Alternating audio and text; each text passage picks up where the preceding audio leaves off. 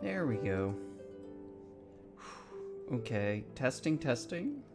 Hopefully this time this works. So here we go. Good evening out there. It's just me playing a little Genshin Impact, trying to get through the Archon quest. So yeah, we'll just give this a whirl, give this a shot, and see how far I can actually get. Happy Thanksgiving Eve out there. We'll see where this goes.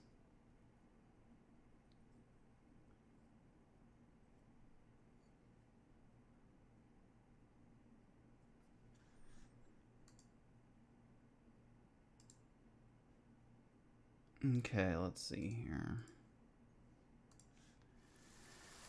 Alright. Oh. How's this? Shower me with praise! A bitter pill to swallow. Like that? Yeah! Boom! How's this? This. Taking a turn for the better.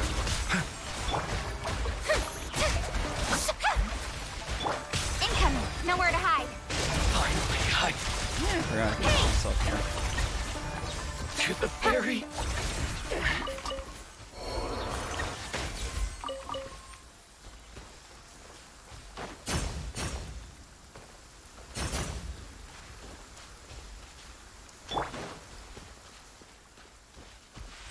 Let's get down to business. Speed of light!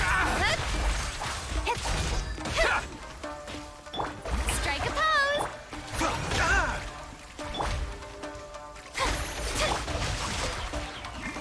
How's this? Incoming! Finally, hide. Cut to the chase!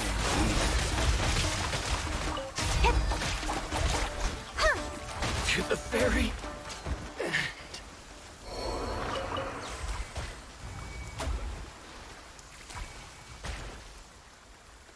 Alright, back to the task at hand.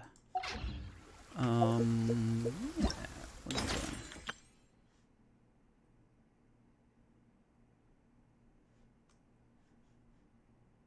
Legless non-fish creatures.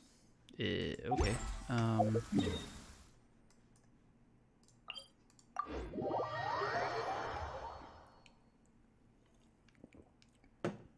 Of course, I said I was gonna go finish the Archon quest, and lo and behold, being sucked into quests and events and stuff.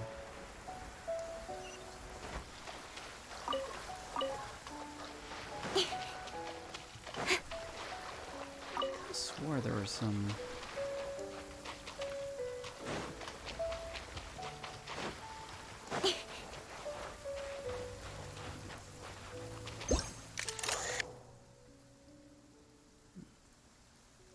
Legless non-fish creatures.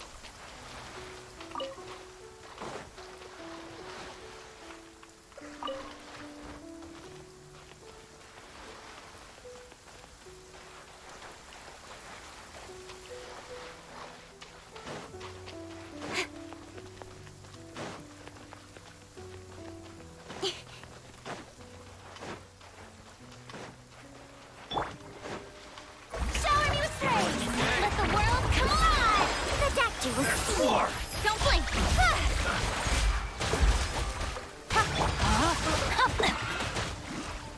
Witness the power of Gugwa! Speed of light! Hey! My blade. With sword comes shadow! To the ferry.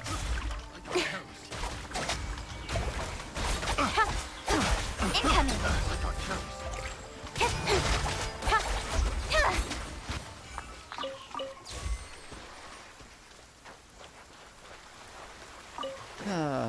Enough.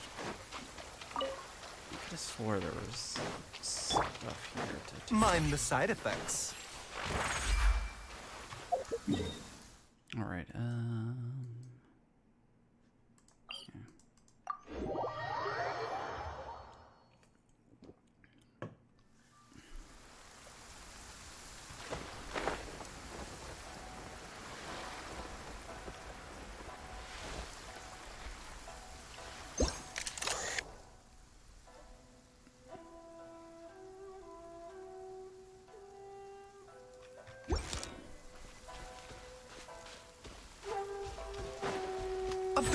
swallow. Feel like a day. No, my sword. Speed of light. Got lucky that time. Nowhere to hide. Cheap. Let my name echo in song. Mind the side effects. Remember, health comes first. Freeze! Incoming.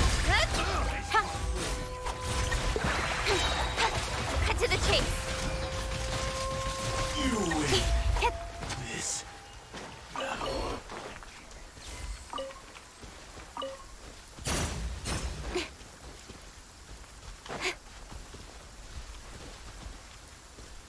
Oh, there we go. So, what did I keep missing?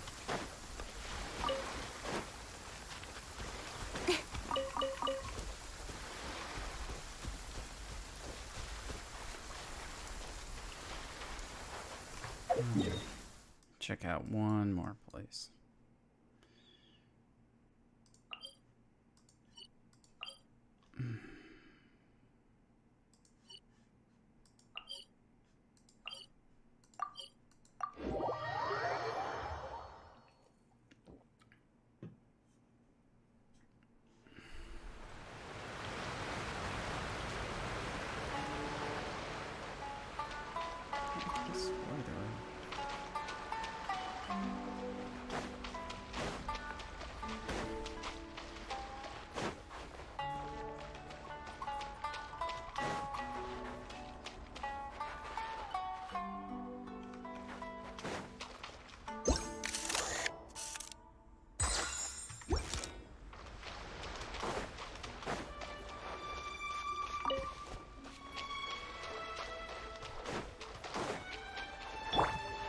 Shower me with praise. Time to ring cutter. Speed of light. A bitter pill to swallow. Don't blink. Hey.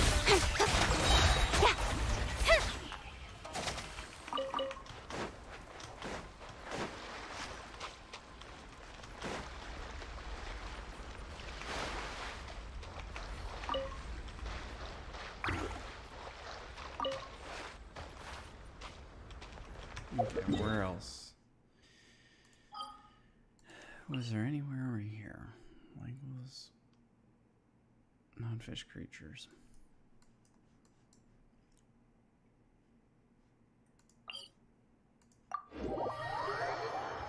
Would the mushrooms work?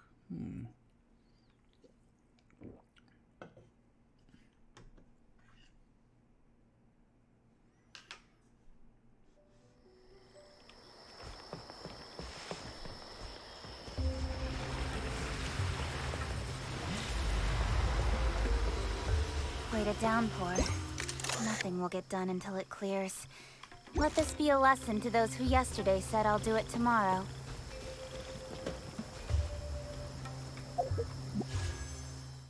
Okay, got 5 days on the banner. Okay.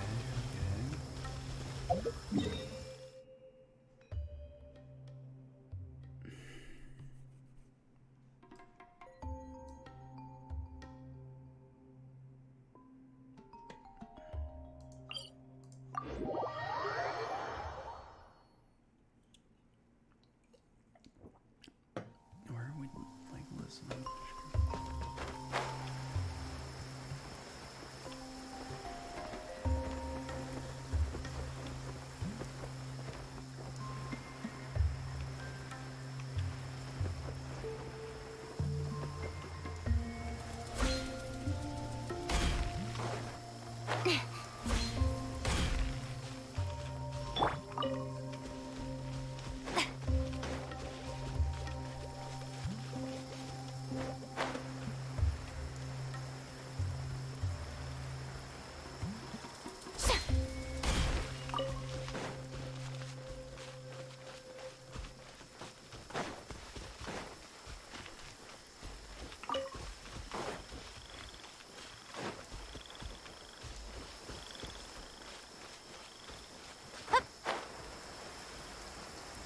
Where are the mushrooms?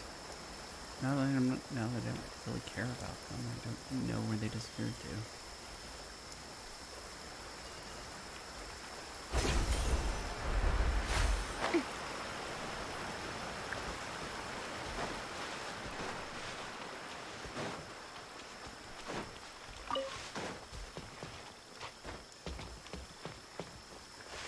sure there's a bunch in the desert now that I think about it. Let's see. Where am I? Ugh. Legless non-fish creek.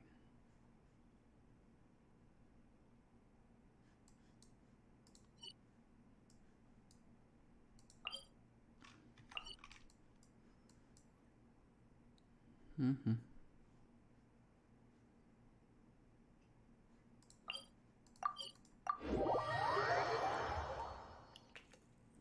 Let's see here, let's see here, let's see.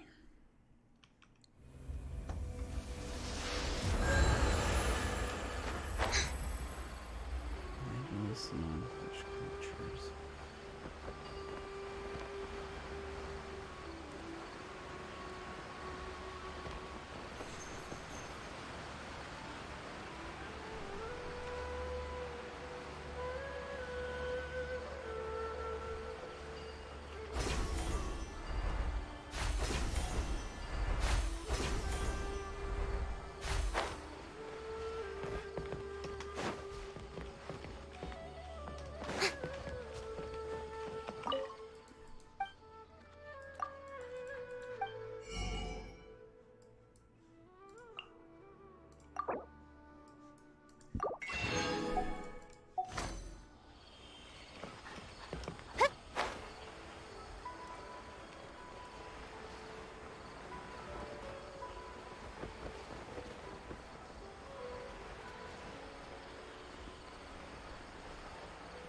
Oh, here we go. Here's some mushrooms.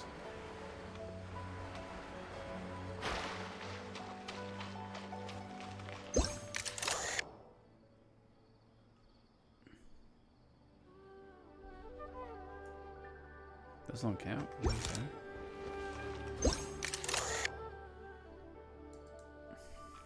Disappointing. Ugh. Okay. Legless non-fish creatures.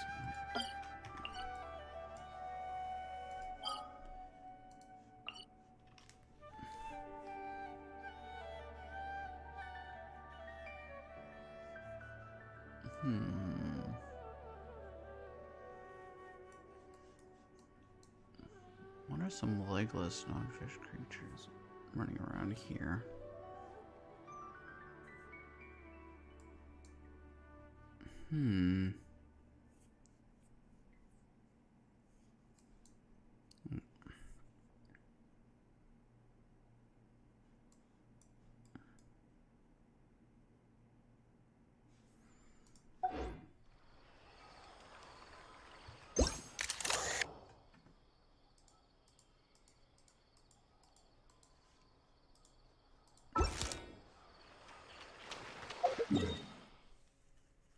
What am I looking for?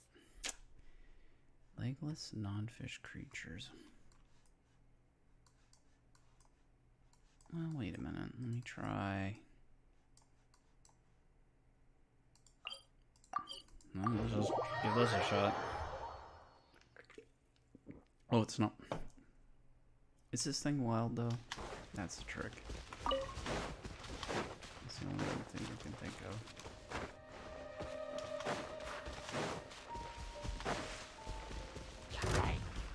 Fine. Mind the side effects. Speed of light! Huh?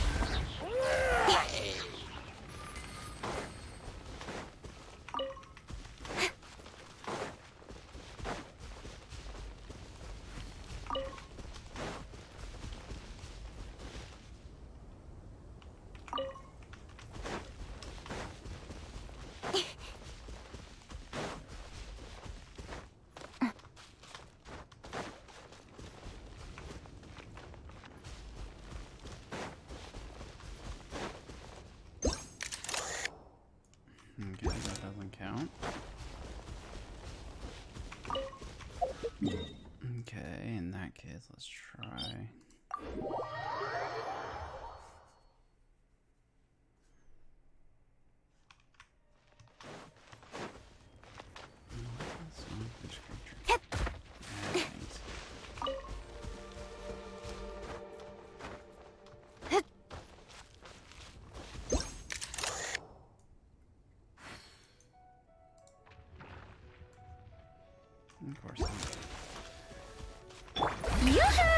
let the world come alive! Taking a turn for the better. Rain outlines your fate. Don't blink! Nowhere to hide!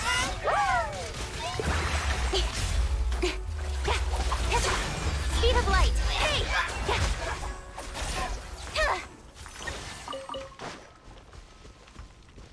Okay, where'd the... Oh.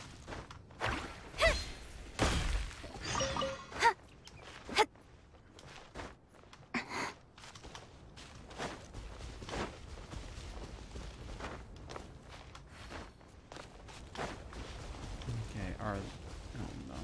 Oh, okay, fine. Straight up! The doctor was seeing it. Incoming!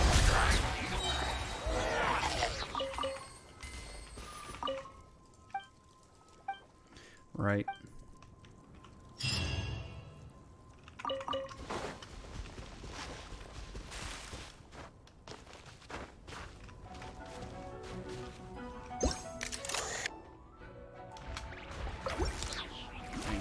Speed of light!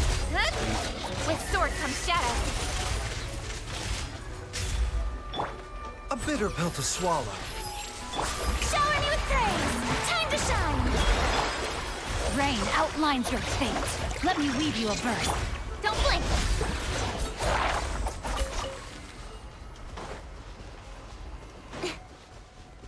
Yeah, I have no idea. This isn't... Oh, thank you. Incoming! Hey! Remember, health comes first. Speed of light! Nowhere to hide. Strike a pose! Don't blink!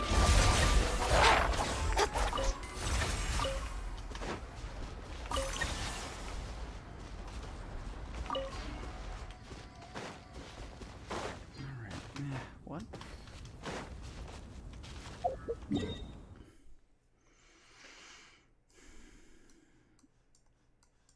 Alright, ugh. Okay, back to...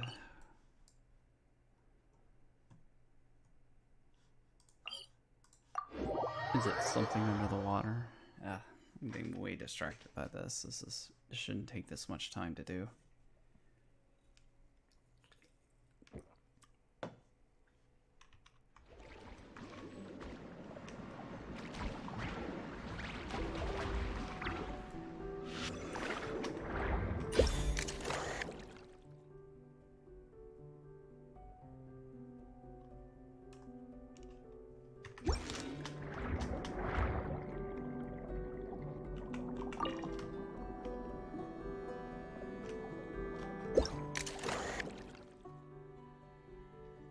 These don't count?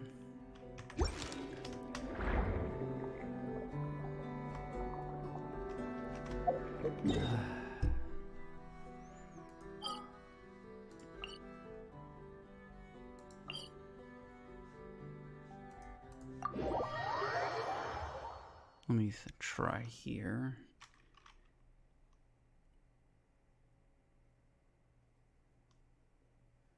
Okay, well, what do I see?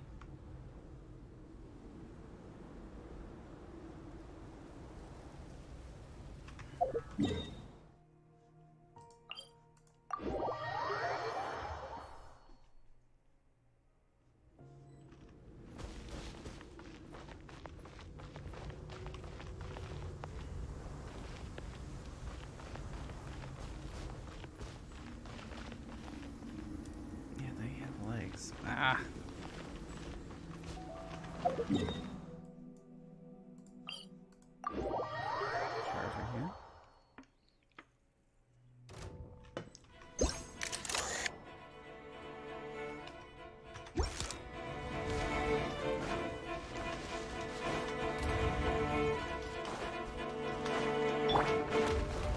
Shower me with praise!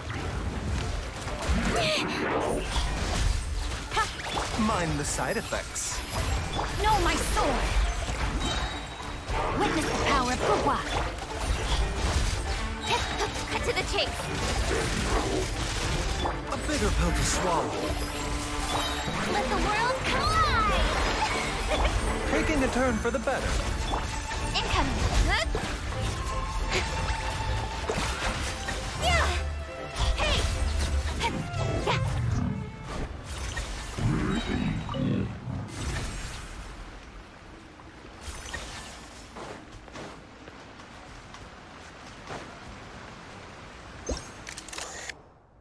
Okay, those don't count. If those.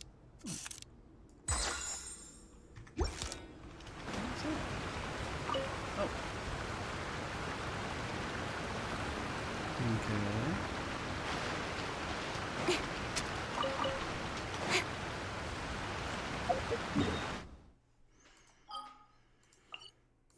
Hmm.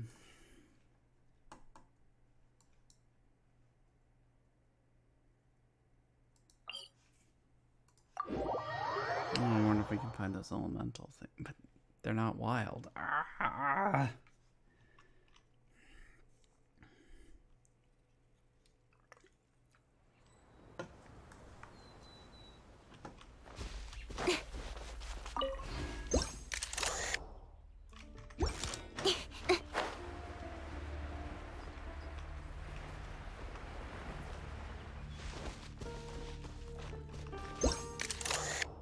Yep, no good. Try over here.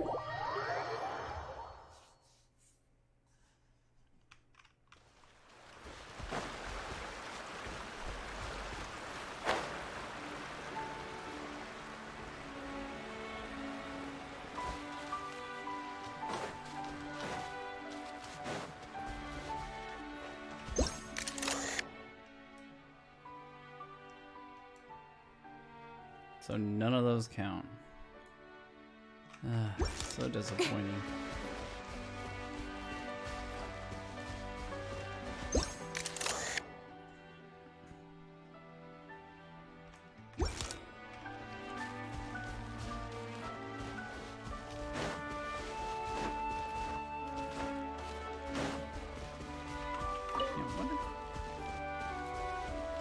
What are we supposed to do?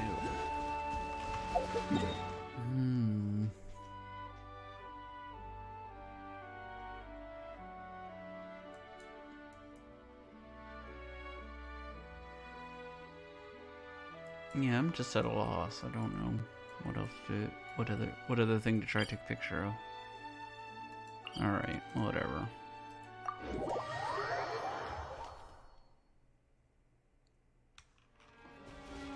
Yeah, it was kind of a frustrating event.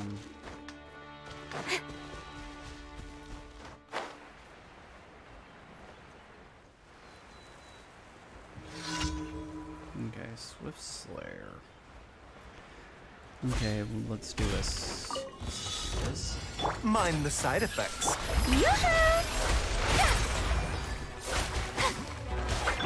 Body and mind. With sword comes shadow. Speed of light.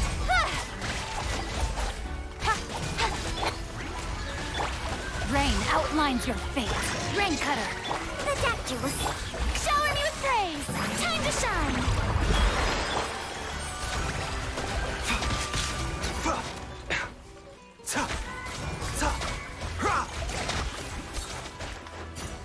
Mind the side effects. Don't blink. Hey! Nowhere to hide.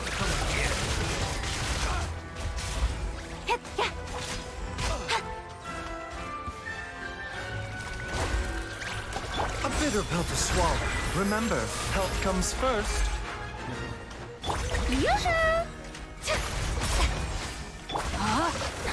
Let me weave you a verse. Incoming.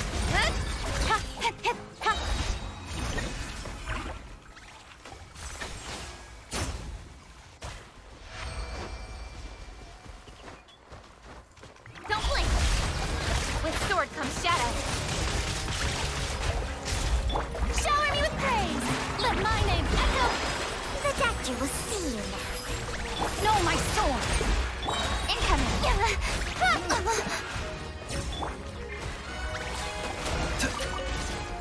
Mind the side effects. Time to act. Witness the power of Gugwa. Taking a turn for the better.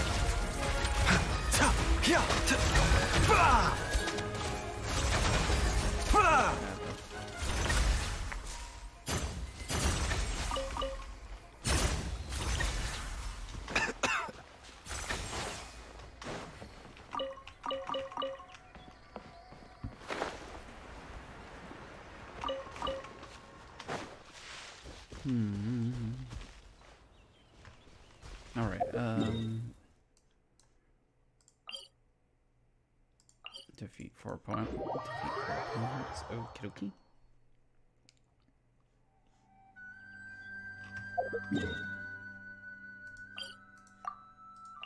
I'm sure I head in the right direction.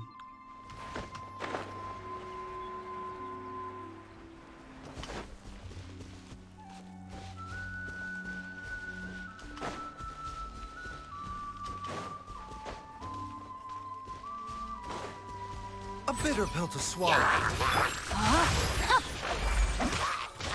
Speed of light!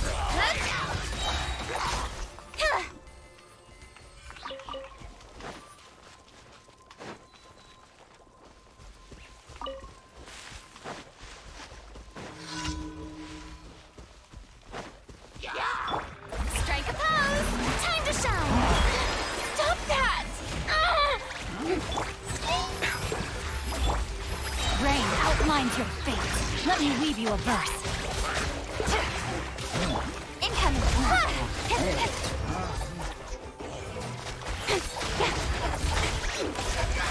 Speed of light! Hey!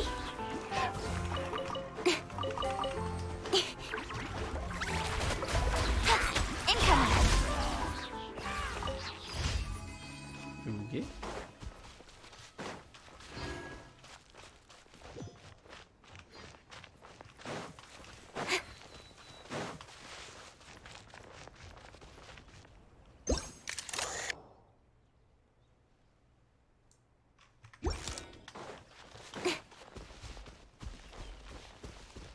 Okay, let's see here.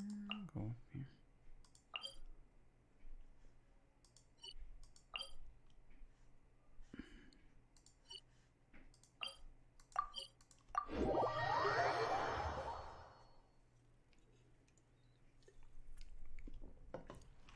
Okie dokie.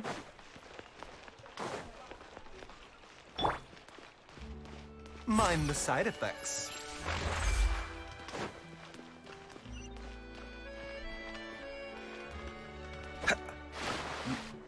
Didn't mean to do that.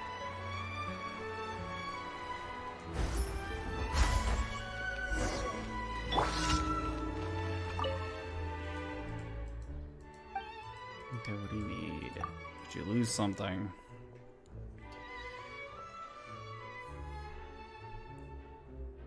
Is that what you call optimism? Is losing things a good thing?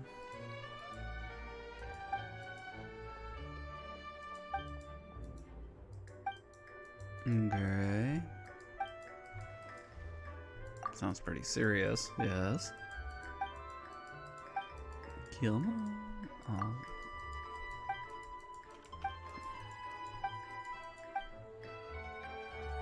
Okay.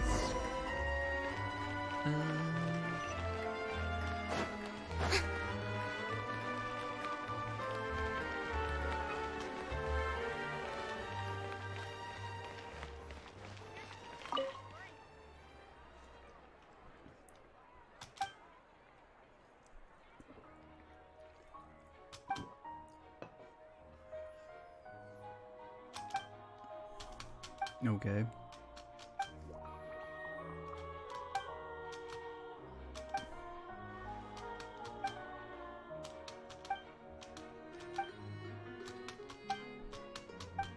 Okay.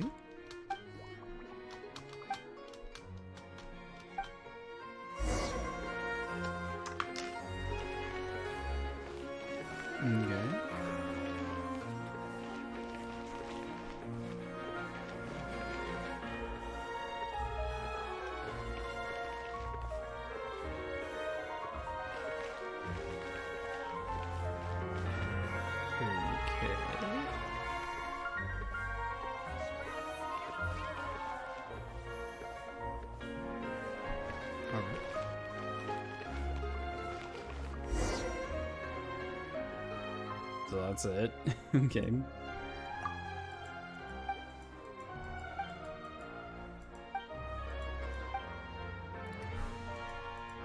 Glad I can help.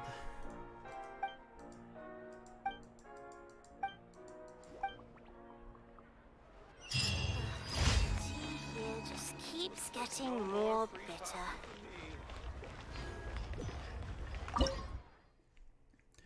Do do do do do.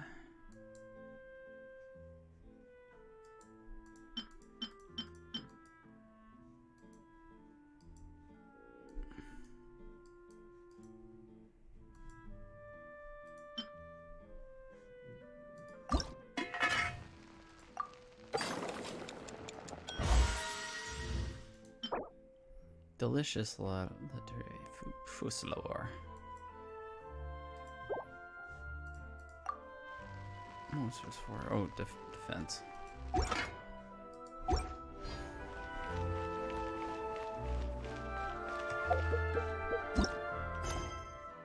Okay. Danger in the water.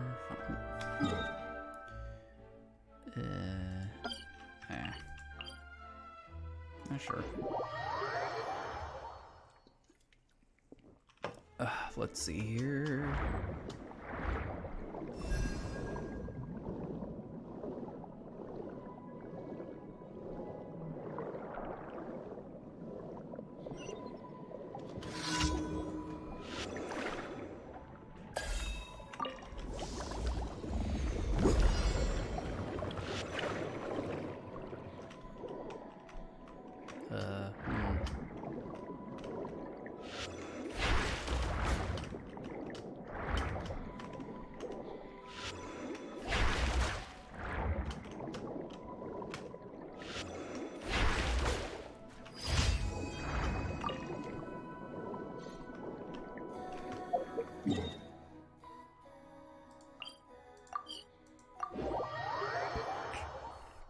All right.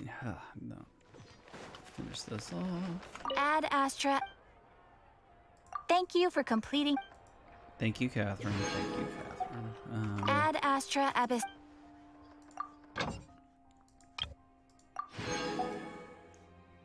Do, do, do. Do, do, do, do, do.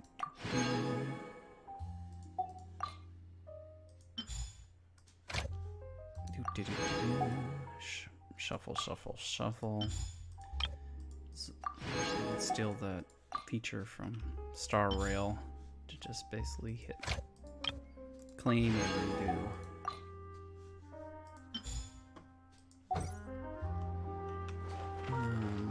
Yeah. All right.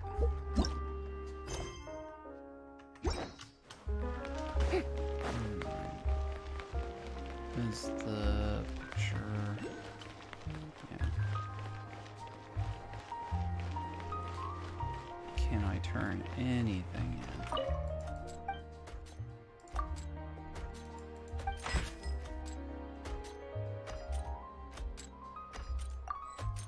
in? Enough samples. Okay. Never mind.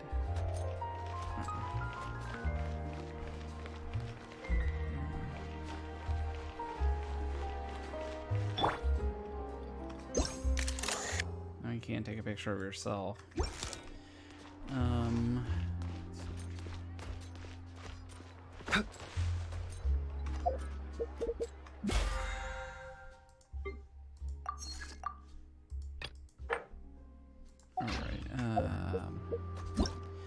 Well, I guess we're just gonna have to...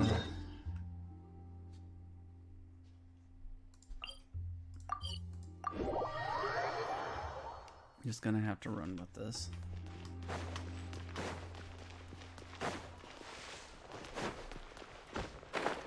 Quest time.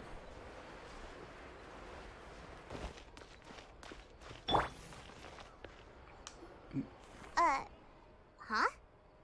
Our names are written in this newspaper. What's going on?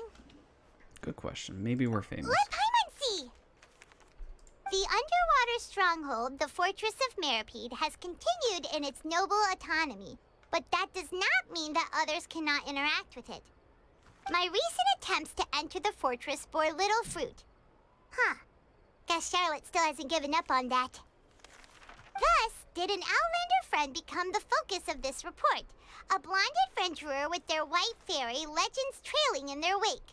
It is said that this mysterious traveler once visited the underwater fortress. So while the fortress's interior remains a mystery behind closed doors, do not fear, for the tales of the traveler contain surprises in spades. Journalist Charlotte's biggest scoop yet, the Traveler's Trail, World Walker. Huh. Charlotte took so many awesome photos of us and we never even noticed her. She hasn't been able to get a hold of anything at the fortress, so since we're easier to find, she's using us as the subject matter instead? That sure seems to be the Ugh, case. seriously? Well, fine. Those headlines and photos do look cool, so Paimon will forgive her this time. Okay.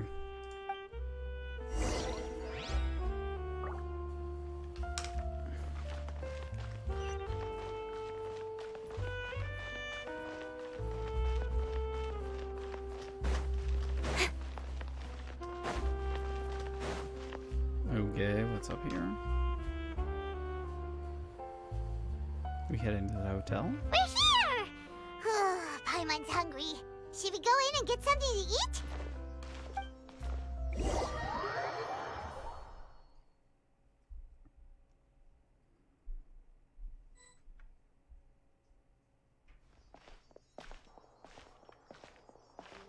It's empty. Oh, what does this say? Hey, quick! Look! That's the limited edition only 16 slices a day cake! Hasn't it already sold out for the It day? was so delicious the last time we tried it! Despite the tense situation we were in, let's give it another go. Paimon's sure it'll be great! We can't let anyone get ahead of us. One slice of cake, please. Ah, Sadine. Someone showed up after all! Oh, wait, you're the one from the Palais Mermonia. Oh, are you here to buy cake too? It seems Monsieur Nervalette was right. You really can eat. Yes, Paimon is Wait, legendary that way. did he really say something like that? That's right. Even he has his own preferences when it comes to food. As for me, I love the cake and coffee here. Mm-hmm. Do you come here often? Usually every day. Every day? It's part of my daily schedule, apart from work. I shall have my cake and coffee. I shall have my cake and coffee. Okay. Then what if someone told you one day that this place would be closing soon, and you wouldn't get to eat cake here anymore? What would you think? But why would it close? A Well, disaster? Paimon doesn't know either, but maybe the waters will rise tomorrow. You know, like in the prophecy. Oh, the prophecy. To be honest, I haven't paid much attention to that. No. Still, even if there'd be no more cake tomorrow, that wouldn't keep me from having some today. No. It's That's the good same for philosophy. eating in general. You might not be able to eat tomorrow, but if you can do so today, then you should carry on. That's what people call living, you know. Eh, Huh. that's not bad. Don't be sad. Excuse me, could I have 2 more slices of cake to go? Okay. These 2 slices are for you. Sijuin said that this kind of expression you're making is what humans call being sad. Oh, you know Sichuan? I sure Everybody do. knows Sijuin. She was born before me, and she sometimes comes to the surface to teach us things about humans. She said that humans are creatures that are saddened easily, yes, and you can only lift their spirits by feeding them delicious food. So please try the cakes here. I've got something else to do, so I'll be going now. You two try to stay in a good mood after eating, all right? Bye. No, I wanted to. And there she goes. All right, let's dig in. Paimon's sure this cake will be delicious. You don't say. It's more delicious than last time! And the flavor gets even better with a sip of tea! It sure would be nice if we could come again tomorrow! Sure would be nice if we could always eat delicious food here.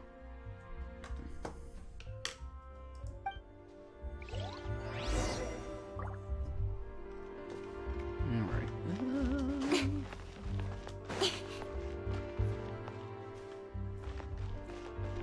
Hostess. Hello there.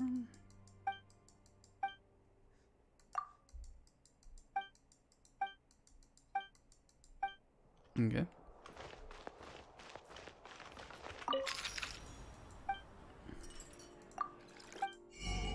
Oh boy.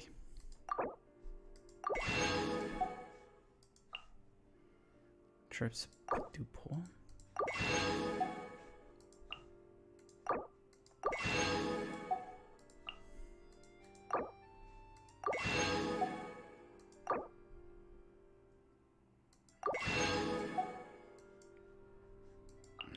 Nope. Definitely need more of this. Ooh. Okay. I guess I go through.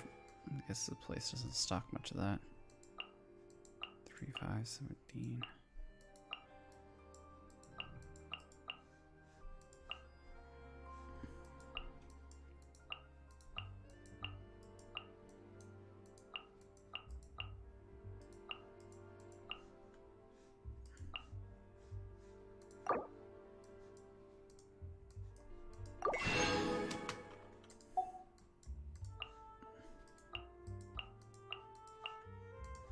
You know what?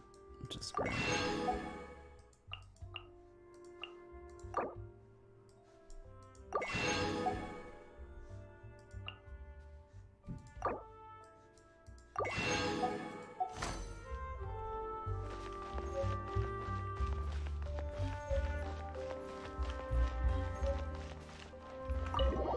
Okay, leave the hotel.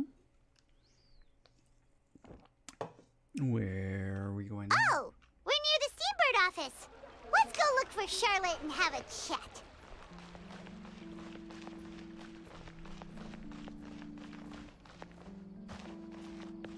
There she is.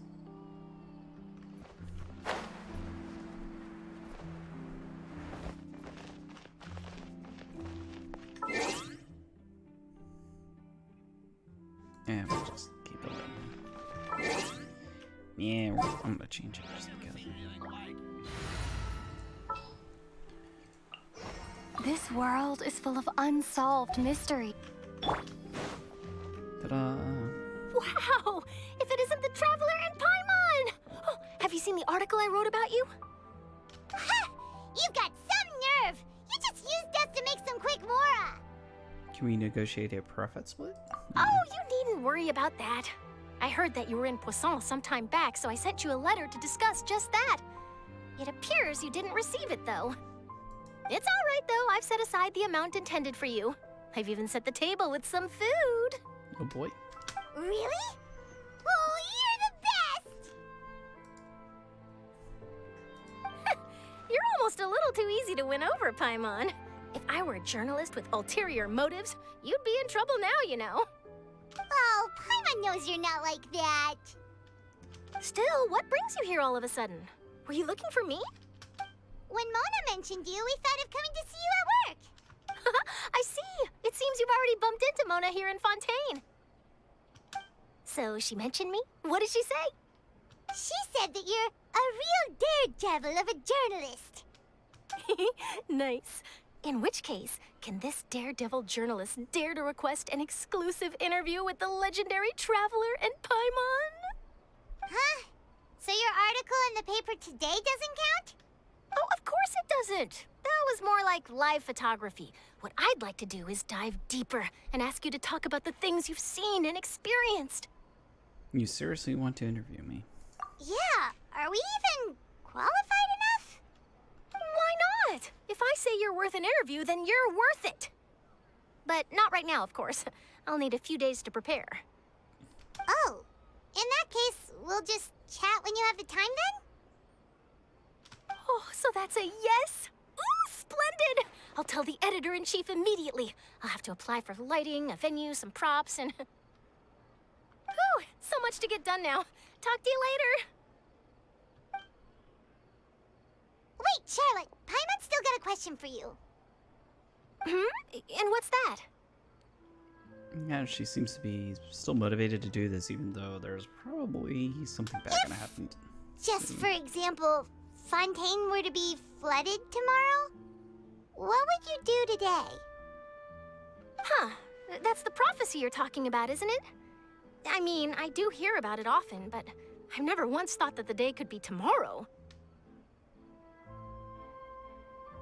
If you're seriously asking, then I might try and think of a way to leave Fontaine.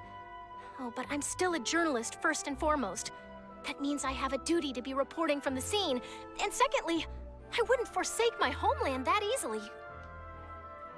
From what I've seen, most people don't know what they'd do should the worst come to pass.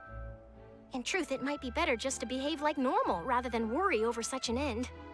So in all likelihood, I'd probably still be prepping at the office for that interview of ours. I know what you're thinking. That sounds a bit sad, but I've always doesn't believed that sound it's sad. best to do what you enjoy. That doesn't sound sad, that sounds more naive. Just think about it. If this nation really were to be suddenly destroyed tomorrow, but I still successfully finish an exclusive interview with a truly unique person, then the story I would wind up writing would truly be timeless. And then do you know what I'd do? Well, I'd write that story, send it for printing, and use messenger pigeons to get copies out to the various nations as soon as possible. I'm not a dreamer, nor am I a workaholic, but I do love my job, and I'd be proud of leaving such an article behind. I guess you could say that I was born to be a journalist. Okay. But anyway, that's my answer. And on that note, I'll get back to my preparations. Okie dokie. That's so nice. All of a sudden, Paimon actually kinda envies her. Anyway, let's go and take a look at the sea, shall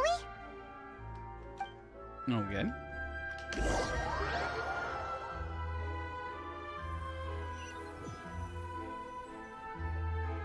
The sea breeze and scenery can be a pretty soothing combo, huh?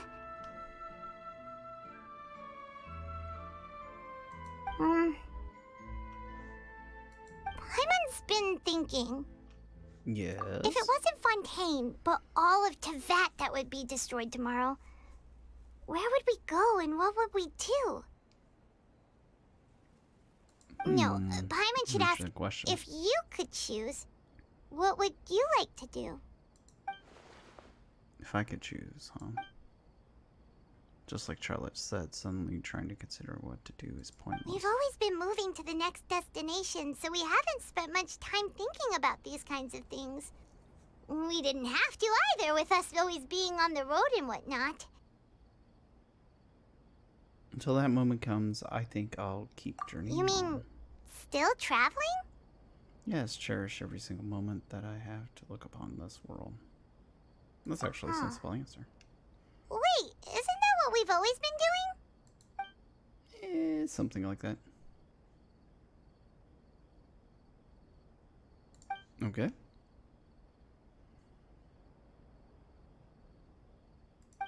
Fluent there.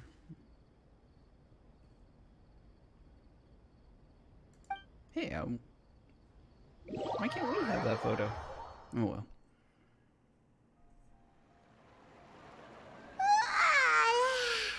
Feels like you'll grow mold if you stay here long enough. But it's still better than the Fortress of Mirapede, that's for sure. It's not only damp there, but salty too. Ah, so the two of you are still here. It's Wonderful. adorable. Auditor? Oh, you're from the Palais Mermonia, aren't you? Yes, I'm Isadora.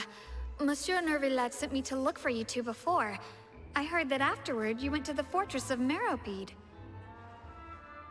So are you under the impression that we might... Not at all. I'm well aware that you're friends of his. Actually, I'm here to pass along a message from him. Let's hear it. Did something happen?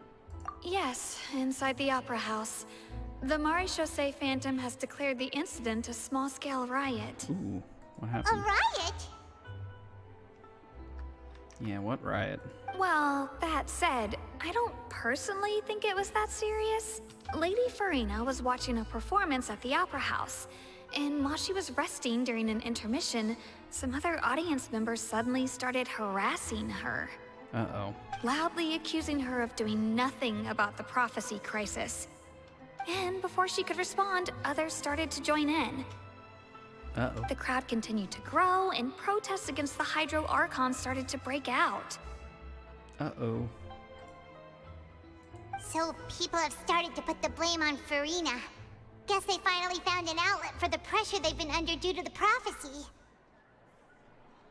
I agree. It's not unexpected. People will naturally rely on gods, as is customary. But the moment people feel threatened, gods are also the first to be blamed. So what happened after that? Is Farina okay?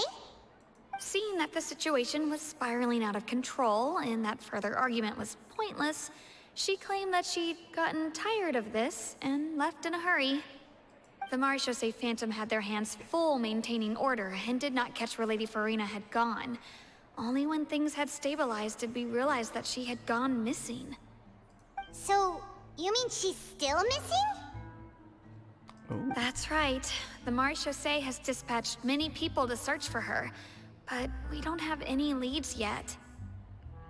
Oh my. That said, I don't think there's much to worry about. She is a god after all.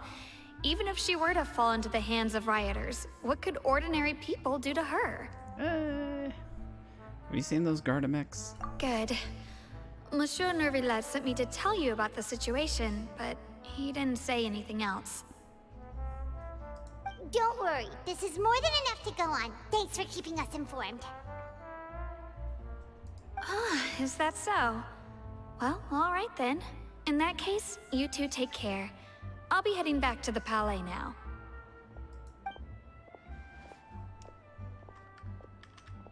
Well, sounds like we should hurry over to Poisson then.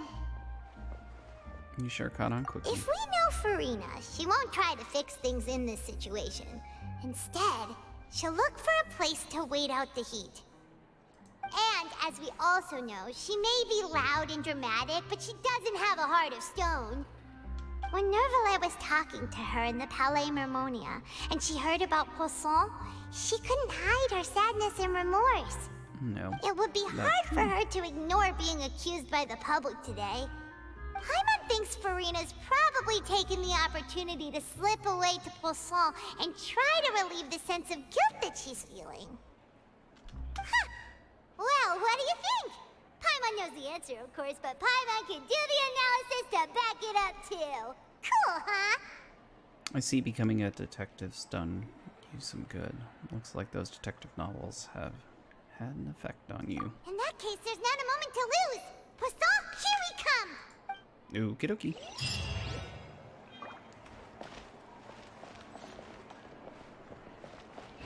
Anything else? Adventure XP.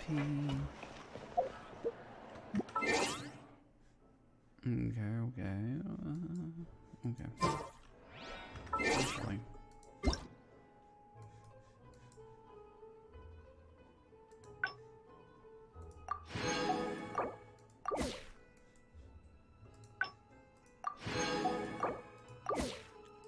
Clear a couple of those. Let's see.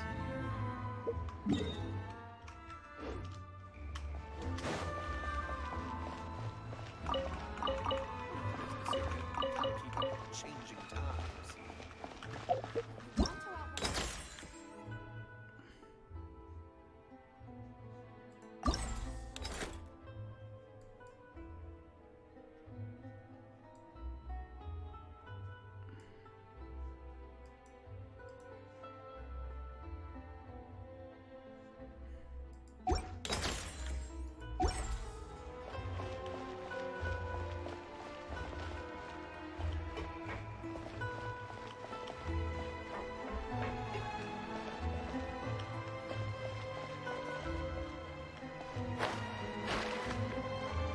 You can't.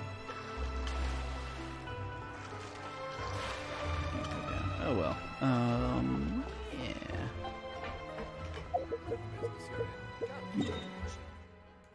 Octopus on.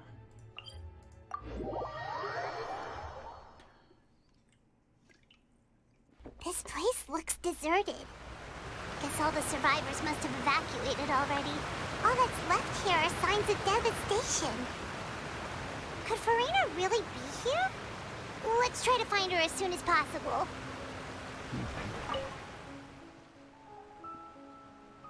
Please, friend, stay. It's not the time to go to. He's going back.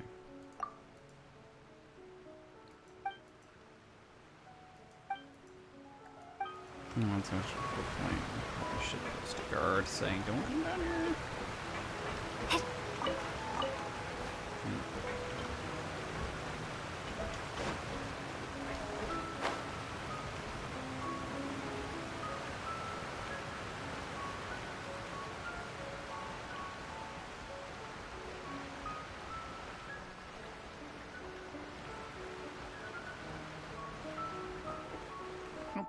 There she is. I didn't catch it till too late. That's Farina, right over there. She really is here all on her own. Shh, stay quiet for now. Should I just give up? This is all meaningless. What was meant to happen did happen after all. Everyone's dead. Oh, this is so sad.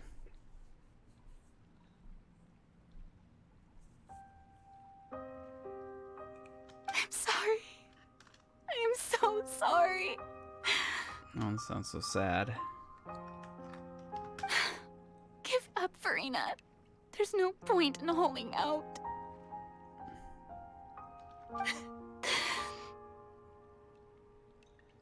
I'm sorry. But what can I even do other than to repeat meaningless apologies over and over?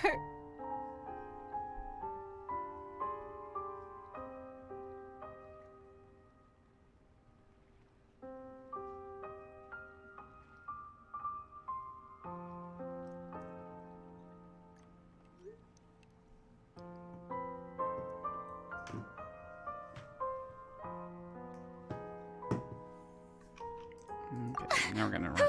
Who's that? Don't worry, Farina, it's just us.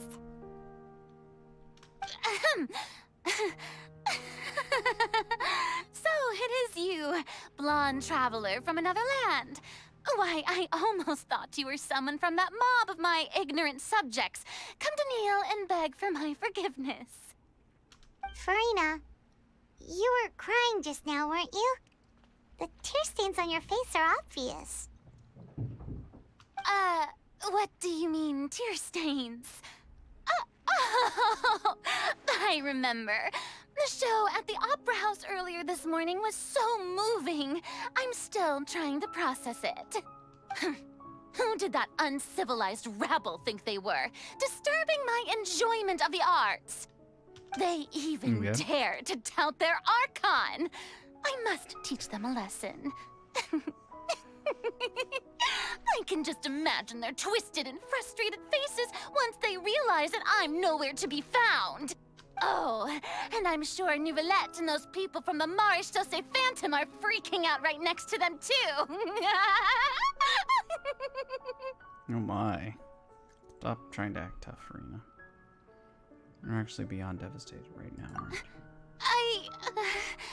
Of course not. Oh. Hey, there she is! The Hydro Archon's over there! Uh-oh. Quick, after her! Farina, those people seem to be after you. They are? They're just some rabid fans who want to cut the line because they haven't been able to meet me in person, aren't they? That's against the rules. I can't let them get their way. Okay. Are we gonna run? I guess we are. Farina just ran off. Quick, we have to catch up with her. Okay.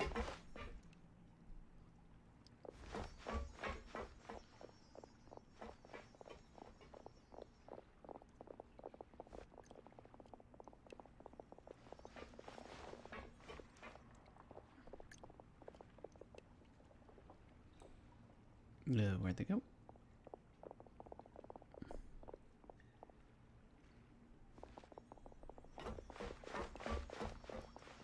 This should be the place, right? Hey, Farina! There's a good hiding spot over here. Quick, come to Paimon before the rest of them catch up to you. What is this place? Hurry, they're almost here. Fine. I suppose haste is warranted. Lead the way. Okay.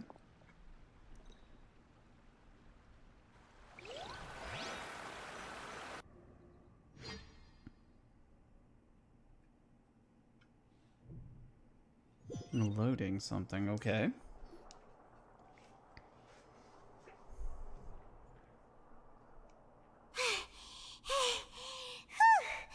Paimon's exhausted. Always wonder how that works for Paimon. You're just floating.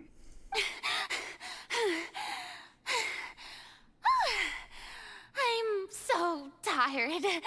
I totally thought they had caught me.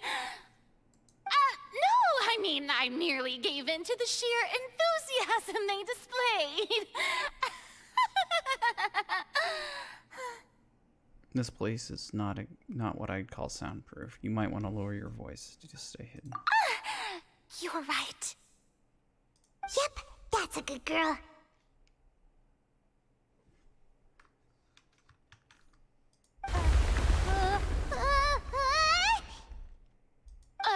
What's happening?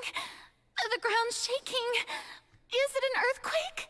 Another disaster just struck, I suspect. Yeah, a quake of this kind preceded the flooding in Poisson, didn't it? It can't be. It's happening again. Oh my. Well, there's no need to worry too much about that. Neverlette's made some emergency plans, so the evacuation should go a lot smoother this time. Yeah, I hope you're right. But the people of Poisson, they've already... Oh, she's clearly upset about all this. As Farina finally reached her limit, now that she's talking about her actual feelings, she's starting to look less stiff. It's true. I've been investigating the prophecy for hundreds of years. I once had informants all over Tevat, searching for clues and feeding information back to me. I've tried all kinds of ways, too, to hold back the sea. Anything to keep the coastline from advancing. But all my efforts proved to be futile in the end. Really, the truth has been clear to me for a very long time. We cannot make an enemy of the divine. No matter what we do, the will of the heavenly principles will have its way, and the prophecy shall be fulfilled. But even then, you still haven't given up, right? Give up. I do love the sound of that phrase. It would mean finally coming to terms with fate, but also for me to finally be free. But that would also mean that all hope would disappear. Indeed. I've thought about giving up so many times, especially after we almost lost Poisson. Fate is really unreasonable, isn't it? It has no heart and obeys no rules. The prophecy has only just started to come true, and so many people have already lost their lives. But just now, it all became clear to me. I still don't have the right to come to terms with fate on behalf of everyone else. Okay. As long as the final moment hasn't come, it's still not too late. Don't worry. I will keep hope alive for everyone until the very end. All right. That's the right attitude.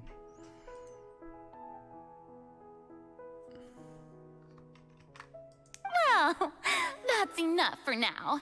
I got the impulse that to was a play the whiplash. stricken maiden, but honestly, considering my rank and station, that wasn't a good fit at all. That was a little whiplash. Don't take any of what I just said seriously. How could I possibly let Fontaine fall to the whims of trivial prophecy? Come on! Paimon could have sworn you were actually being honest just now. We're running out of time. We can't go back to square one like this. I have to get more information out of her. Farina, you might not have to shoulder this burden alone. Although I don't know what you might have been keeping from everyone. Your people are more than willing to share your burden with you. Share my burden. That's impossible. It was fated right from the start that this would be my duty alone. Even if your burden doesn't need to be shared, you can still choose to confide in someone. Just share it with me. I'm what you call a witness. That is true. A witness? The traveler is outside the rules. Yes. I've heard that you came to Tevat from beyond the stars, yes. In other words, you never belonged here.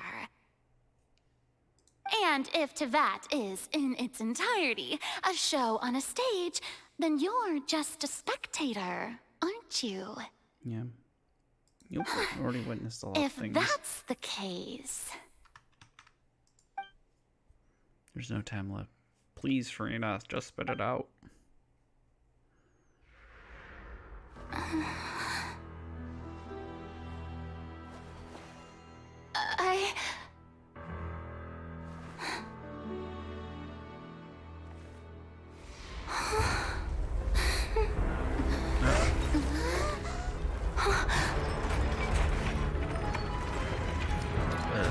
Okay.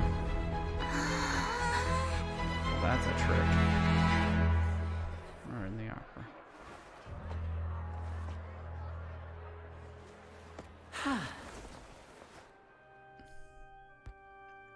Okay. Is this a Ladies trick and the traveler gentlemen, was in on? this concludes my opening performance. Now, without further ado, we may proceed to the trial of our god. So, this is what it is. Yes, you deserve praise for the effort you took to raise the dramatic stakes. Do not forget, however, that I am Fosalor, the god of justice, the embodiment of justice itself. Does it not strike you as even the least bit absurd to bring the very concept of justice to trial? No.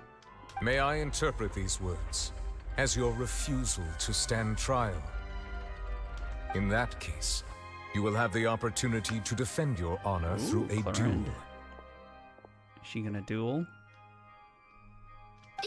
You would draw your blade against a god?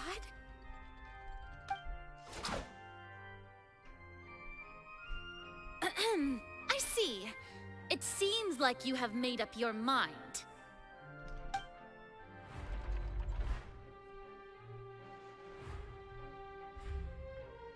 Oh. Okay. Paimon can't believe it.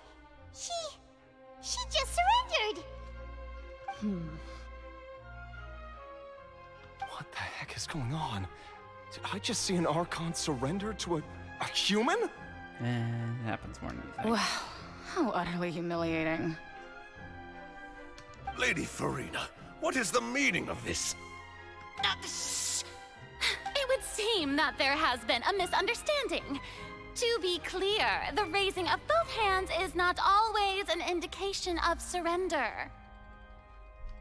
Looking for excuses again, huh? I raised my hands just now to indicate my acceptance of the trial. No duel shall be necessary. I will admit that I've been running away for a long time. I'm sorry, everyone. I was unable to protect the people of Poisson. It is my duty to stand trial for my crimes. You are not the only ones to be disappointed in me. I, too, am exceedingly disappointed in myself.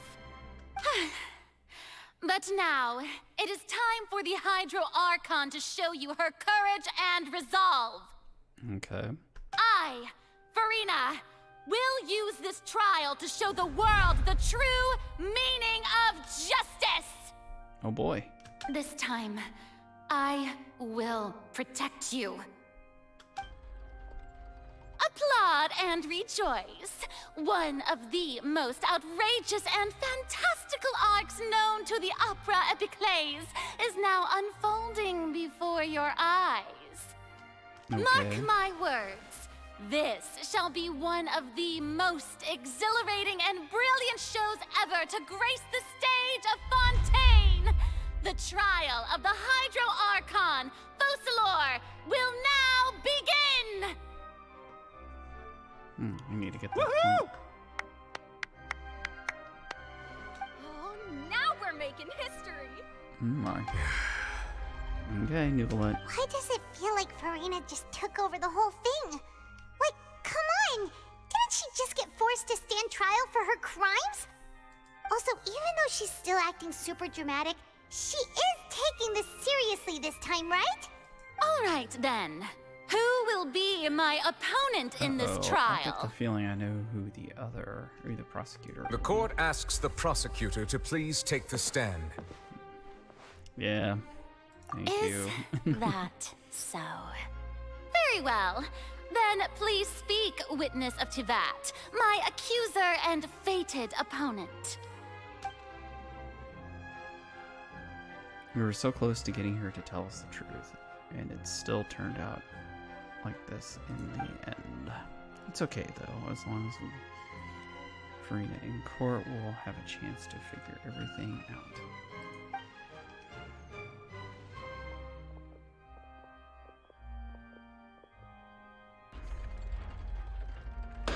Whoa. Also, please allow me to ask, as a final question before the trial begins. Okay. Just how much work did you do to force me onto this stage? Well, we did do a lot of prep after the meeting that day. Shh, Paimon, you don't have to answer that question. I can go over the tasks assigned to the Spina di Rosula, since they were rather straightforward and easy. Okay, fine. Answer. Navia, the president of the Spina di Rosula. Most of the people who participated in the disturbance this morning were my subordinates. Oh my. They changed into plain clothes and came to the Opera House as regular audience members, waiting for the perfect opportunity to incite insurrection against you. The people's resentment against their Archon has been building as more and more of the prophecy is fulfilled. A spark was all we needed to turn smoldering anger into a flame. Moreover, according to our understanding and analysis of you, when something like that occurred, you would likely flee the scene and head to Poisson by yourself. So, we arranged for a second group to lie in wait there. So, you mean... the ones who scoured the settlement for me were also from the Spina? Of course. And their goal was to force you to step into the giant magic box so you may personally participate in the greatest magic performance in all of Fontainian history. Where's Fremine? I would assume. That's right. That house was a magic box, rather than someone's residence. As the super ultimate version of the setup that I used when I first performed at the Opera Epiclese, the volume of the box was increased by a whole order of magnitude, and the distance it traversed was the entire gap between Poisson and Arenias. Its cargo, of course, was an Archon instead of a human. My thanks, Farina. Without your help, we could never have pulled off such an extraordinary performance. Oh my. You're welcome? You're welcome. Of course, this performance was only made possible with Father's support. The House of the Hearth spent a massive amount of labor in Mora to pull this off. No, you don't say. We had to select a location, construct the giant magic box, dig a tunnel, and open up a path through the water. It was a lot of work for all of us. So, in other words, the earthquake that we felt within the giant magic box was just a normal tremor from the transportation of the whole house? You call that normal? That's right. It wasn't a sign of another disaster to come. Sorry about that. We deceived you back there. Yeah, that's a bummer. Then, I can guess Nervilette and Cloran's parts. You gathered a crowd, prepared a stage, and made sure that the champion duelist would be immediately ready for a fight. Also that as soon as I appeared on the stage, the trial may commence without a hitch. Am I right? Yes, that is correct. The Artrice is definitely loud from his perspective. Well, Clorand, I must commend you for your courage. Only the most outstanding champion duelist in all of Fontaine would accept a duel with an Archon without flinching. Thank you. As for you, Traveler, I suppose your role was to keep me distracted with conversation once you found me in Poisson. You'd make sure that I didn't notice anything amiss before revealing yourself as my prosecutor once we'd arrived onto the stage. No, you guessed wrong. My mission was to give you one last chance.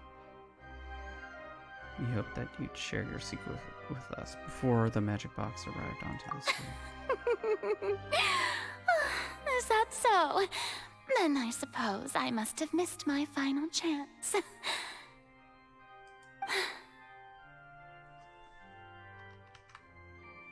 It's fine. It matters not. What's done is done. Okay. The stage is already set, so there's no reason to disappoint the audience. Let's see this trial through to the very end. Oh, I do have a feeling that this trial is probably going to trigger the prophecy. Can you imagine, like, if she was found innocent and triggers a prophecy? Yeah, the only thing we can do now is to judge the Hydro Archon. Still, I can't help but be a little bothered by the conversation earlier. What did Farina want to say to me right before we arrived on the stage? Madam Prosecutor, please allow me to pass this along. Okay. This is a document that Miss Charlotte applied for and received permission to share with you during the trial. According to her, it should speed up the proceedings. Okay. Huh? What is it? Charlotte wanted to give us something?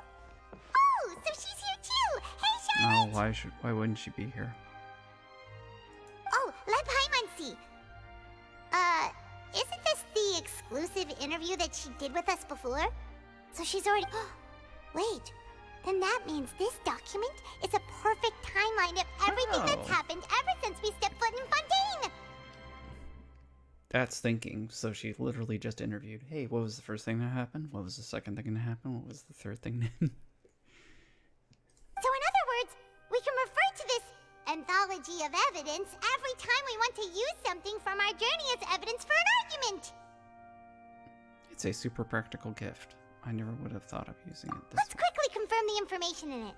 Just think of it as a refresher, alright? Sure. You defeated the Hydro Archon in the very first duels you took part in at the Opera House. That's one for the history books, all right. You defeated the Hydro Archon in the very first duels you took part in at the Opera House. That's one for the history books, all right. Alright, I need to take a quick little break. Be right back.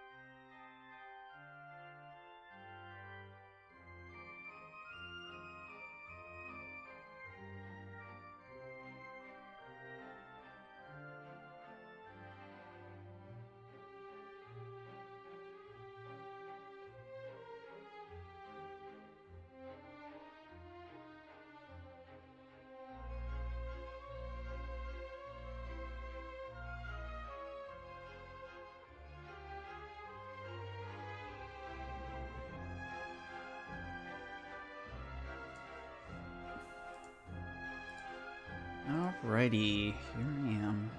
Let's just take a quick little break. But back to the show. I didn't think that you'd wind up getting to the bottom of the case I'd been following all this time. I guess you could also see this as a happy coincidence. This is the first time Monsieur Nervillette had a difference of opinion with the Oratrice. Even the Hydro Archon can't figure it out. A Fatui Harbinger. She's an extraordinary person. Her instinct must mean something.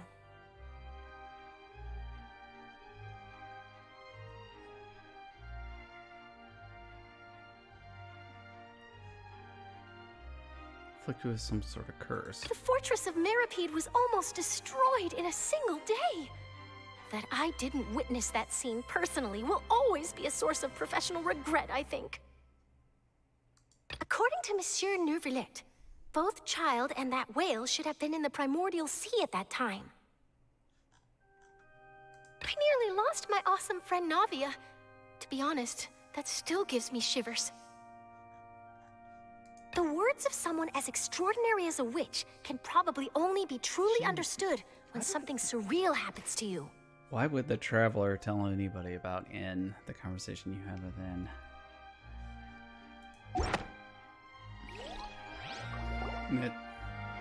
The prosecution and the defense are both in position. The trial shall now begin. Okay. Oh, come on, Nervillette.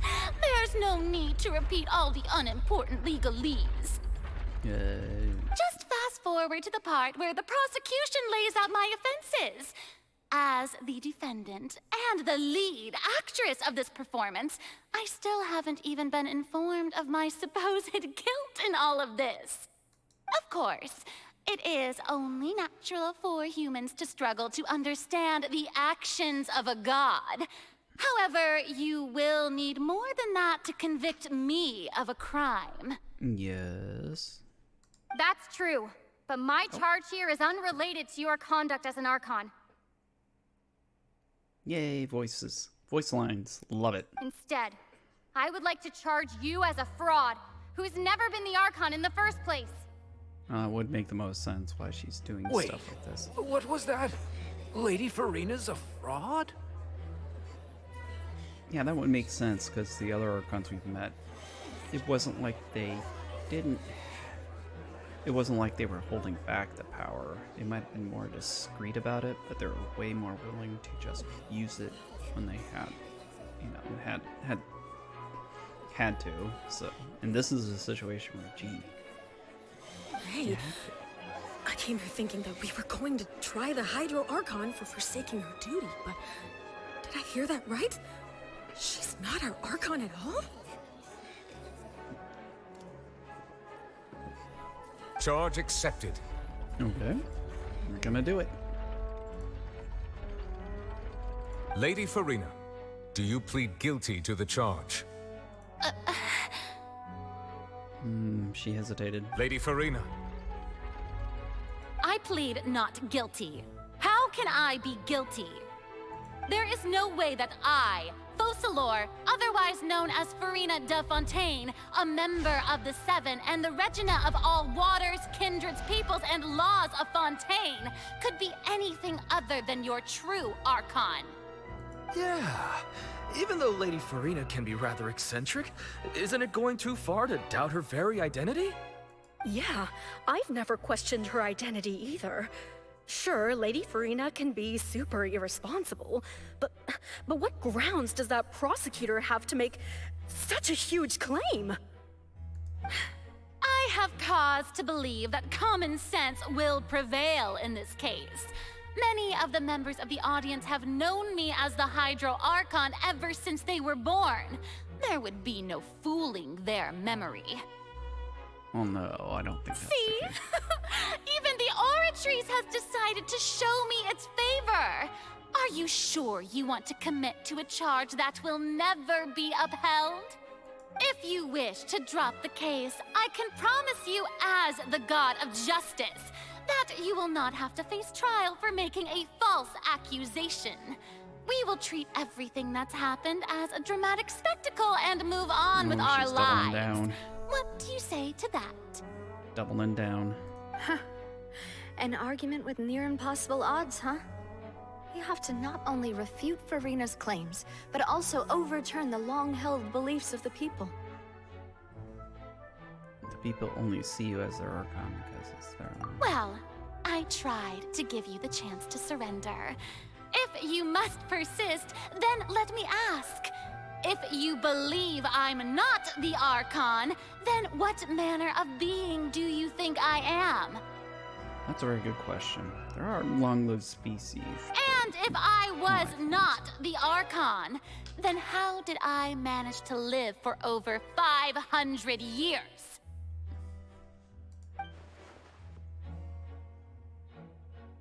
What do we know to be special about Farina exactly?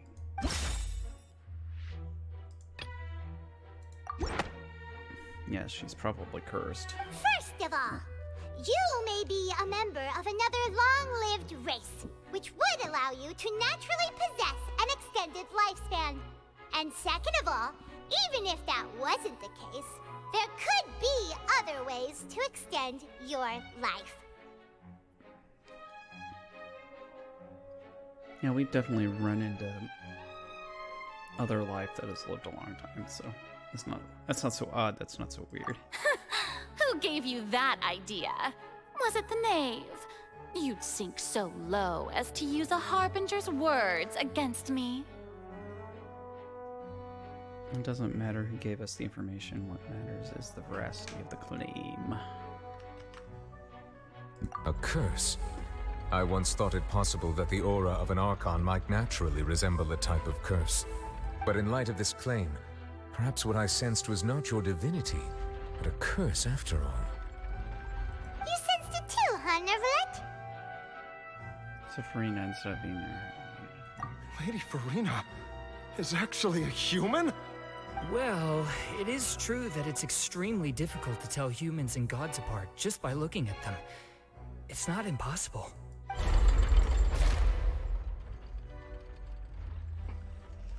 Well, don't start celebrating too early now. Even if I have been carrying a curse like you said, how does that prove that I am merely a human being? Well, all you have to do is just... Well, you need if you're a human, you need a vision to do Hydro stuff. Use Hydro. Just do some Hydro stuff without a vision. Besides, everyone knows that the main difference between a human and a god is the possession of authority. Gods can do what humans cannot. That's why they're worshipped as gods. For centuries, manifestations of my authority have served the nation of Fontaine. One need only to turn their eyes towards the Oratrice Mécanique d'Analyse Cardinal in this very opera house, or consider the endemnitium that is used in every aspect of life.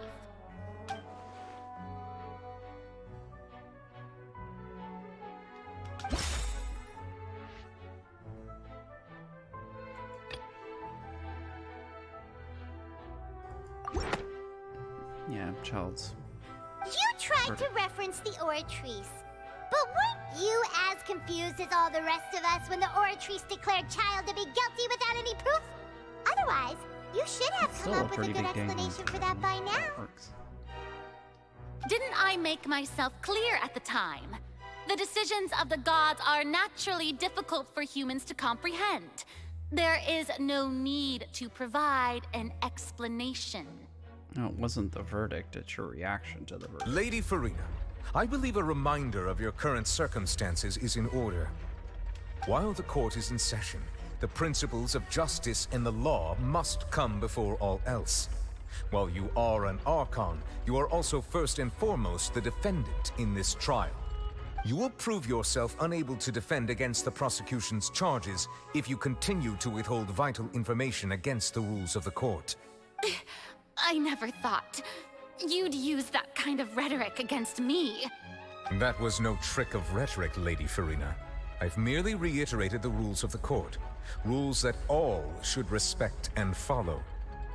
Oh my. So, you neither knew why Child was declared guilty, nor did you understand the structure and operations of the Oratrice. Instead of having been created by you, the manifestations of authority you mentioned have been made by the real Hydro Archon, haven't they? The real Hydro Archon? Well, now you're really losing me. It is true that I did not know why the Oratrice gave out a guilty verdict that day. But the Oratrice handed out that verdict unilaterally, and it has been operating independently ever since it was first created. You can't argue that just because a divine creation is flawed, that the god behind it must also be no god at all. There's an interesting argument to be made. If she did make it and it came out wrong, then it's not divine, and therefore she can't be divine.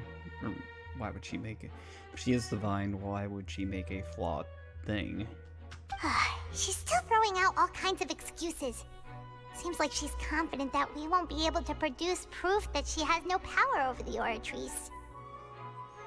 Sure, we can put the Oratrice aside for now, but then, Miss Farina, could you give us a brief demonstration of your power as an Archon? Yeah, this is what I was talking about. I was like, just do some Hydro stuff. You don't have a vision? Just do some Hydro. My power as an Archon. There are many ordinary citizens in the audience. How can I just carelessly demonstrate the formidable power of an Archon? If that poses a concern, I'm prepared to extend my protection to the audience. You don't need to go that far.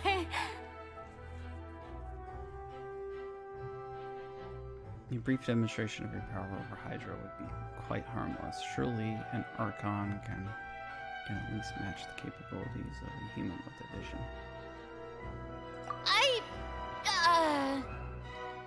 Aren't you the Hydro Archon? Or is it that you can't even wield the power of Hydro, much less the authority of a god? Indemnitium! Yes! It's all because of Indemnitium! All Archons derive their power from the faith of the people, and I've converted the people's faith in justice into Indemnitium! That's gonna be Thus did I give up all of my divine power to provide everyone with energy for their daily lives. Have you ever seen a more magnanimous god? Isn't that a huge stretch? Yeah, no matter how generous an Archon can be, how could they give up all their power? Can a god with no power even still be called a god? It seems like nobody's buying Farina's excuse. Hey, come now, everyone. Please don't stare at me as if I was a liar. I'm still the same Farina you knew, right? The one that you loved. Shouldn't you want to believe in me? Please? You've got to believe me. Oh man, it's gonna get sad, I bet. If what the prosecutor said is true, she really has committed a grave offense. Did she deceive all of us? And all of our parents and grandparents too? And all of our ancestors? Ever since they were born? If this really is true, and she has been deceiving everybody, why? Enough! That's enough. That is a big chair. Tell me then, if I'm not the real Hydro Archon, then who is? If you have no evidence of another Hydro Archon's existence, nor can you find anyone who can back up their claim to be such, then what grounds have you to say that I'm not actually the real deal? Wow, she came up with yet another argument. How can we refute her now? Seems like she really doesn't want to give up. We can't prove she isn't the Archon. We can try proving that she's just a human, and if she's only human,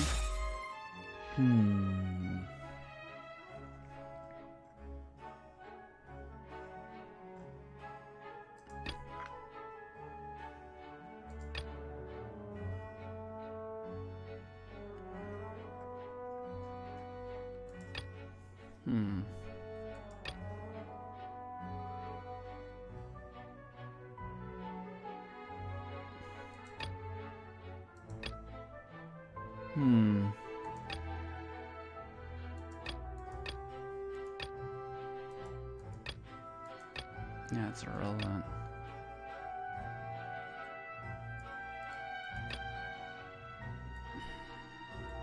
Yeah, I just had a horrible thought. The reason why I'm coming back to this one is we can use the primordial sea and see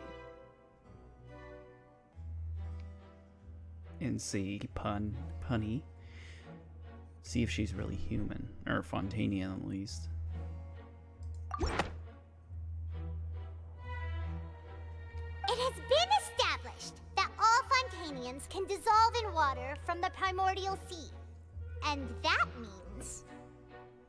Since you insist on claiming to be a god and not a human, then there's a method that you can use right here and now to eliminate all suspicions of you being the latter.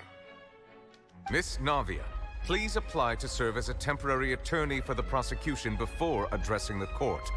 Though you act in partnership with the prosecutor, you must still adhere to proper procedure. Oh, well, it's a good thing Nubelek does Super this. sorry, Monsieur Chief Justice. I swear this really will be the last time that I'll speak out of turn. Now, I've brought some seawater from Poisson. As everyone knows, a massive flood struck the area not long ago, taking many lives, including those of some of my closest friends.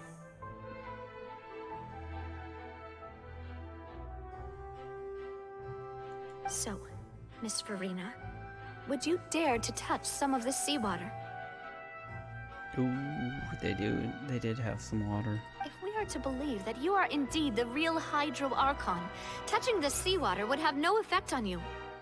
All it should do is strengthen your case. But if you don't dare to touch it, then we would have basically proved the reverse. I don't know, reverse is very contrary. Oh, and I must remind you that after the disaster at Poisson, nobody wants to see any more people dissolve. I do hope you'll act prudently and choose the simpler path of admitting guilt. Kind of cornered her. Let's see Navia what from she the does. Spina di Rasula. The Spina has governed Poisson for many years. I guess her suggestion is valid. That's a If straightforward Lady test. Farina is indeed just a human, she's probably Fontanian like all the rest of us. Would she really dare to try?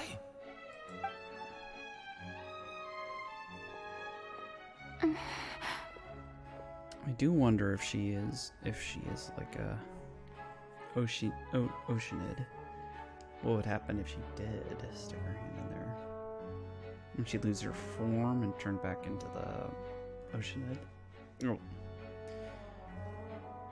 Let's see what Lady happens. Farina, this test has been unilaterally proposed by the prosecution. As it falls outside the realm of standard court proceedings, you possess the right to decline participation. Well, of course She's he had to tell her thinking about that. it. But refusing to participate is basically the same as a confession of guilt. She's just staring at the water without saying a single word. It really does seem like she's quite terrified of it. That could only mean... What's going on? Is she really planning to... that's not what we thought she would... That's something I've noticed is that although she isn't doing very well, Farina's also not doing well. Okay. Due to the inherent risk of the test, Lady Farina, you may... Oh, she did it. She did it.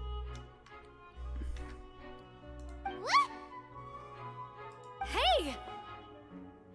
She actually did it. I'm fine! Look at me, everyone!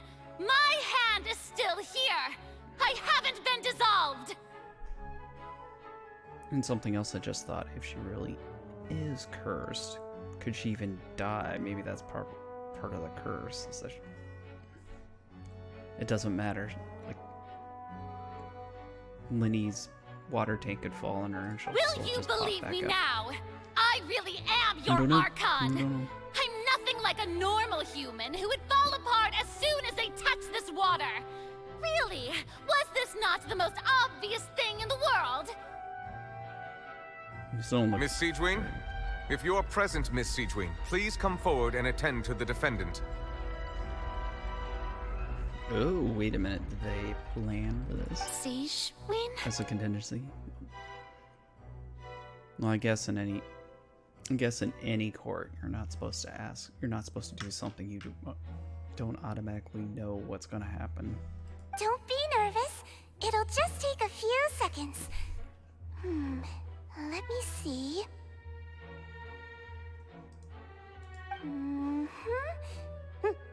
That should be enough. Please announce the results of your evaluation to the court, Miss Siegewing. As everyone doubtlessly saw, Miss Farina was displaying symptoms of hyperventilation and flushed skin.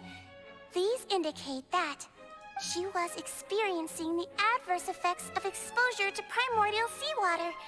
The extent to which she was affected is the same as other humans when exposed to primordial seawater of a similar concentration. Okay, so did she resist it? Or Thank did they you, get Miss looped? Siegewing. Lady Farina, you may return to the defendant's stand. Oh wait, what did she just say? I didn't get dissolved. Shouldn't that be enough to prove my innocence? Well, considering your tendency to run from your problems, we did originally prepare a direct sample of the seawater around Poisson. However, after extensive discussion, we exchanged it for a sample that is not concentrated enough to dissolve an actual human. After all, on the off chance that something entirely unexpected might occur, we don't want anyone else to lose their life to the sea. Yeah, so out of regard for Farina's life, you secured a low-concentration sample and asked the head nurse to serve as an expert witness. It's a great thing that the direct sample wasn't actually used. Farina could have... Uh-oh. I can't believe... You... Uh-oh. Yeah, I got a bad feeling something really bad is about to happen.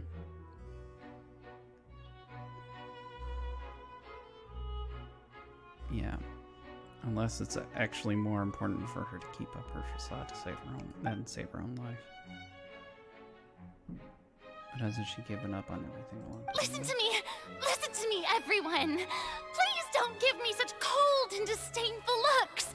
What happened just now didn't prove a single thing! Think about it! How can you conclusively prove that an Archon can't also be affected by the primordial seawater? Also, if I was really just a human, why would I dare to just put my hand in that kind of water? Uh-oh.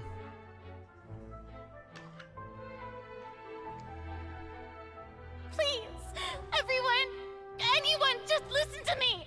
I swear, I really am your Archon! Uh-oh.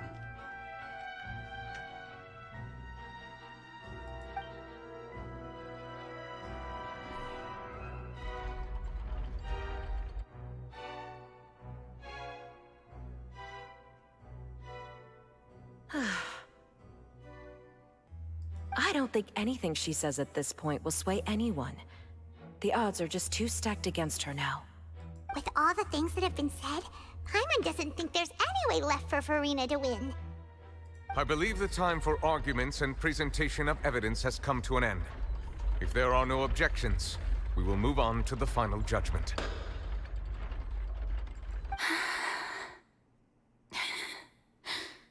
Oh my. Uh-oh. I don't think anything she says at this point will sway anyone. She's too stacked against her now. Uh-oh. Like I said, I got a feeling this might be bad.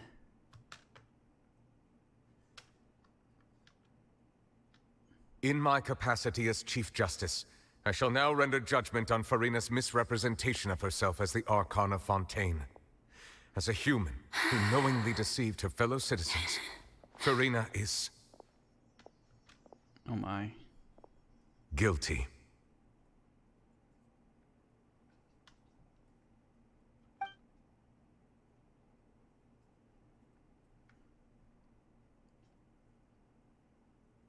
No, I just had another horrible thought. Maybe they shouldn't have put her throne right here. We shall now turn to the Oratrice Mécanique d'Analyse Cardinale to render the final verdict on the charges. Because now she's sitting on it, crying.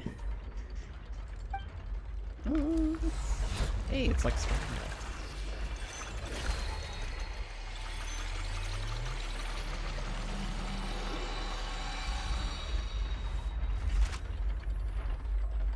According to the judgment of the Oratrice Mécanique d'Analyse Cardinale, Farina is... Uh-oh. The last time this happened, bad stuff happened. They didn't agree. Is she innocent? Well, What happened? what's wrong? What's the Oratrice's verdict? Can't be. Did the Oratrice declare Farina to be innocent? No. The Oratrice also displays a guilty verdict. But it's somebody else? Isn't that correct then? However, the exact wording of the verdict is thus. The Hydro Archon, guilty. That's technically a contradiction. Because she was just declared guilty for impersonating the Hydro Archon. So To now be the Hydro punished Archon is via guilty. the death sentence. Or maybe. No, we'll see. The death sentence? Oh boy. That's actually one of the available sentences? I've always thought that it was just a myth. Yeah, nobody... I guess it was... The one and only time the death sentence has been handed out at the court, and it's been given to the very person we've worshipped as the god of justice? What an unexpected twist. That's to say the least. Farina's been sentenced to death by the Oratrice? We just wanted to use the trial to show her the seriousness of things so she'd tell us the truth. How did things escalate this quickly? I was gonna say, I don't think this is where everybody wanted this to go. This outcome is indeed quite strange. According to Fontaine's current definitions of justice, as well as its recommendations for criminal sentences, is this sentence really appropriate for the crimes that have been committed? No. Even Marche wasn't sentenced to death by the Oratrice. You know, the real evil mastermind behind the serial disappearances case. Yeah, and this is exactly right. What's more strange is, instead of Farina, the Oratrice rendered the judgment on the Hydro Archon. Indeed. Not only is Farina's sentence overly excessive, the very point of our trial today was also to prove that Farina has never been the Hydro Archon in the first place. Like I said, maybe we shouldn't have put her throne up here so she's sitting on it and Now, crying. the Oratrice seems to have deliberately invoked the title of the Hydro Archon. What does this mean?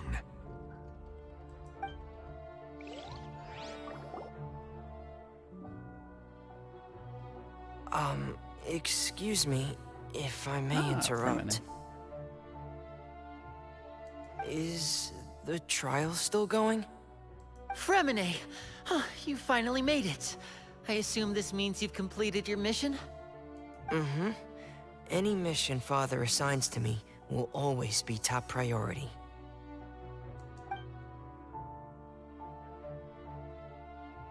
Is that the first prophecy slate? Hmm.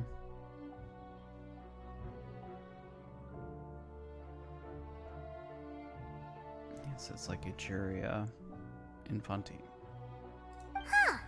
So the knave privately arranged for Fremine to try and find the missing slate. I looked everywhere and finally found it at the bottom of the sea. It took me a long time to get around some dangerous stretches of water. But has the trial already concluded? Then doesn't that mean I've come too late? Oh no. Father will be disappointed in me. Don't worry, the mystery hasn't been resolved yet. It's not too late for you to shine. Thank you for your hard work, Mr. Fremine. Please allow me to review the record left on the slate.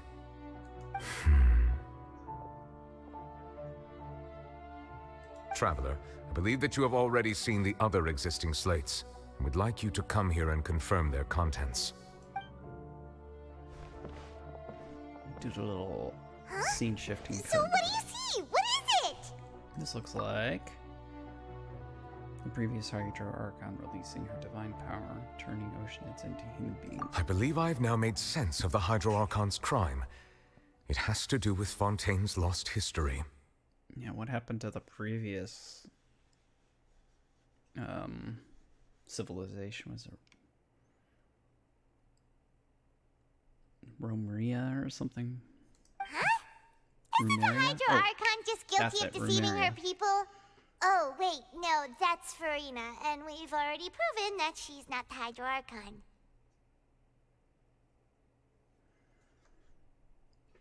So, is it the previous Hydro Archon that's guilty? So when you say Hydro Archon, do you mean the real Hydro Archon we've been kind of talking about? In truth, everything that you've encountered in Fontaine up until this point can be traced back to the contents of these stone slates.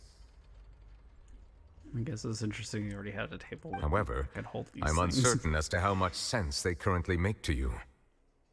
The association between the contents of the slates and the events in real life. Let's try to recall the contents of the other 3 stone slates. Paimon will do her best to help you remember.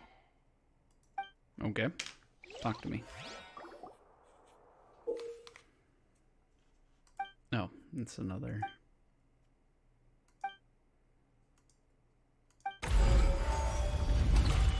Okay, let's see here.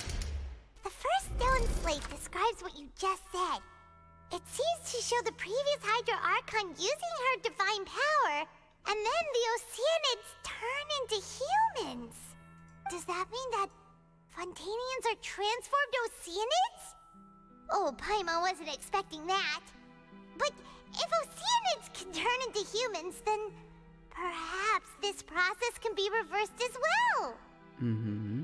The second stone slate shows Celestia floating in the sky, and the Hydro Archon and her people worshipping it together. But the heavens still brought judgment down upon them.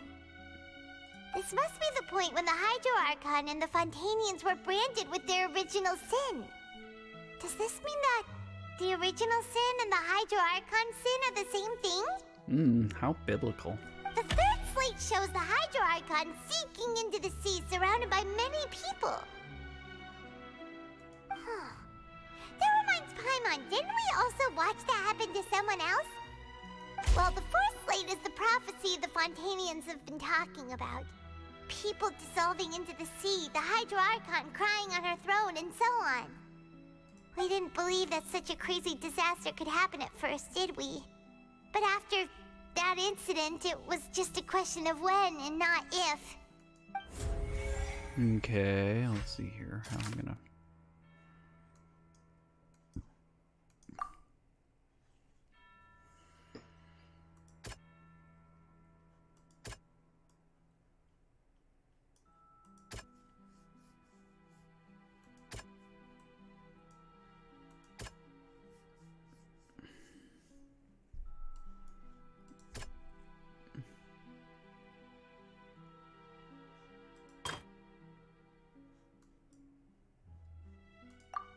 Okay.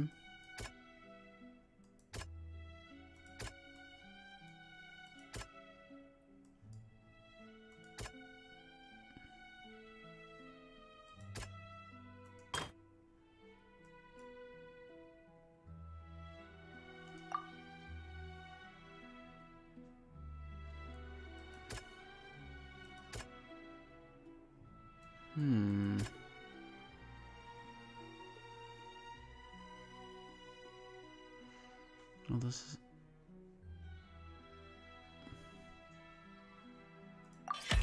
It's not as simple as falling into the sea. When Navia fell into the sea, her consciousness was subjected to judgment. The stone slates show the people gathered around the Hydro Archon in the sea.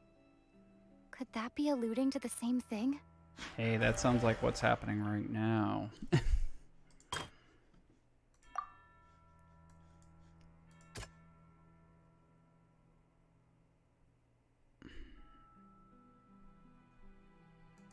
doesn't sound...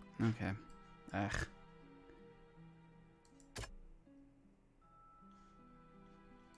Alright, go back to the first one. Stone slate in the ruin showing Prophecies describes history of the future.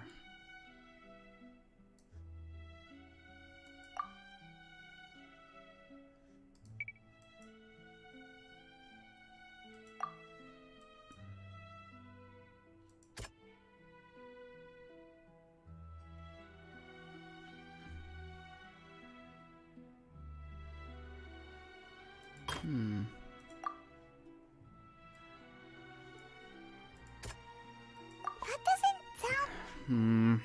Okay.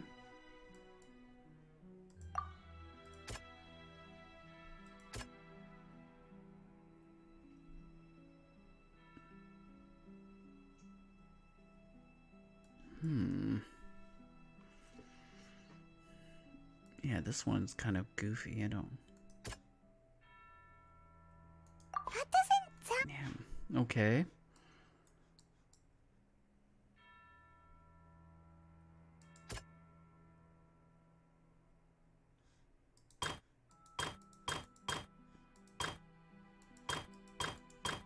Okay. That doesn't sound... Okay. I'm really... This is very bizarre. I can't find the connection.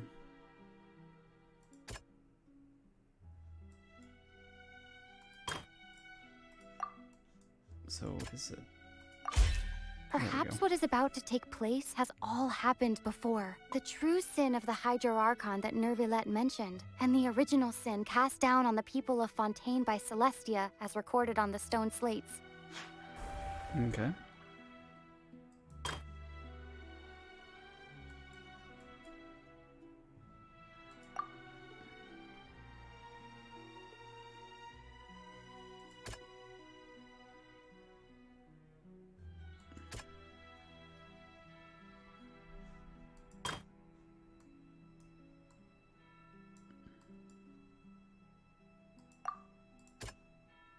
That doesn't sound...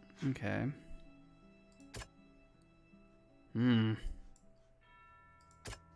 That doesn't sound... Okay. Jeez Louise.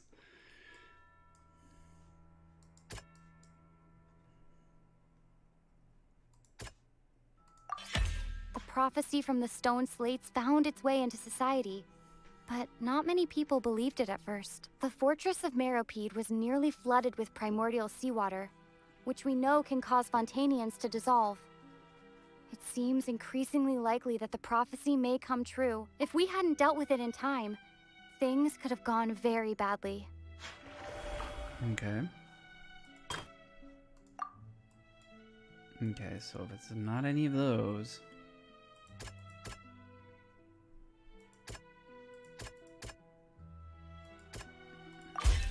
We know from the case of the serial disappearances of young women that Fontainians can be dissolved in primordial seawater. And the first stone slate tells us that long ago, the Hydro-Archon used her power to turn Oceanids into humans.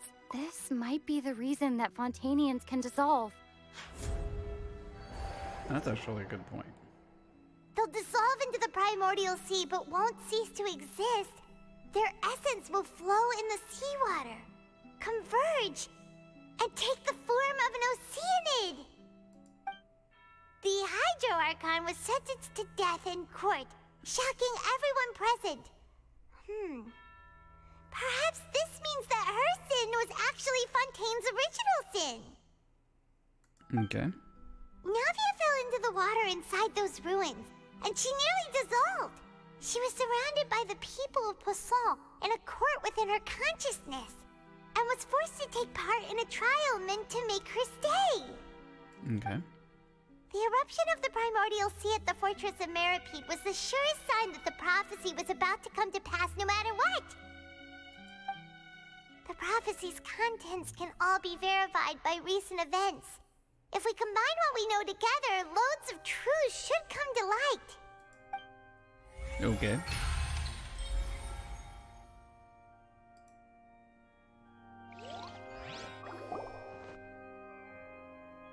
You don't say. Huh? Oh, Paimon gets it now! So that's how you can make sense of it. But then it feels like we're going to have to share some truly shocking revelations. Let's hear them. First slate reveals that Fontanians are not real humans. Incredible.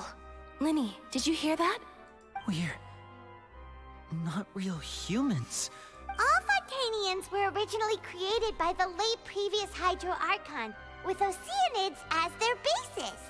The evidence for that can be found in how only Fontanians could dissolve in primordial seawater, and how all the girls Vacher dissolved were also turned into Oceanids. Oh, and according to Navia, when she was about to get dissolved, she also saw everyone gathered around for a trial, all of them in the shape of Oceanids. Indeed. The second slate reveals that the crime of the Hydro Archon was her creation of the Fontanian Commission. And it follows from the content of the first slate that she Okay. probably angered Celestia by creating humans without prior permission. That could also explain why the Oratrice judged the Hydro Archon to be guilty. It's to account for that ancient sin. Okay. The Hydro Archon's did you- true sin was creating us? But wasn't that Hydro Archon Garia dead? Not here anymore? And yet, after many hundreds of years, the Hydro Archon's creations have turned around to try to judge the Archon within the Opera Epiclese. The twists of history are often the most unexpected of all. As for the third slate, I'm still convinced that it should come after the fourth slate. I'm not sure. Yeah, isn't the image here just like when Navia fell into the sea? So wouldn't it be trying to show the image of the Hydro Archon also falling into the sea once the prophecy has been fulfilled in the fourth slate? In the end, the people will all be dissolved into the waters, and only the Hydro Archon will remain weeping on her throne. Only then will the sins of the people of Fontaine be washed away. Did Paimon get all that right? You've made some keen deductions. I must say, given how much you still don't know, it is impressive that you've already managed to connect so many pieces of the truth. Okay. However, while you were able to decode all the information on the slates, they've also been etched with an additional layer of hidden information using a different power source. Okay. When we were at the ruins, I tried to decipher the hidden information recorded in the slates. But since we only had 3 slates at the time, I was unable to come to a full conclusion. Now that the slate collection is complete, I shall make another attempt to decipher the narrative recorded within. If everything goes well, we should finally be informed of the unadulterated truth. Okie dokie.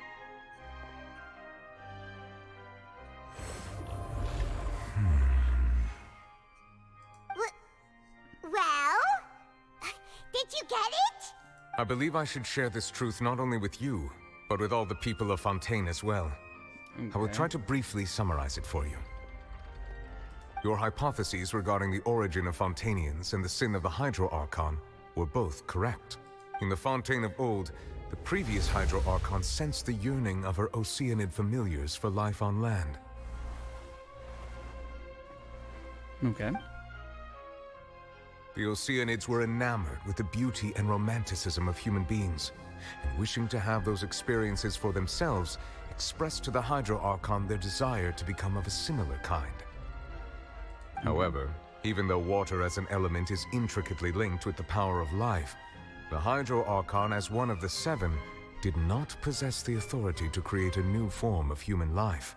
Oh, and that's what made Celestia mad. Not one to give in, she eventually found a way to create permanent humanoid bodies for her familiars by appropriating the power of this planet's primordial sea.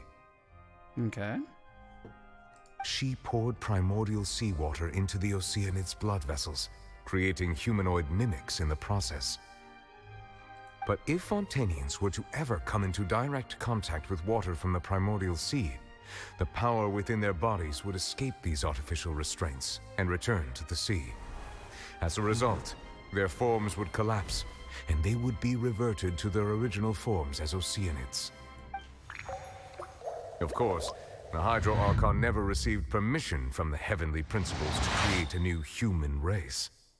And thus, the Hydro Archon and all of her creations came to shoulder the original sin of appropriating the power of the primordial sea. Okay. That is the true history of how the people of Fontaine first came into being. So we were all Oceanids before we turned into human beings? Yeah, this is kind of wild. That's way too much information for me. I think I'm just going to pretend that I never heard a single thing. Probably better that way. Wait, but if that's the truth, we can't let the Hydro Archon be sentenced to death. After all, her only sin was creating us. True.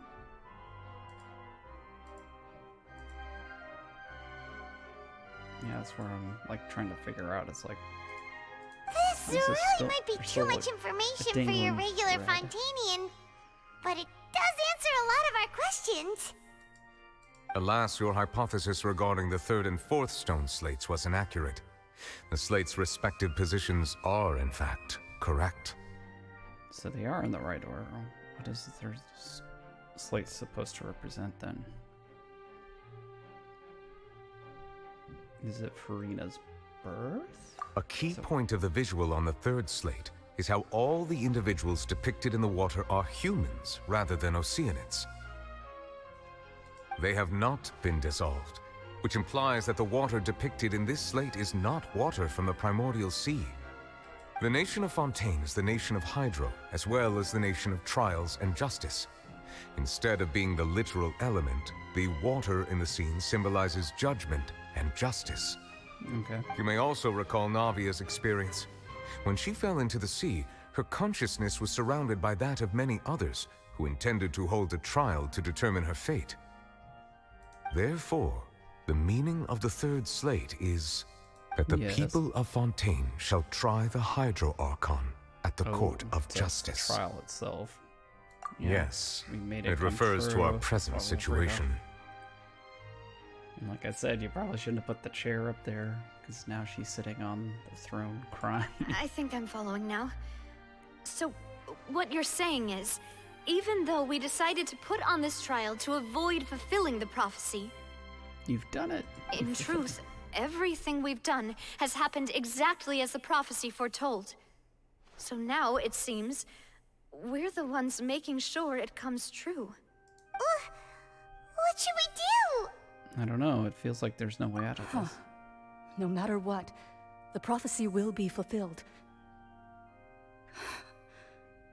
Is this what it feels like to be a prisoner of fate? If that's the case, does that mean the scene in the fourth slate will also be fulfilled soon? Probably. Traveler, I would like to point out another small fallacy in your deductions.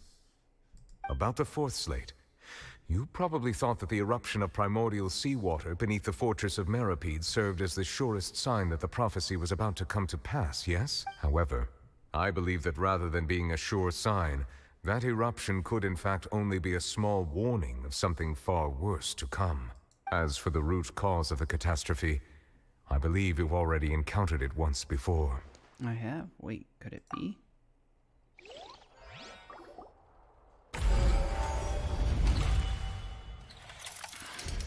This eruption was just a small warning of the things to come. We must find the root cause of the disaster. Yeah. So if it's not Celestia, what could it be?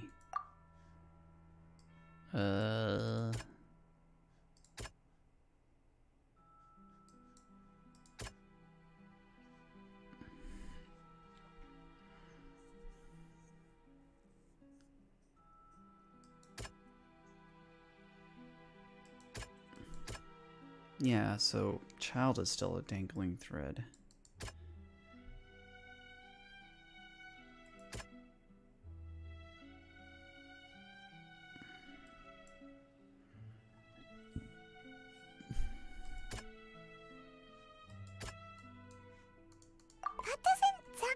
Okay, if it's not that, then is it this?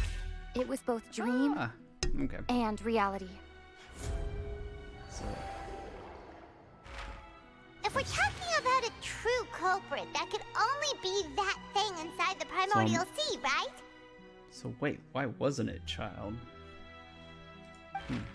The truth, the original sin, the trial, and the root cause of the disaster.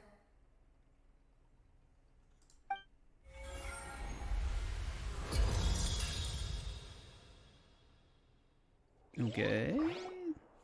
Like I said, this all feels bad.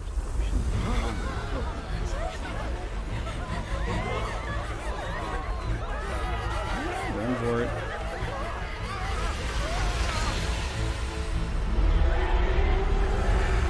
I was gonna say, is it flood time? No, I guess it's bad.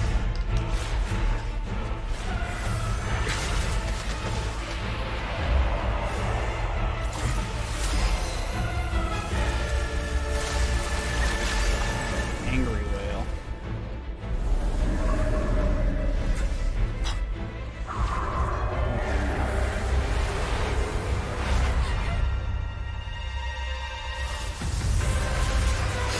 Hey, this child.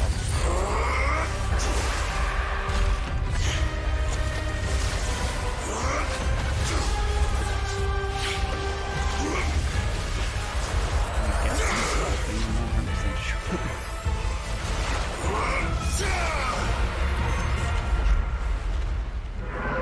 Once you got it to stop.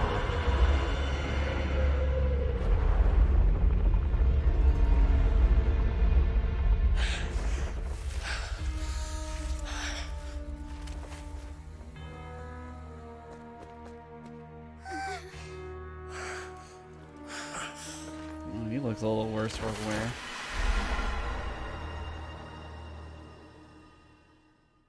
Okay, what is going on? That was way too close!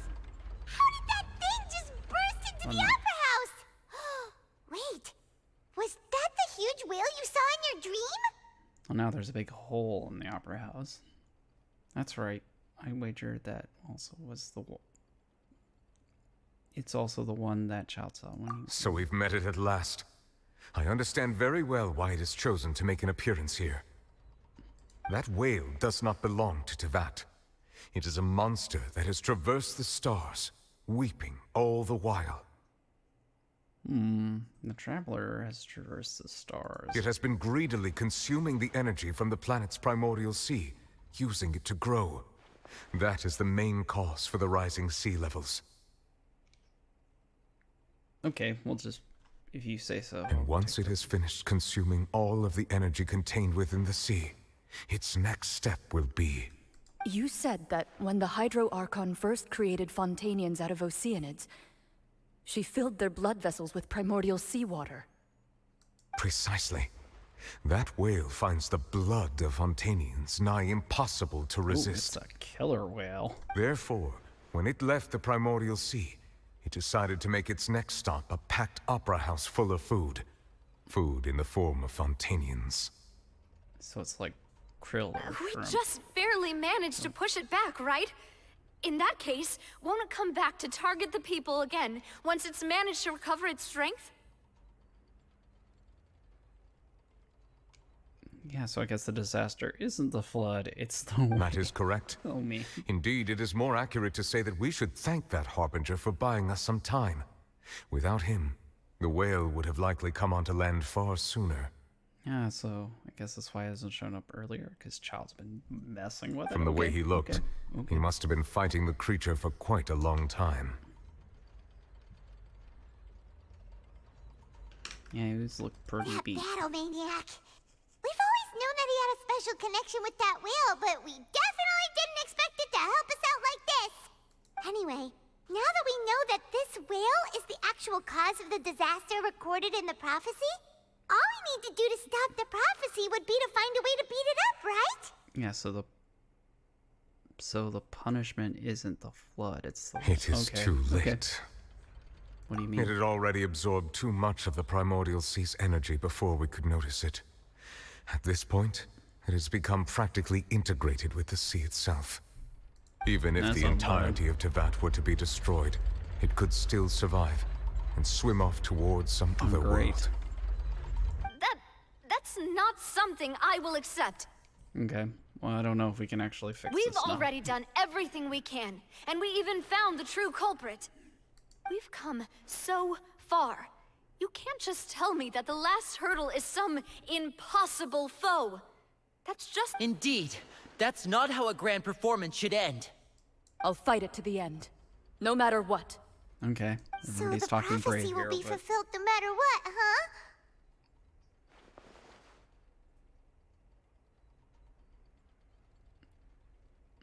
everybody's talking brave, but I The don't know if any of this prophecy. is really a solution. Yes, what has been prophesied will be fulfilled. You may view such things as the history of the future. So this is ends. Words. After everything, it still turned out like this. We couldn't fight against fate. But wait.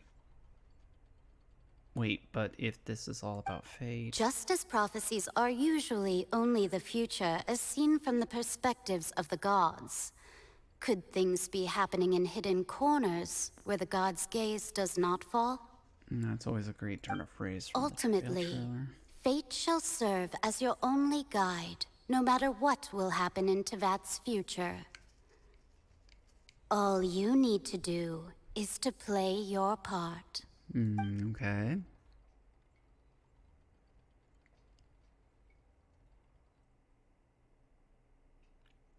So yeah. Let's go beat up the whale.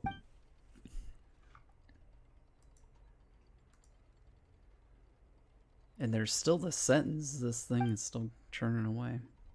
Yeah.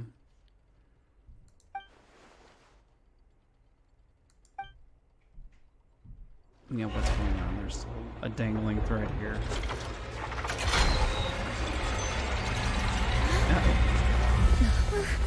What's happening with the oratories? I believe it is preparing to carry out the death Oh yeah, sentence. that thing.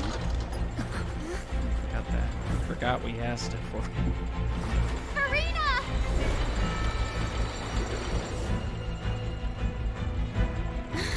No, I still need answers. Okay, good travel.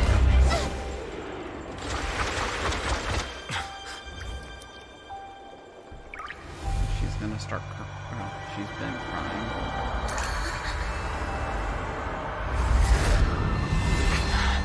Things can't hurt. Okay.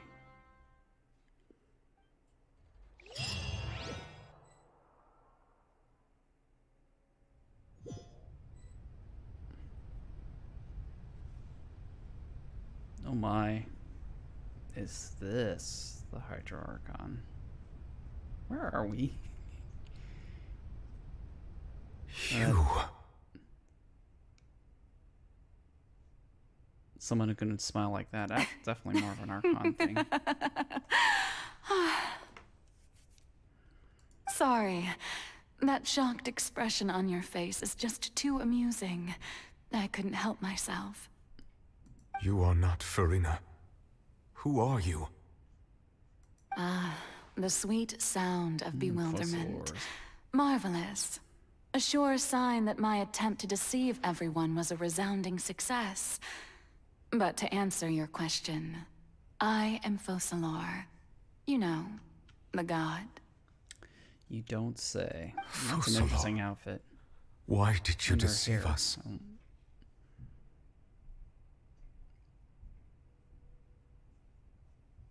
Her hair is similar but different than Farina's. Oh, that wasn't my goal, of course. Goodness, no. But I had to fool everyone else too, if I was to stand any chance of deceiving the heavenly principles. So that's part of the gambit. You know, it's spooky how the light is spinning because of the thing hanging over her head. Deceiving the heavenly principles. Good old sword of It's all Damocles because situation. of that pernicious prophecy. Dreadful, wasn't it? Everyone doomed to dissolve. Fontaine condemned to be flooded. One was not amused. In fact, one was positively bemused when that problem was thrust upon me by my dearest predecessor. That's the former Hydra Archon Egeria, for the uninitiated. It hardly gets more disastrous than a preordained national catastrophe. Now does it? No, it doesn't. Well, this sounds way more like an Archon. She knew Of an full Archon well would that the prophecy would surely come to pass. And as one of the seven, she also knew full well that one defies the heavenly principles at one's peril. So yes, as you have no doubt surmised, it was a rather impossible situation that I found myself in.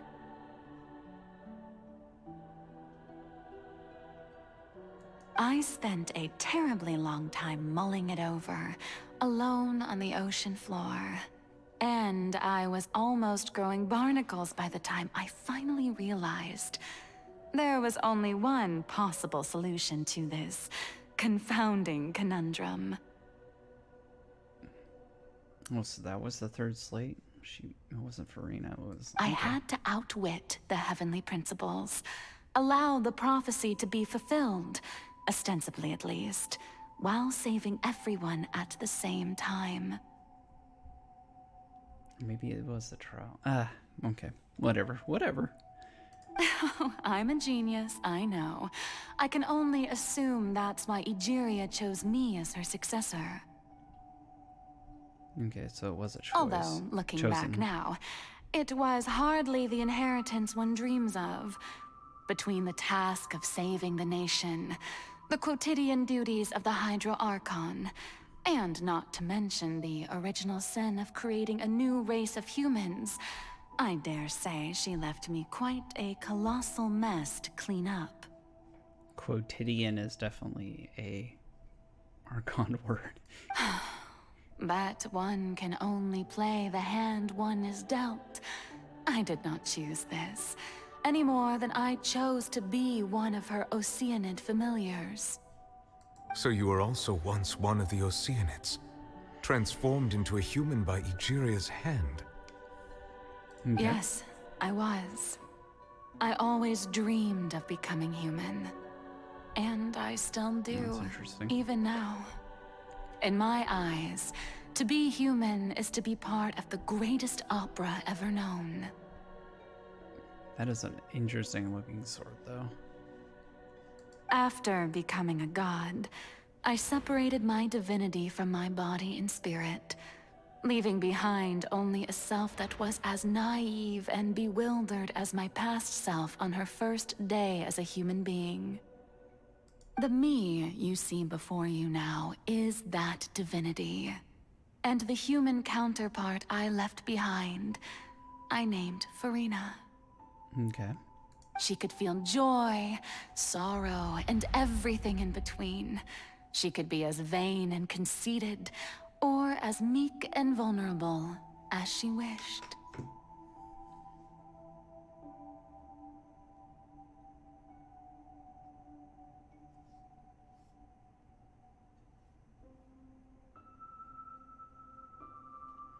Her strengths were of a kind only a human could possess, as were her shortcomings. But in my eyes, Farina's humanity was what made her perfect. She was perfectly human in every way. The person I always wanted to be. Yeah, definitely the hair is definitely... Anyway, so divergent. then I cursed her. Okay, okay, full slow. All part of the plan, of course. The plan to deceive the heavenly principles. That definitely sounds like an Archon. So I cursed her. Do you still remember the final scene of the prophecy? The Hydra Archon alone, weeping on her throne. In order that the prophecy might appear fulfilled, I invited Farina to be an actress, to play the part of the Hydro Archon in the prophecy. Under the curse I placed on her, so long as I, Focalor's divinity, continued to exist, she could not die. But nor was she free to live her life in the pursuit of happiness. Okay, I wondered about that. Instead, she was forced to take the stage in the opera house, to embrace the role of leading lady, to forever play the part of the god from the prophecy, all to create a deceitful appearance of that prophecy coming to pass. I suppose now you probably understand why your court is called the Opera Epiclese. But Farina is only human, isn't she? Yeah. Even though she has had a long life, her mind is no stronger than that of any other ordinary human being. That is a good point. I cannot begin to fathom what she has had to endure. It must have been torture for her. Yeah, that's the point. You're not human, so you can't imagine It has indeed. And although she is, in a sense, me in human form, I most definitely owe her an apology for it. It's been 500 years. And all along, she's been playing her part in the most unimaginably long, unbearably lonely, and agonizingly painful opera of all time. Okay.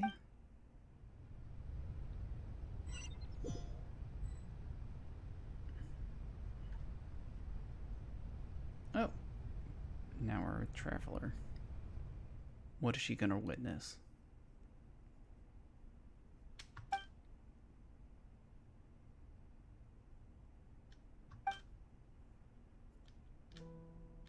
Okay, there she is.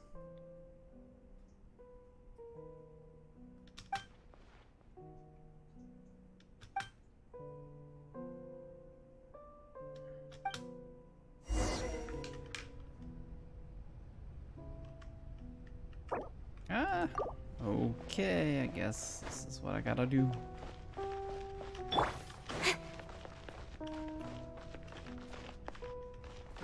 Oh, there's stuff stacked out, I'm gonna say.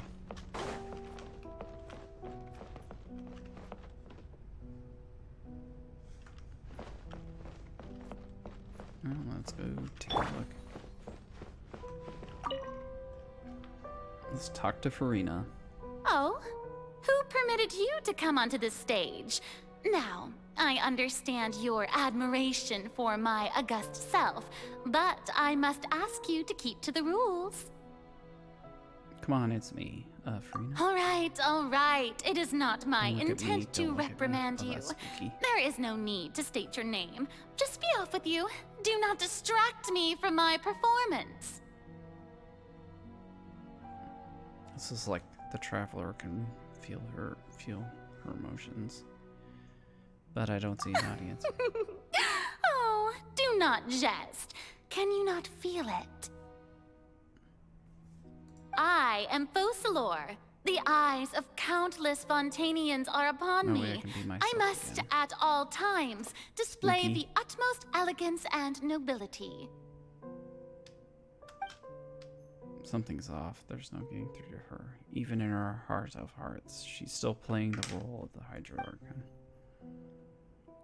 What sort of resolve must she have that even in her inner self and subconscious would have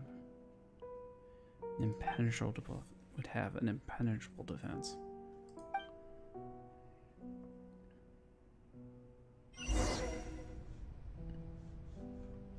Turn off the spotlights. Okie dokie. Dear audience, the performance is experiencing a technical Try without difficulty, but worry not. The guards shall resolve it soon enough. Go!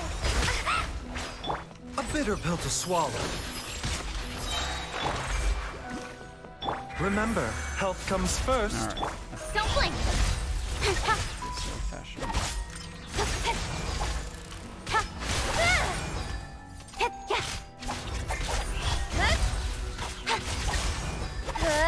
Mind the side effects. Speed of light! Hey! Nowhere to hide.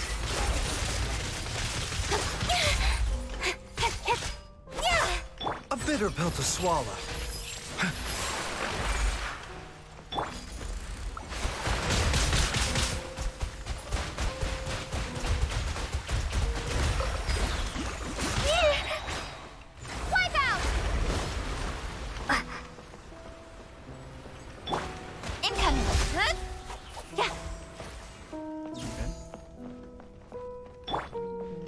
That's a bizarre distraction. Hey, Take what this more gives? seriously. The audience is still watching me, you know. Guards! Wait, where are the guards? Guards! Killing some! Don't blink! With sword comes shadow. Mind the side effects. Incoming!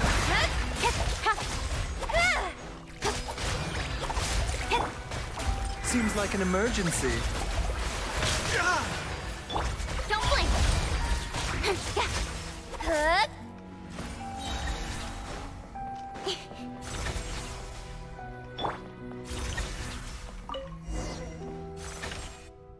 Okay, was there one more fight? Okay, no, I guess not.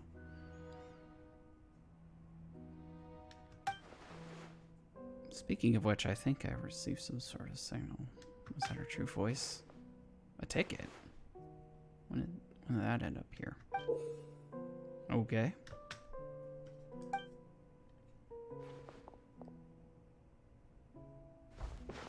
Oh, her inner self wants her to sit in the audience and watch. Okay. You know, I do wonder that the way the opera is constructed, that these front row seats definitely aren't the best.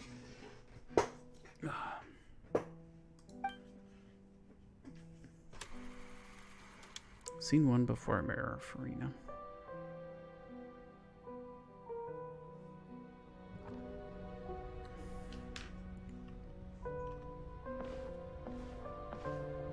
Ooh, they even have some graphical tech to get the reflection to work. I love it. Farina. Farina. Huh? Who's that? Who's calling me? Where are you? Be not nervous. Be not afraid. I am before you. Wait a moment. You're Mirror Me? How can this be? Mirror you, huh? You know what? That's not bad. Let's go with that. Mirror Me. What do you wish to say? The prophecy. Have you heard of it? What prophecy? Wait. I know. I think.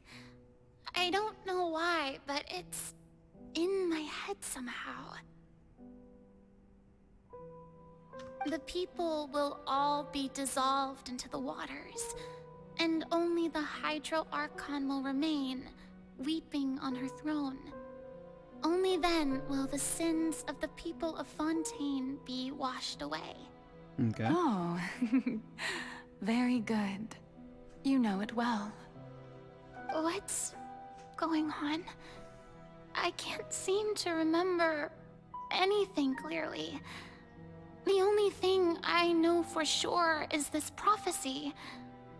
Will it really come to pass? Yes, it will.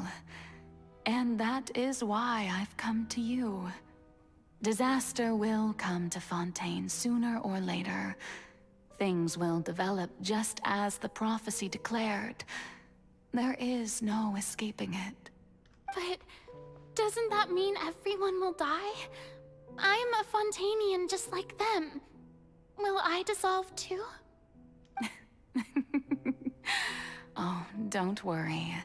Magical meetings exist in this world precisely to give people a chance to turn things around. It is the reason why you met me today. I will tell you how to save everyone, but you may have to suffer somewhat. Okay. Oh, so there's still hope after all. Goodness, you frightened me. You spoke so much and with so much certainty.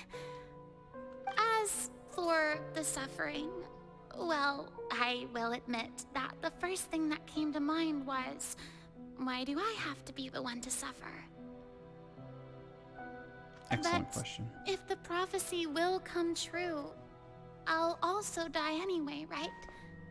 So if I've already met you as my magical meeting in this world, And that's also a good point too. It's like she's gonna die, so you might as if well. there were scales, with all the people of Fontaine on one side and my pain on the other, is it not obvious where the scales should tilt?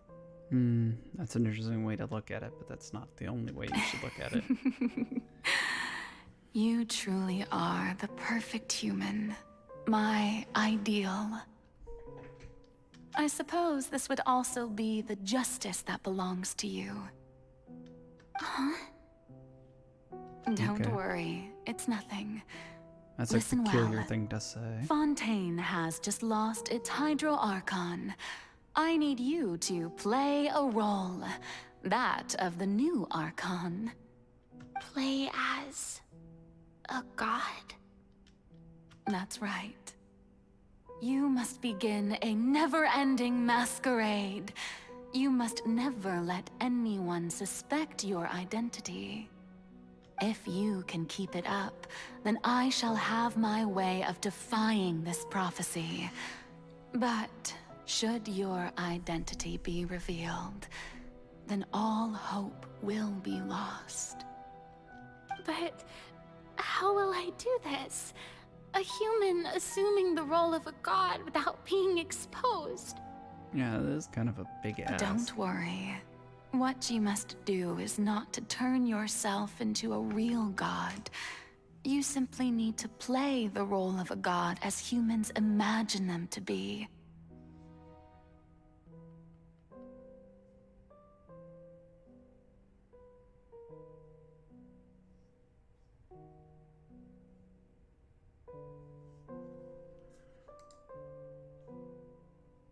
Being a human yourself, I'm sure you already know what such an entity would be like. Remember, your true challenge will not be pursuing divinity, but contending against humanity. It's probably good advice. Don't bother trying to... Yeah, don't bother trying to get the divine power. Just I'm act still like it. not sure I understand, but I'll try. I'll try to do this. So, how long am I going to have to play this role? To accomplish this mission, you will have to stay on the stage for many, many years. You will endure and not grow old until your task ends. Okay. But I promise you, all will eventually end in a magnificent and dramatic trial, and everyone will be saved. No, I guess that what part was true. Huh. How exciting. I'll be looking forward to it. Okay. Scene 2. I guess day 2. Ascension speech, Farina.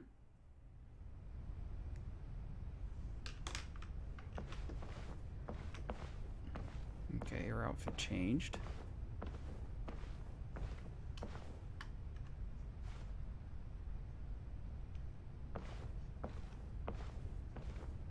Now it looks like they want me to go. You know what would be fun is that the Traveler, you can see the Traveler sitting there in a more or less empty opera house. The Maison Cardinalise has announced my accession, but this is my first time facing the people. What should I say to most appear like a god? To be honest, I still don't know. Perhaps I should first try to act natural.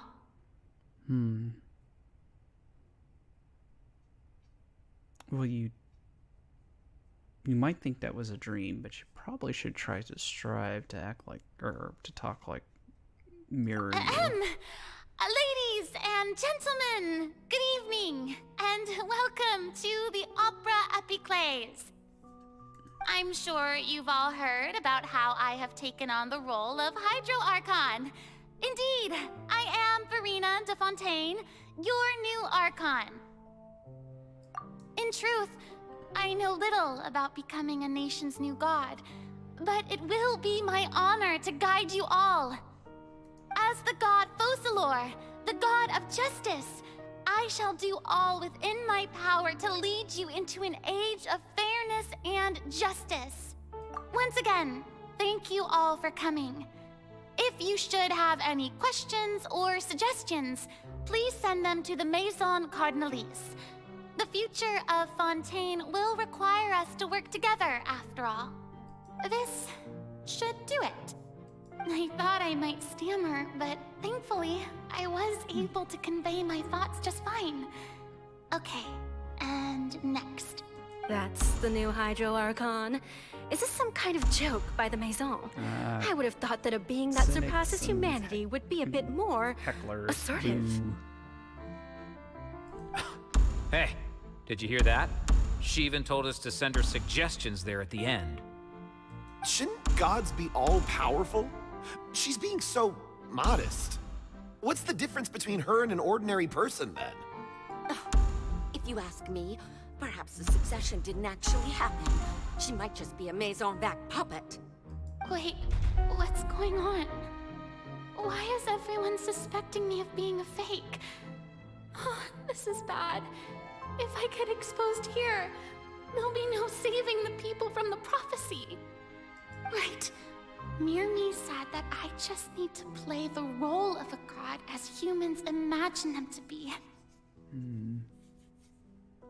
Calm down, Verena. Think. What do the people want?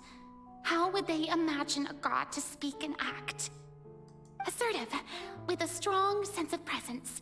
One who can dispel all doubt. That is the character I'm fated to play. Okay.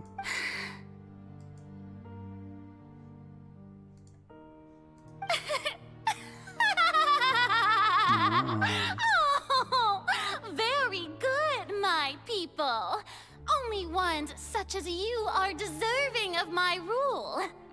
This is where this attitude Now, comes from. I was wondering if some weak puppet were to one day come onto the stage and claim ownership of this opera house, would the children of Fontaine follow them? Well, it seems that you would all see right through them. Having passed my test, you are qualified to witness wondrous trials alongside my august self, here in this opera house. You may consider my previous act a door gift of sorts. I thought it was a debut that suited the atmosphere. Now then, let us be reintroduced. So that was just a performance. How could I have forgotten that we were inside an opera house? Personality? It's quite shocking, to be honest, but I suppose it's a better look than before. Such a fascinating and bold deity. How wonderful! Our future may yet be bright after all. It seems I've turned them around. Best follow this flow and restart my accession speech. And we tried some encouragement. My dear people, whether you acknowledge me or not, whether you trust me or nay, I say to you, keep faith in your ardor for justice. We have heard it said that this nation's sins can no longer be washed away. Well, I say that justice is most fragrant when it blooms amid sin. Yeah, we tried pure earnest before. So The let's turn scales up the drama. of justice should not weigh heavy in the hands of its god. On one side, it must carry fairness and justice. And on the other, praise and applause. Okay. May law be the prayer on our lips. May judgment be our worship. Let us light the fires and drink to the future of Fontaine. Man, great yeah, I don't know if it's great turns of phrases, but those are definitely turns of phrases.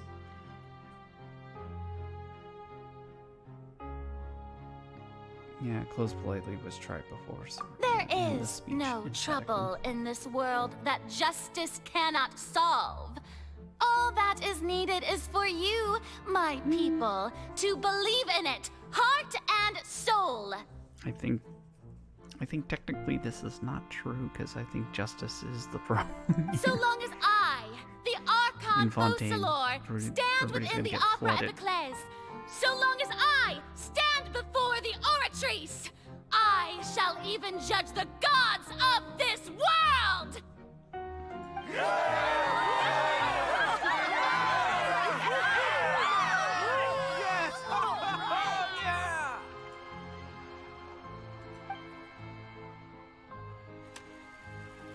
Okay. The next day, Opera House, Farina.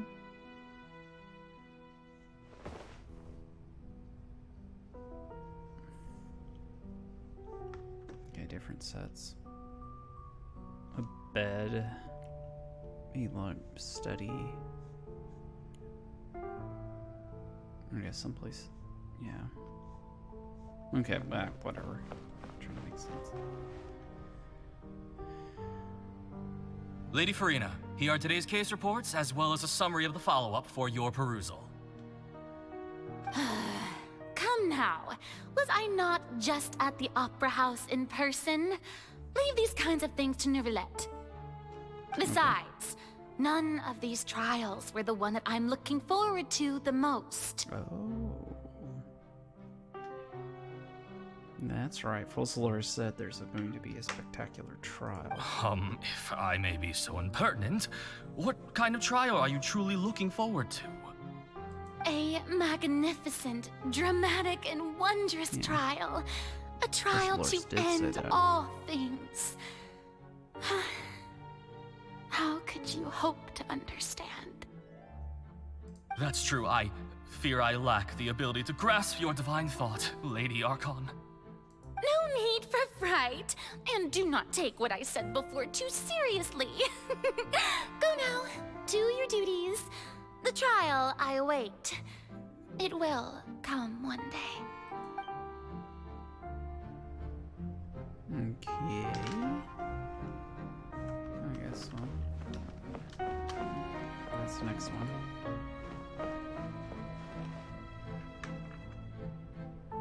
Lady Farina, I don't know what to say.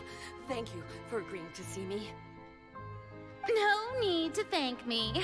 Or rather, thank your own sense of perseverance instead. Long have you stood in line to meet me, have you not?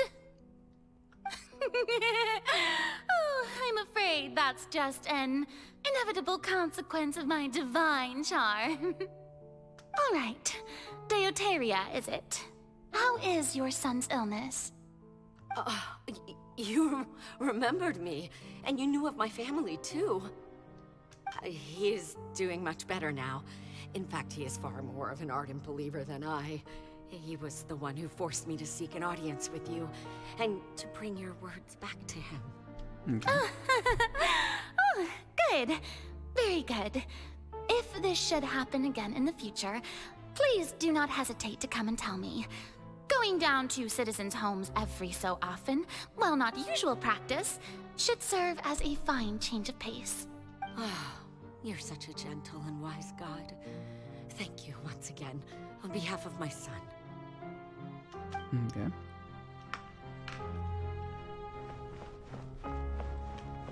Next scene. Can I see anything? Okay.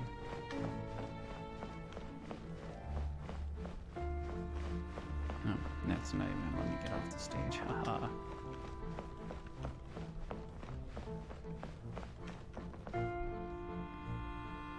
Okay.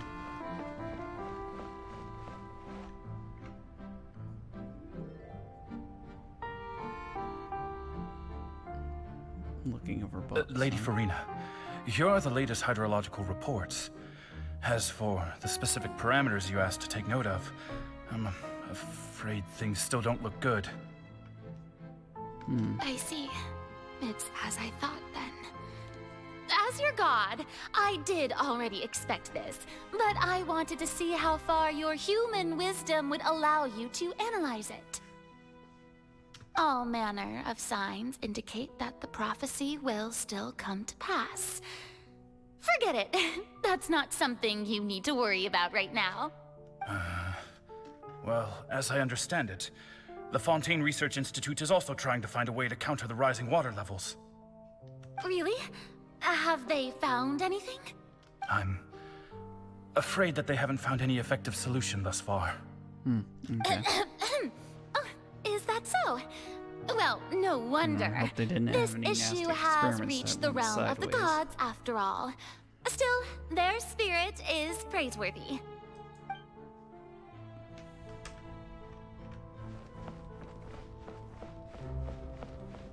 Alrighty. The day is finally over. I haven't had a moment to breathe this whole time. But it's good to see that everything's getting on track. There are no longer any voices of suspicion. Maybe this is fine.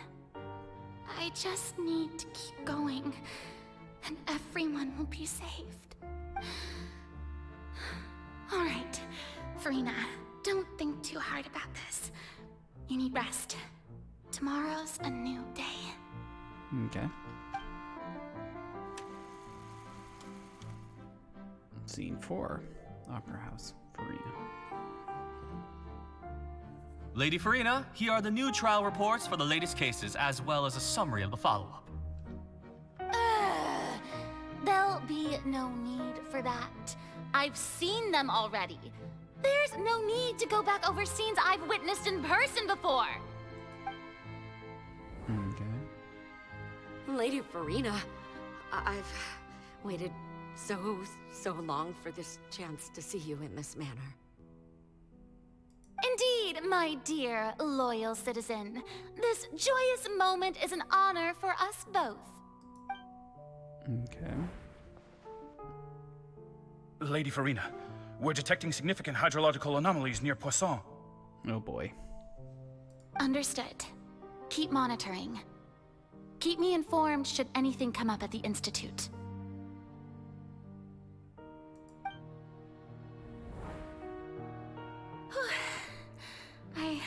Yay for don't cuts. think I let anything slip today.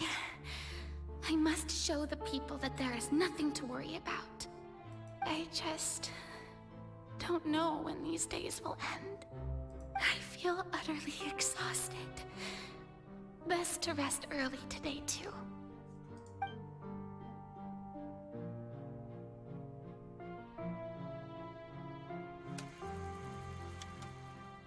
Scene 5, Opera House, Farina.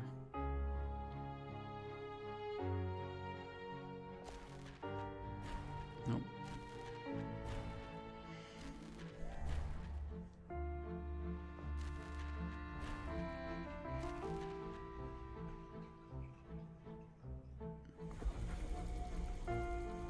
Oh my. Oh my. Lady Farina, it's like a dream being able to speak with you up close like this. I've heard that the first member of our family who was honored to receive an audience with you was Madame Dioteria, Oh almost my God. 20 generations ago. Oh my god. And what a fine family yours is indeed. It brings me great joy to meet such a faithful believer, a descendant of a line most ardent. Surely you exaggerate, Lady Farina. My lady? What is it, good citizen? Are you Oh crying? my god. This is so sad. Uh-huh. This is awful. Oh, really now? I didn't even notice. This must be the overflow of hydro from my person. Well, can't quite help being the god whose dominion is the waters, can I? Oh my. No No wonder. No wonder. A manifestation of your power, then. Oh, Archon, I am honored to have witnessed it. Oh, this is Honored awful. indeed. I mean, awful in a dramatic way. It's like, what's going on with Farina?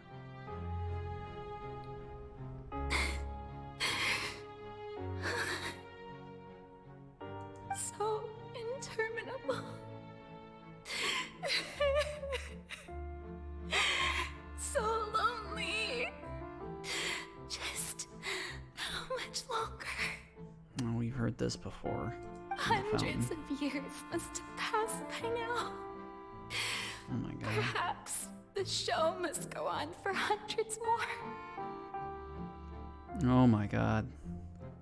I never imagined that it would hurt so much.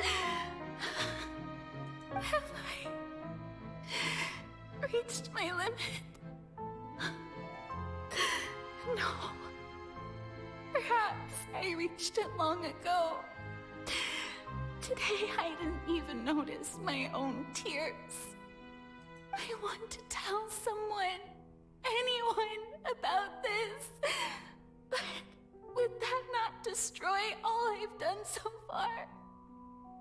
I've conducted so many investigations across the centuries.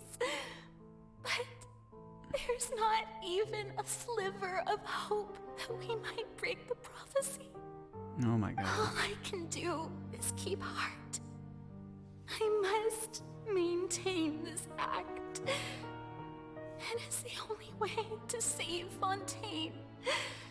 Please, mirror me. You have to succeed. Oh my god. This is awful. This background gives me...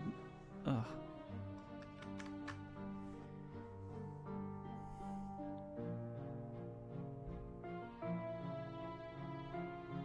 Wait. Farina, you don't have to shoulder this burden alone. Oh, more traveler lines. Awesome. Yeah, this Although just I happened don't know earlier. what you might be keeping from everyone, your people are more than willing to share your burden with you.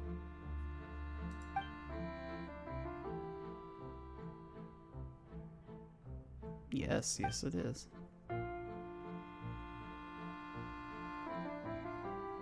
Share my burden. That was kind of a funny thing to think about, because you already, if you've been watching, the Traveler's been watching this whole thing this whole time. She would know what the secret That's is. impossible. Because It was fated right from the start that this would be my duty alone. But even if your burden doesn't need to be shared, you can still choose to confide in someone. Just share it with me. I'm what you'd call a witness. A witness? Yes, I've heard that you came to Tevat from beyond the stars, yes. In other words, you never belonged here. And if Tevat is, in its entirety, a show on a stage, then you're just a spectator, aren't you? If that's the case... Oh. She's right. How close was she to actually I could spilling the beans? confide in her, couldn't I? But if things don't play out as expected, the people of Fontaine will be the ones to pay the price. No, Farina. You shouldn't be selfish. Oh. I don't want to say good for her, but she made the right choice. But what if it's really all right? Or I guess she made the right... it's hard to Farina, say. You've worked so hard for so long. Surely it would be okay to put yourself first for once. Yeah. Just this once. So it was good she wasn't selfish, Is but it it's still... such an outrageous thing to do anyway? But still. To find someone in whom you can confide your frustrations and sorrows. Surely it could not hurt. If you let this opportunity slip through your fingers, it might never come by again. think about it long and hard.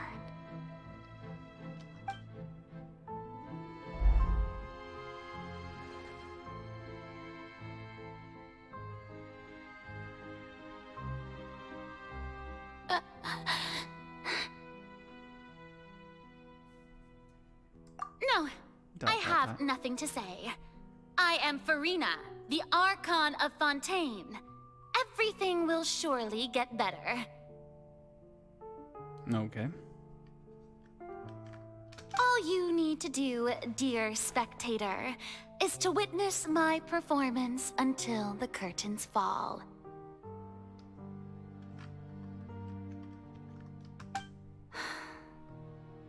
Mm-hmm.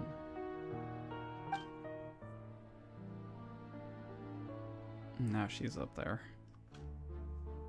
Fine.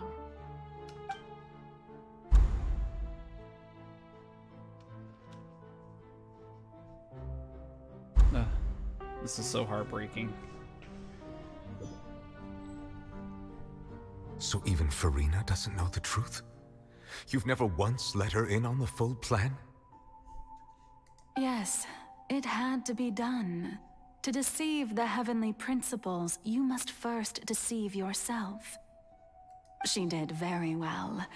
If she had let her resolve falter even once in these 5 centuries, Fontaine would have been doomed to the most tragic fate. It seems that trusting humanity was the right decision after all. I believe that I understand how your deception works, but that is only half the truth, is it not? Yeah, so Pulsalor set this whole thing up for what? How would you build on this foundation to save the people of Fontaine? That is the most important thing. Ah, good, good. Of course, the Iudex of Fontaine has pinpointed the crux of the issue. I'm sure you've long sensed that the Oratrice is no simple machine, yes? I've always suspected that it had its own consciousness. And Lenny did mention that he heard a human voice within the core chamber. It now seems that that person was you, hidden within the machine all along. Am I right? And then I became one with the Oratrice, taking Fontaine's gnosis with me. Yes, it would seem so, wouldn't it? Okay. Alas, your understanding of this device still lacks sufficient depth. In truth, it is no enactor of justice. It is, in fact, a device created to kill the god of justice. What? Okay. I beg your pardon? Oh, you have it. And to be more precise, not only will the Oratrice take down the god of justice, it will also take down the divine throne upon which she has been placed. Oh my. I mean, did you think I would be the sort to enjoy peaceful repose while Farina suffered? My work over these last 500 years has been to constantly accumulate indemnitium within the Oratrice. Okay. But really, some have already discovered that only a small fraction of the energy generated by the device was ever used to provide power to Fontaine. Okay. The vast majority had to be, accumulated to enact this death sentence. It was all a part of your plan then? Both the trial and the sentence? Indeed. This power, accrued over 5 centuries, could have sustained Fontainians for millennia, had it only been used for that purpose. Almost all of it has now been stored within the Oratrice. But only power of this magnitude could hope to destroy the Hydro Archon's divine throne, shaking the rules established by Celestia, and breaking through the institution that is the Seven. That is an interesting implication. So the Oratrice's call for death was for neither Farina nor Focalor, but for the Hydro Archon. Okay, are you trying to make sure both Farina and Focalora live? The destruction of that divine throne. If I do not misunderstand your intent, you must be... Returning what's rightfully yours to you, of course. In other words, this was all done to return the authority of the Hydro Archon to the Hydro Dragon of this planet. Okay. But... I don't think that's a bad thing, but okay.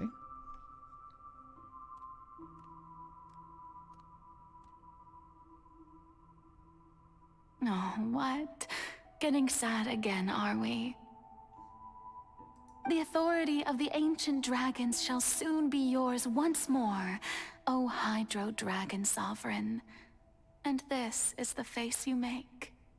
All you've done throughout the years is just so you can sacrifice yourself at the very end. I've never quite seen it that way, you know. Even now, I'm quite pleased at how well my deception worked.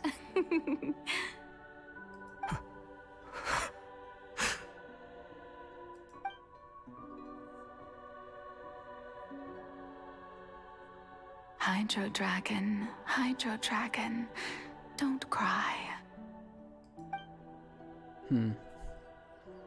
I must say, had it been within my rights, I would have loved to judge the heavenly principles themselves. Were they not guilty of essentially the same crime? Yeah, the light on the Egeria floor stole the showing power of the thing is spinning primordial over her sea. head. Ugh. And the heavenly principles stole the power you ancient dragons possessed.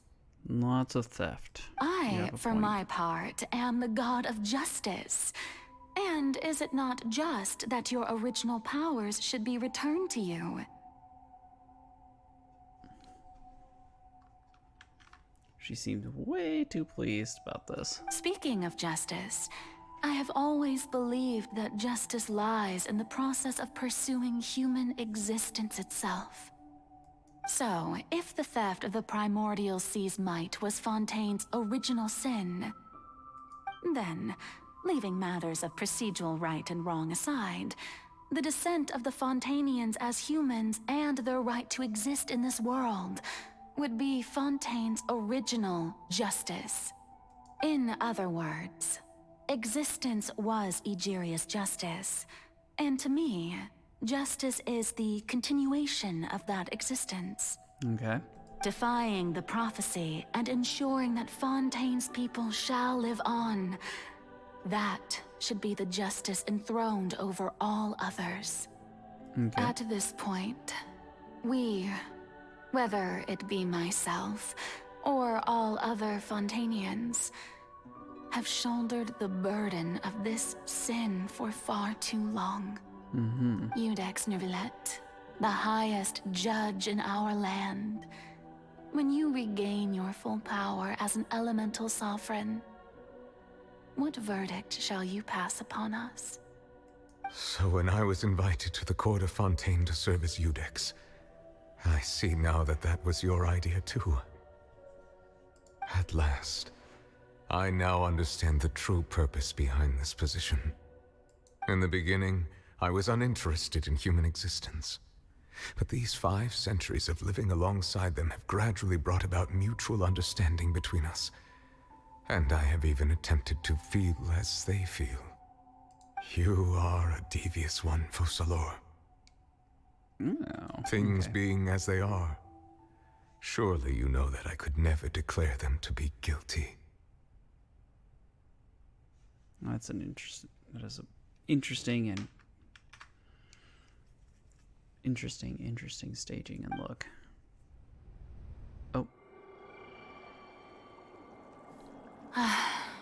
The hour of my execution is almost here. Okay. For the sinner, the curtain call has come. Let's I go know back and I watch may the not full sound thing. it, but faced with death, I find myself a little afraid. Perhaps this is one thing both gods and humans have in common.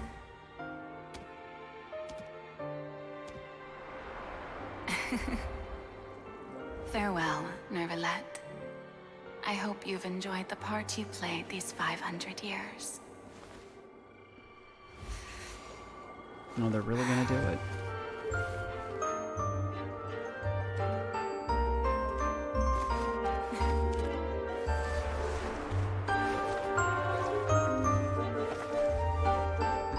Travelers are somewhere else watching her.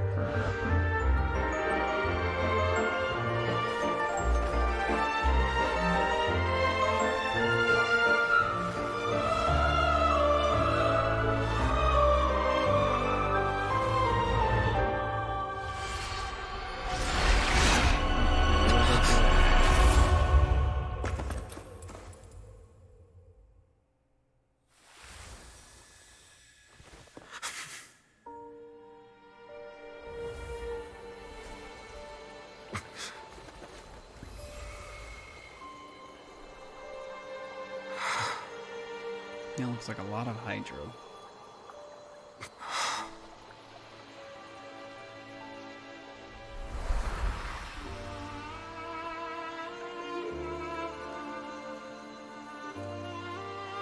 I guess this is back in the world.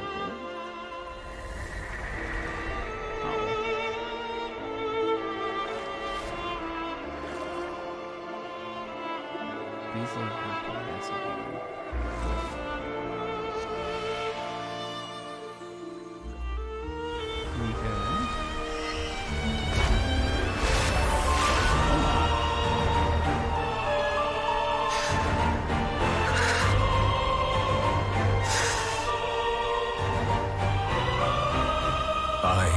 Ex Nouvellette, hereby declare, people of Fontaine, your sins are forgiven.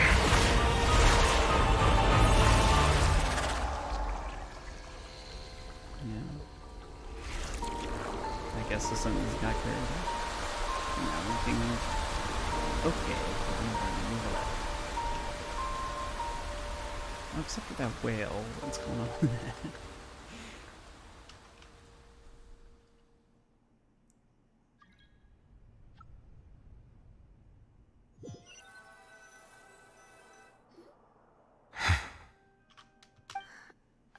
What just happened?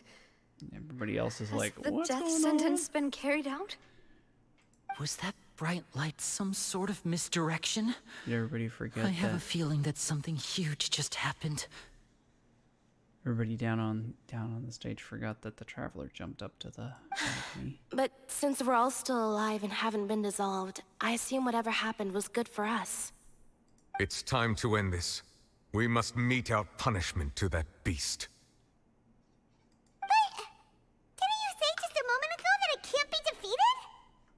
I have gained the strength sufficient to deal with it. Through certain means, I now have the ability to separate the power of the Primordial Sea from that creature. Certain means, huh? We should seize the opportunity to pursue our quarry. You attained power just now? Traveler, now that the oratories can no longer function, I require an executor to help me mete out justice. You mean me? I guess this is another title. The root of the calamities befalling Fontaine. The beast that enacts the prophecy. Its name is the all-devouring Narwhal. Okay. Come with me, traveler. The hour of execution has come. Okay.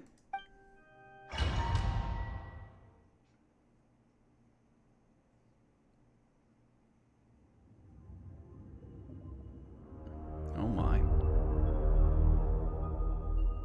The thing is huge. I wish I could have changed around my party a little bit. Would have loved it. Nahida in this party. But how are we going to do that? It's huge! I've already done my best to separate the power of the Primordial Sea from the whale. Considering the size of the beast, I cannot reach the power source.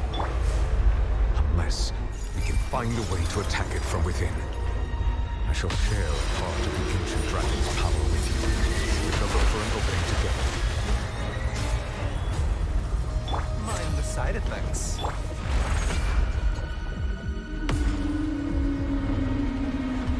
I can feel its sorrow turning into hostility. It's hard to judge the distance.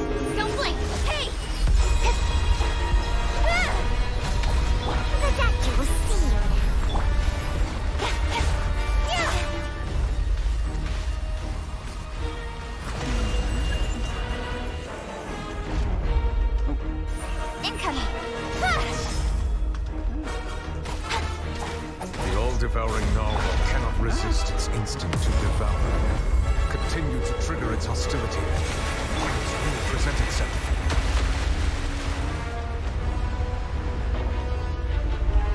Okay, where is it?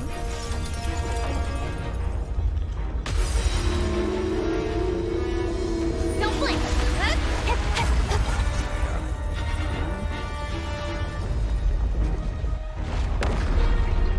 Oh, here it comes.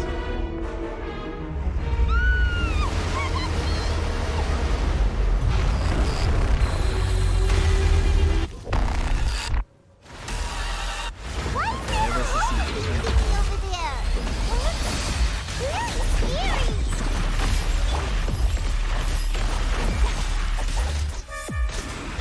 Yoo-hoo!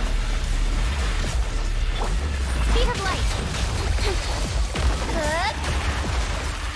A bitter pill to swallow. I have granted you my protection. Do not fear. Seize the moment and use my power to suppress its roots from within. Mind the side effects. This celebrates the situation. Shower me with praise! Let the world come alive!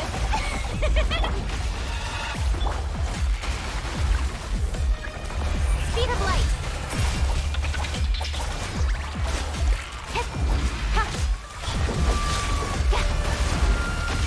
Manifest the authority of the ancient dragons. Witness the might of the primordial sea.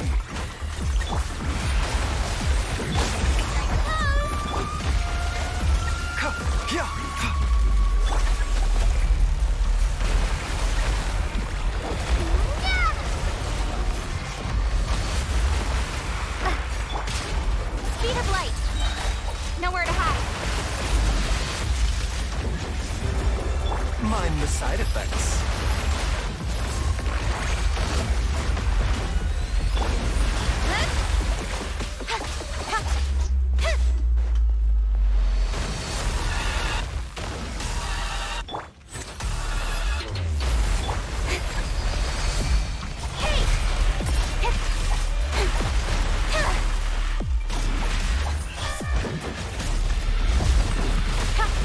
To the chase!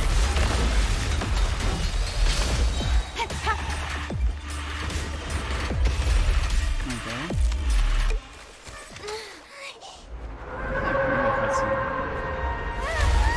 The way that feels always feels weird. Do these event boss fights the first time.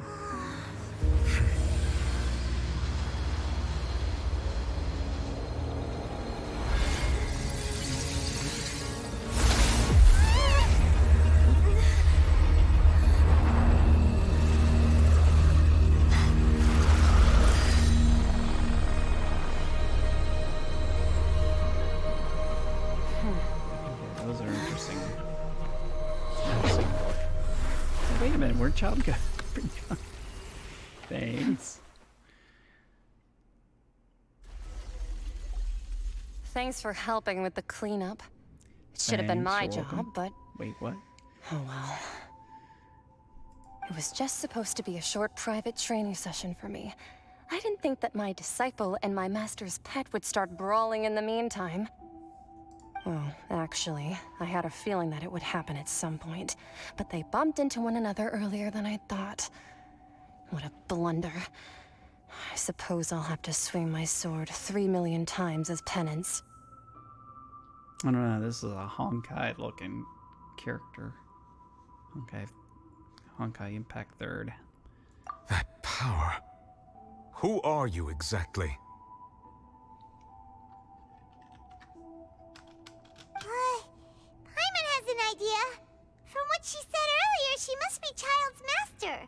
Skirk, right? It's just that he gave us the impression that she was the less talkative person. I simply did not have anything to say to the weak. But you, on the other hand, managed to defeat the all-devouring narwhal without using power from beyond this world. Okay. So you may speak to me as equals. What sort of person would take the all-devouring narwhal as a pet? That's a very good question. I have to agree. It's a strange use of a planet's primordial waters just to raise an all-devouring narwhal. That kind of power is wasted They did it on on it. purpose? It's not cooperative. It eats too much.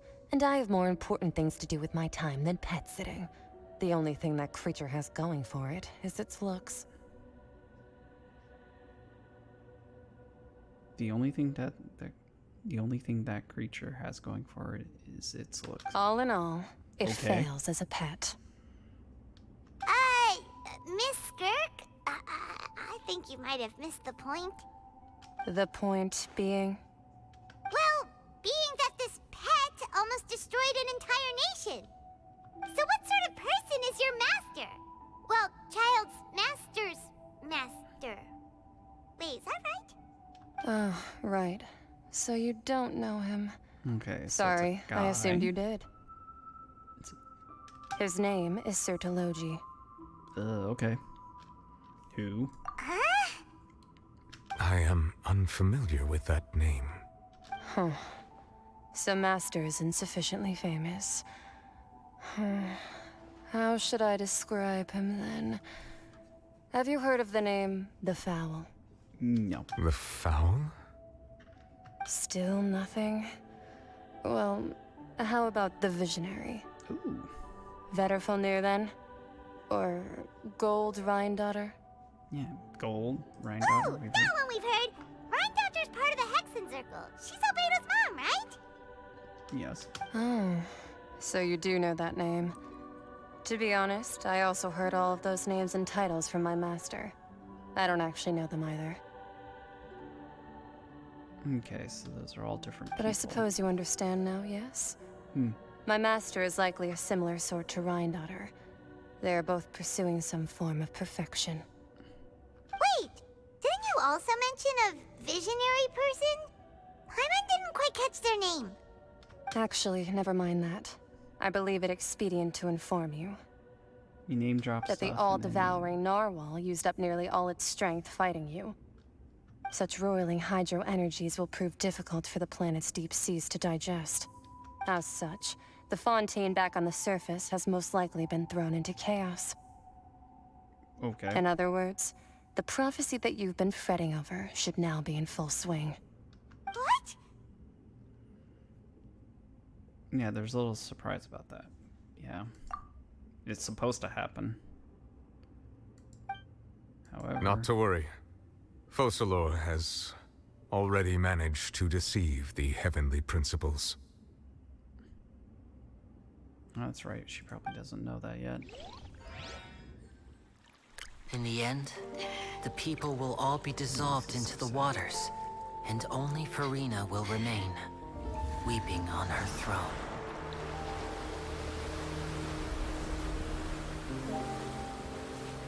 That is a lot of water.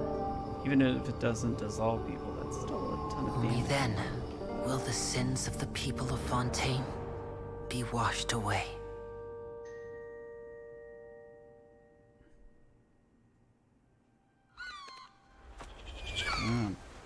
How biblical again.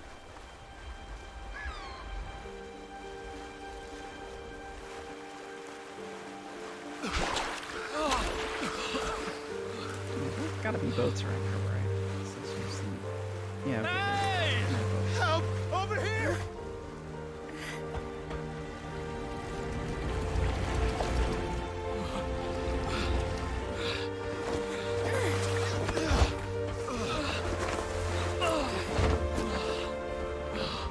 Boats out there.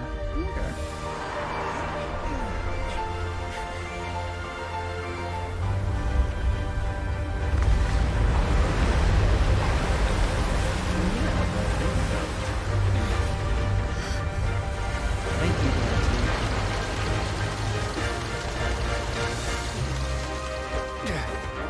All hands, initiate emergency rescue!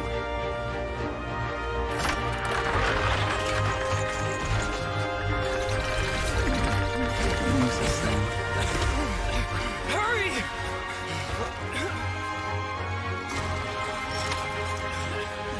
Hey, lend a hand!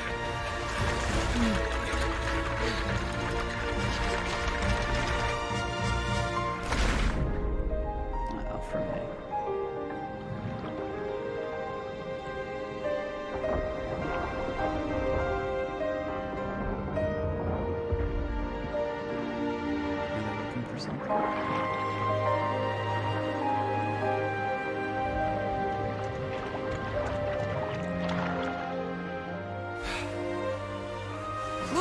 The water's receding!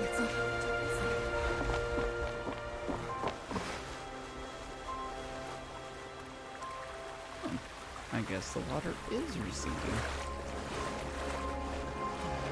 It's a miracle! Water's receding. We didn't dissolve. The prophecy was wrong. The prophecy was wrong!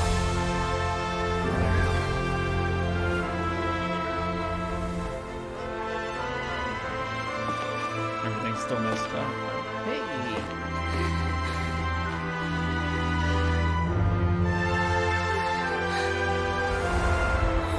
Are you alright? We're saved.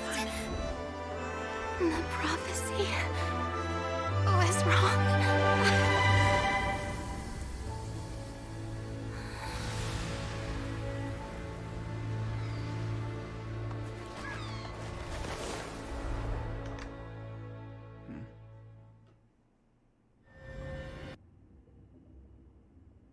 Okay.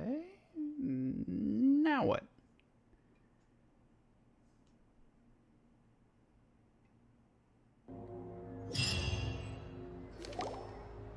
Oh, The newspaper. Soul renewed.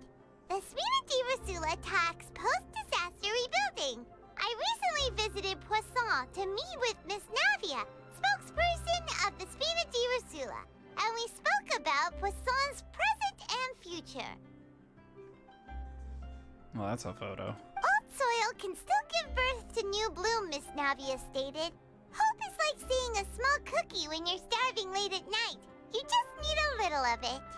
Skyship Winglet, lunar brain of the Fontaine Research Institute. Winglet, Skyship Winglet. Okay, I hope we get to use this somehow. The various disputes that have arisen on account of Mr. Edwin have suddenly become a shield over the Institute, with Jurier turning out to be a once overlooked hidden gem. People always call the first researcher mad, but few know what to call the second. And should that latter person achieve a miracle, they would find it all the harder to find a word with which to classify him and his team. Wow! Paimon barely recognizes the people in the reports. Are those really Jurier and Navia? They sound like Sure. real big shots. They might have been real big shots from the start. We just didn't meet them in that capacity. What do you think? Pretty enthralling, huh? The Steambird's idea was pretty simple. With the disaster just having passed, we would print a free edition packed to the margins with good news to calm people down. You know, the kids are all happy. The value for these big scoops lies in their inevitable follow-ups. We'll publish further reports and go into the stories behind those people. Okay. Edwin's assistant, Jurier, created a true flying ship, while Navia is leading people in the reconstruction of their home. I'm sure that these stories could draw even your well-traveled eye. The articles do make me curious about how things will play out. Paimon's curious too! Wait a minute. Didn't we watch everything happen from start to finish? What's there to be curious about? And that's exactly why I'd like you to come conduct interviews with me. You're the best incubators of news, if you haven't noticed. And also... Are you sure? I didn't mean to cut that. Hasn't he turned you down several times already? Oh, this time will be different. Come on! Let's head to Poisson first, and then make a trip to the fortress. There are some things you'll only know when you get there. Okie dokie. Better tomorrow. Oh, okay. If you insist. Oh. Wait a minute, what did I get? Stars among the stars. A drop of water obtained from within the colossal beast who coveted the primordial sea of life. Okay.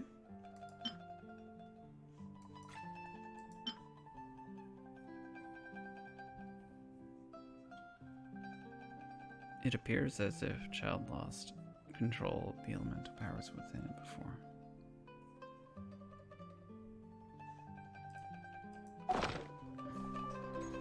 I'm all for work-life balance, but I think this is pushing it.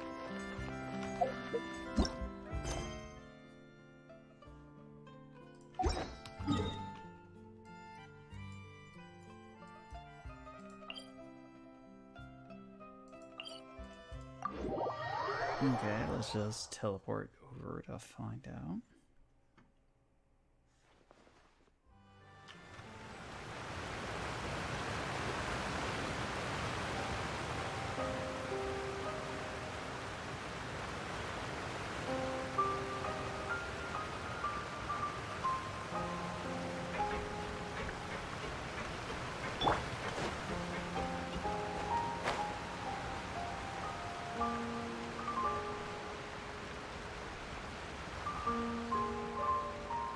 There's Navia.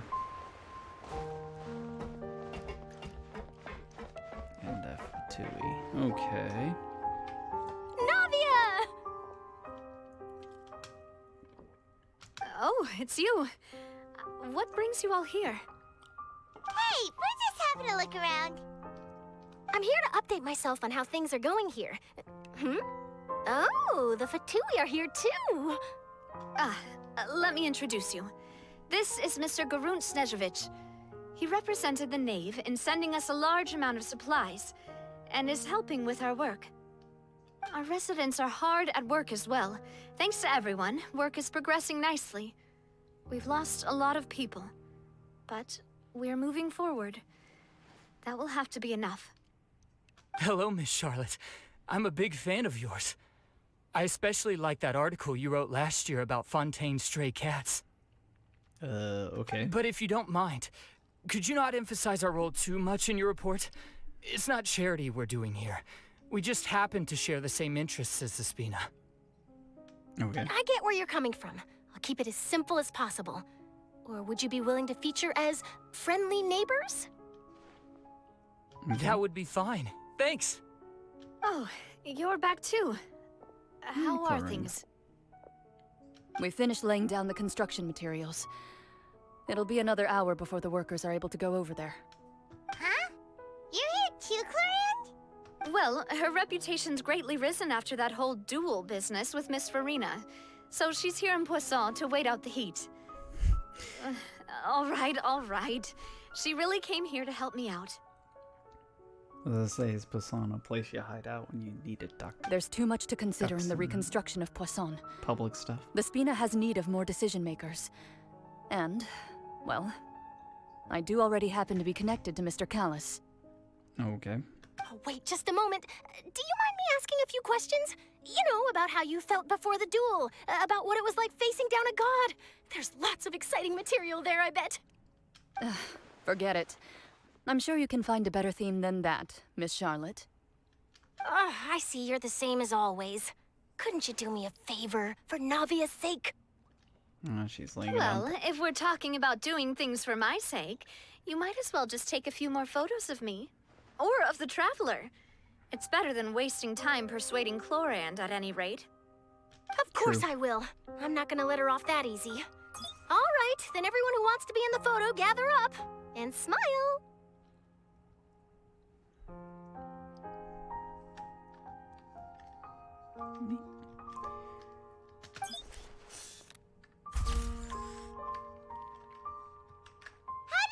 Was it a good shot? Did Paimon look cute in it?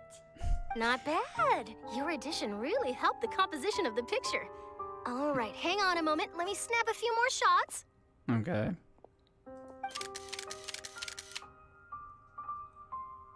All right, that should do it. I'll be back here later anyway, so let's call it a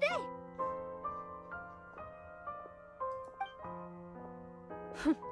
You're very quick. Speed is of the essence when it comes to the news, and freshness is the key. Also, not to brag, but I'm pretty good at building connections. Who knows? I might eventually get that interview with you after all, Miss Clorinde. Wow, you really do have that never say die spirit. I'm impressed. I'll hazard a guess that this is how you got that interview at the Fortress of Meripede. You already knew she was going? Whoa, you're well informed. Let me make a guess too. I asked Sijuin, who told Monsieur Nervillette, and he told you, right? That's a very complete information chain. In truth, all Monsieur Neuvillette asked me was, when did the fortress become so friendly towards the media? I told him that it was best not to speak too soon. There's no guarantee that Ridesley will make a personal appearance. You're right. I've got to treasure every moment I have with them. In which case, I'll be making a move first. Stay safe now. And tell me if you hear anything interesting. I'll treat you to afternoon tea in exchange. Okay. You seem curious about the fortress. Of course. That Risley. I still remember going down to the fortress to grill him for information on my father's case. Boy, did he take me for a ride. Without telling me anything, of course. But he did invite you to tea, didn't he? Isn't that what he always does? 2 large pots of it, in fact. It was good tea, though. I have to agree. The tea there is very good. Speaking of that, would you like to have some today? I mean, you've got time, right? Well, I'd be partial to some shortbread. Wow, it's like we've got a menu or something. Sure. Good. What flavor of biscuits would you like, Mr. Snezhevich? Me? I'm fine with anything. But I would prefer chocolate, should you have it. All right. Leave it to me. I'll go over the newly arrived supplies with you later, Mr. Snezhevich. We should be able to finish the preparatory work today. That works great for me. Huh. Is it just me, or did you get a new lipstick? Huh? I did. It was a gift from Sijuin. Want to give it a try? I think the color would suit you, too. Okay. Groot.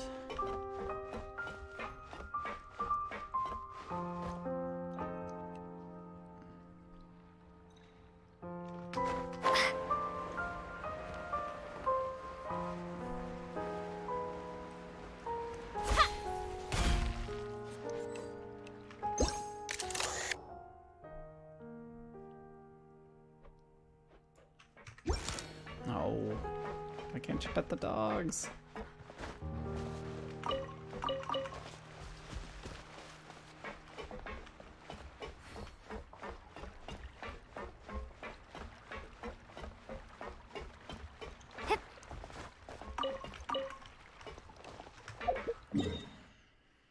Oh, what's next?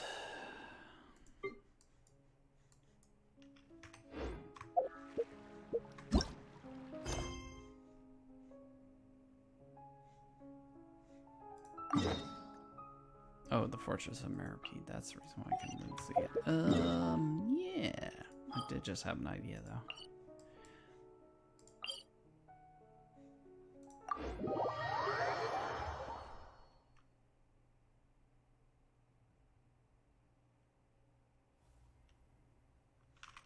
Taking a quick side jump.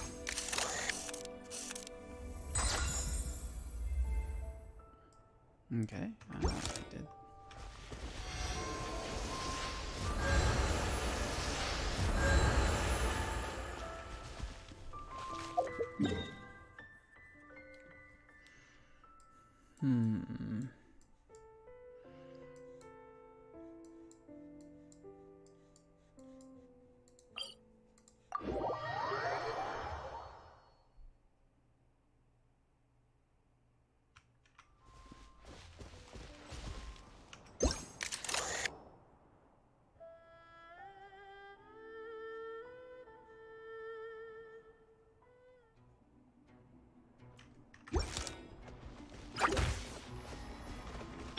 Incoming!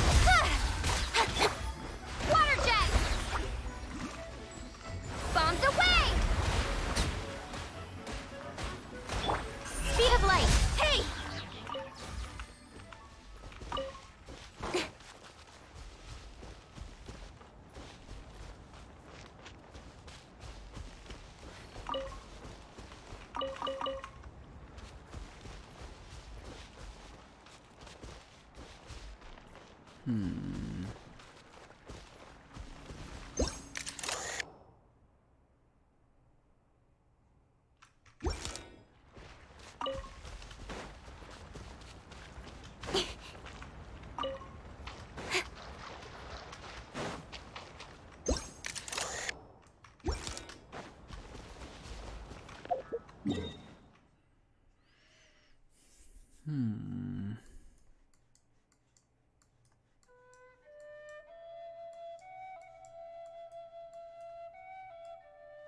Where have I ever seen dendro crystal flies?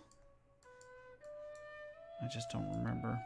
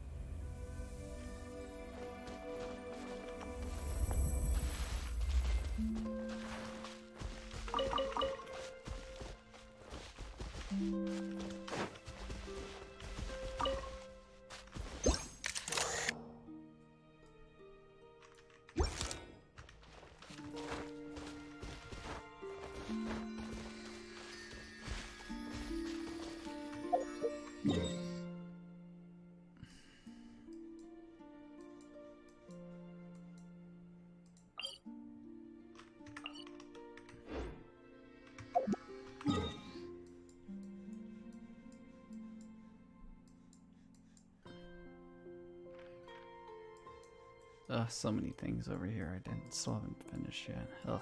Okay. Oh, I gotta finish this. So close to finishing.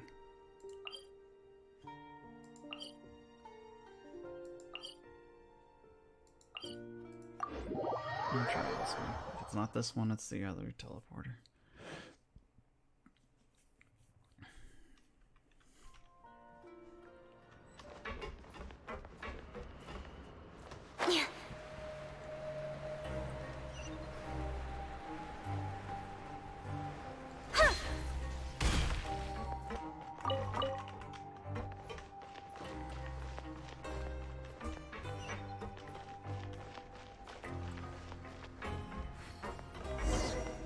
Okay, what's going on over here? Wow, guess we're here again, huh? There's a real nostalgic feeling to this place. Looks like you've been missing us. Duke!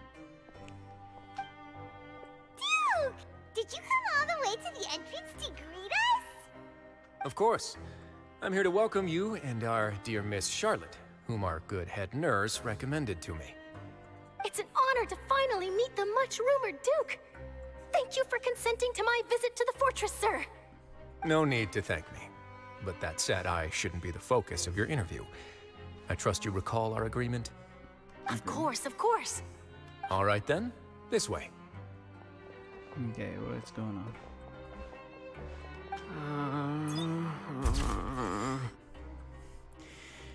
He doesn't seem very pleased. She doesn't seem very pleased. Hey, no need to be so nervous. I've already taken all the photos we need. Miss Charlotte, do these pictures really need to be published on the cover of the Steambird? Is there a problem? It would seem that Miss Lorvine doesn't want her face to appear beside that of Mr. Jurier, Sir, please don't say things like that. Why not? But it looks like dear Mr. Jurier denies it. Might this interview be very important to you then? Oh, I get the feeling he's gonna say, why talk to me? You can talk to the lovebirds over there. No, I just... This is my first time being interviewed, and I'm very thankful to the Steambird for... Now, I might not look it, but I actually did meet Mr. Edwin once. And I'll be honest, I enjoyed chatting with you more. You've definitely got more of that genius vibe going on. The boat that brought about a miracle, the ark that saved the people. Why, you recreated a myth back there, like an emissary of legend. Oh, Lee. Still, if I might ask, where's that flying ship now? Ha! Looks like Charlotte's trying to get herself another exclusive scoop. I have to apologize, but that ship is presently in the bowels of our factory. I'm afraid it won't be easy for you to get a shot of it. Really? Well, then in that case, could I have an interview with you to make up for that loss? She's pretty fast on the wheel and deal. You already know my answer, I'm afraid. Best you interview our head nurse instead. Or perhaps you'd like to take another photo of this couple of researchers? Did you really have to use the word couple? Sure. Well, then, 2 solo photos will do. Is my hair messed up? Please, someone help me have a look. Things sure are getting pretty lively here. We've seen this kind of thing before. Oh, seems like everyone's here. Would any of you like to try this new drink I came up with? As long as it's not construction cone orange. Ah, Siegeween. Hey, Miss Charlotte. Why don't you, take some pretty photos of our head nurse? Okay. Sure. Come on, Miss Siegeween. Over this way. Let's find a brighter spot. Huh? Sure. Do I have to smile? So, how have things been at the fortress? Same old, as you can see. Fontaine's undergone some changes, but this place is still more or less the same. Other than that flying ship, it got a tad too much attention, I think. That's why I decided to let the interview go through. We should direct more public opinions toward the behind-the-scenes heroes. Am I right, Mr. Jurrier? Miss Lurvine? You're too kind, sir. I believe that you too should have your day in the sun. Not that you would want that, which is a pity. I'll just leave the spotlight to you two.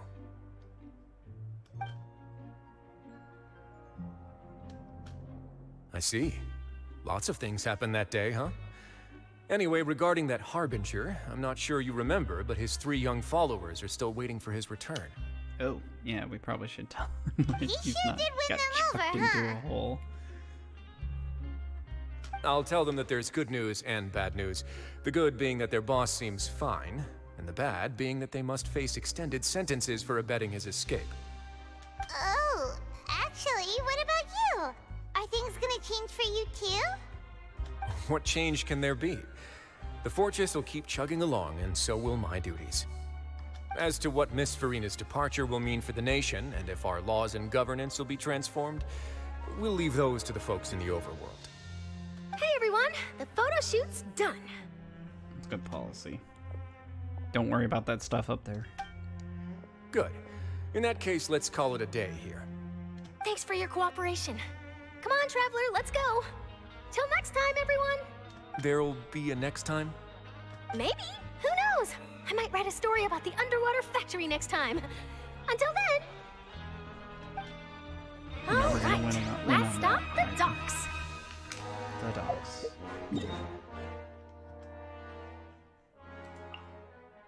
Oh. The docks.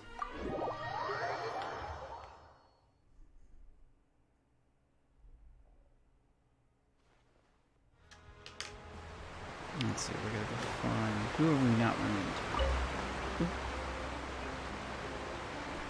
Oh, I wanted the investigation. Not the Aqua Boss. Oh, why can't we pet cats? Can't pet dogs, can't pet cats. What gives?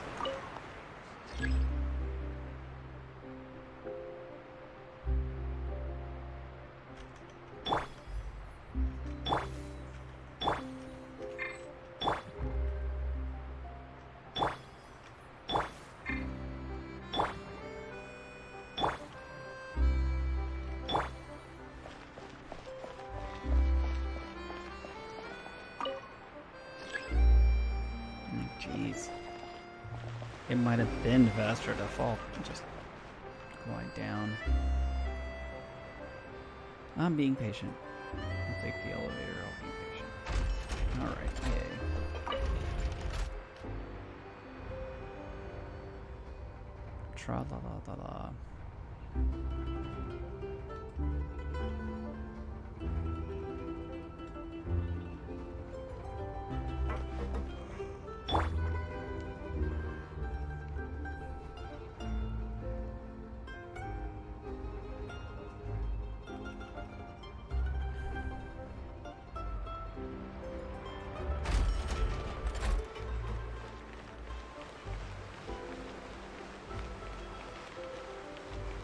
We don't have that box you were standing on before.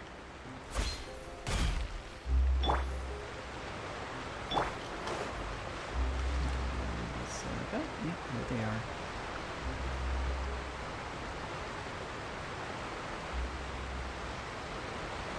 I didn't see them! They really are here! How did you know? Navia mentioned that she stayed in touch with Linny and the others after working together. Apparently, they've been at the docks distributing these strange pockets the whole time since. Traveler, Paimon. Strange pockets. And Miss Charlotte, too. Would you like a magic pocket? What sort of gadget is it? It's a wondrous bag that can be used to carry many things. The water level has returned to normal, but if you see any of your things floating around, you can use this to carry them. Or you could trick a friend into doing it for you. Trick a friend? I wonder which of my friends would fall for that. Okay. You could just make a friend like Fremine here. Isn't that right, Fremine? Shipping those two together. Why not? Is this what you meant by, I'll help you make some more friends? To be honest, that sounds pretty sweet. Could I have your contact, please? Sure.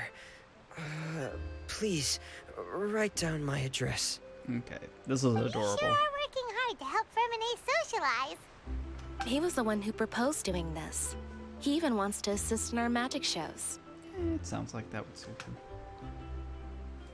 Yes, I was planning to first introduce Pear as an assistant, and later Fremine himself. In the future, I think we can leave underwater escape magic to him too. That said, would anyone want to see a diver escape underwater? Why not?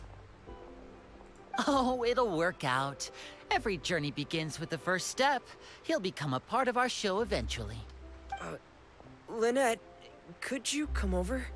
Miss Charlotte says she wants to take a picture of us. Got it.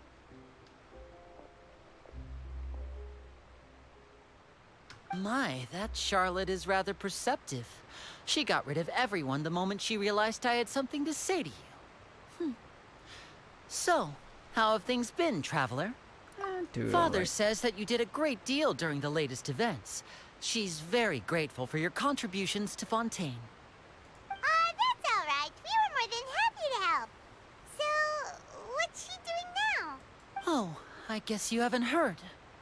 Well, Nope. after Lady Farina left, Father and Monsieur Neuvillette opened negotiations, during which he gave Fontaine's gnosis to her as a diplomatic gift. Oh my. A diplomatic gift?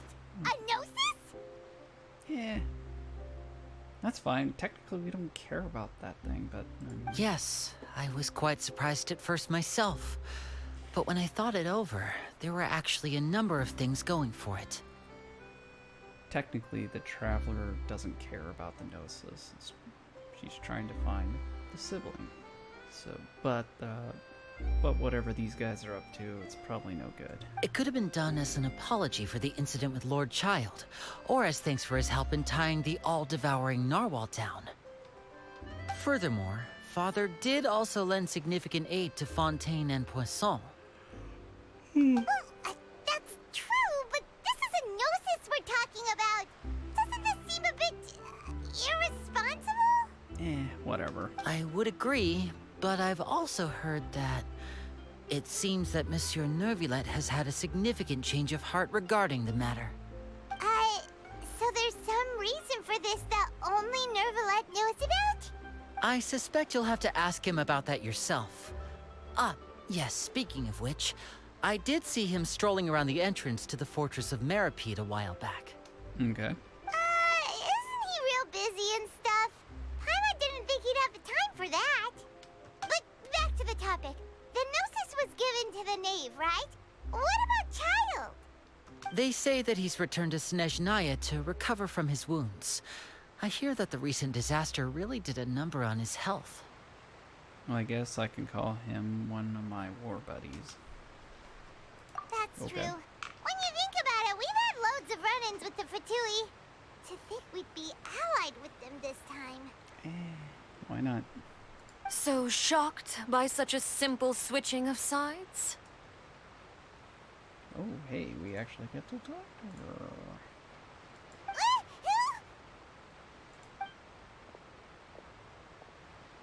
Father!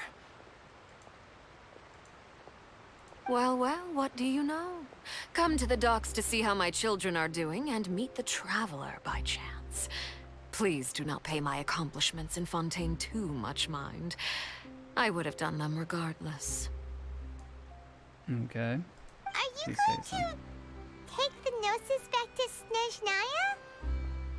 That is our duty as Harbingers, yes. Don't be too preoccupied with sides. The goal of the Fatui concerns not a single place or person, but the entire world. With such a grand goal in mind, it is inevitable that we must wear many masks. Okay. Switching my masks is something I've always done. Well, that depends on many things. No one truly knows what the future holds. What good is honesty if you can't rely on it forever? As for you, I very much look forward to our next collaboration. Good things cannot be achieved alone, and you've proved yourselves to be great partners. Okay. Actually, I just remembered something. Please help us deliver this. Oh, it's Child's. A vision? Vision. All right. I'll remember to return it. Thank you for keeping it safe for him this entire time. And that's a wrap for me. Huh? You're... Greetings, Miss Journalist. She seems unimpressed. Hello. If I'm not mistaken, there are diplomatic channels I'll need to report to take a photo of you. That is correct. So forgive me, but I will not be able to serve as a subject in your article. However, feel free to write as much as you'd like about our dear magicians and our upcoming rookie talent. I will. The sea breeze is quite pleasant. I shall continue my walk while the weather remains so agreeable. Farewell. Farewell, Father. Goodbye. Oh, she has such an intimidating presence. I didn't even dare to take a picture. Thankfully, I've already wrapped up all my pre-scheduled interviews. Thank you all. This'll be more than enough for me to write about, I'm sure.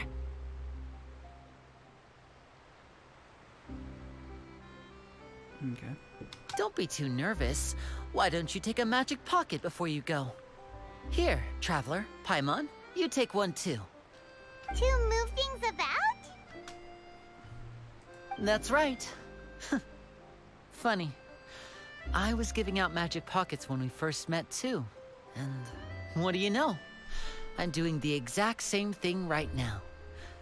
So many things have happened, but the pockets are still the pockets. I guess this must be life. We will all follow our own paths, and serendipity will lead you to your fated friends. All right then. We'll be handing out pockets in some other districts later, so we'll get going now. Have a good day, you two. Well, guess we sent Charlotte off. Shall we go see what Neverlette's doing? As long as he's not so busy that he doesn't have time to chat anyway.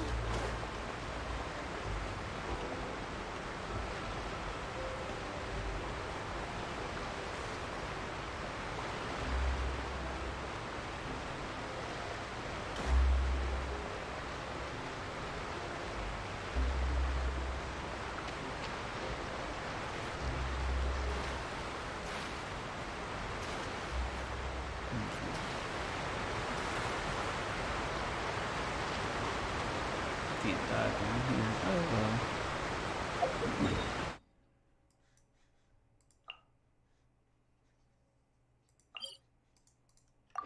Hopefully this is it. We get to learn some more. Finish off, do the usual question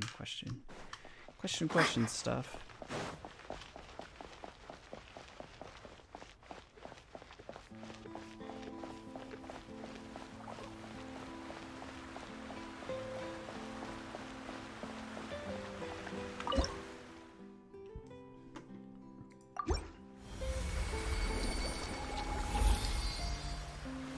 Okay.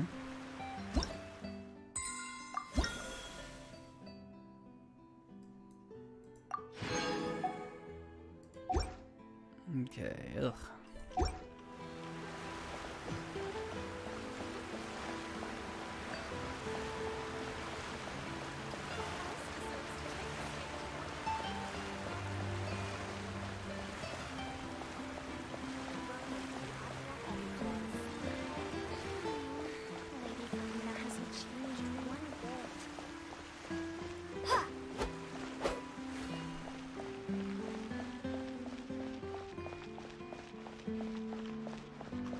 entrance to the fortress!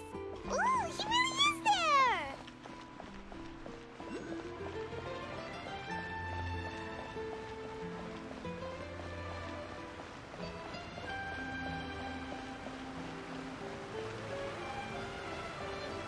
Okay.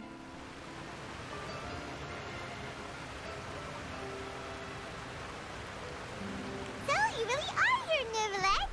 Paimon didn't think you were going to have free time this hour of the day. Really?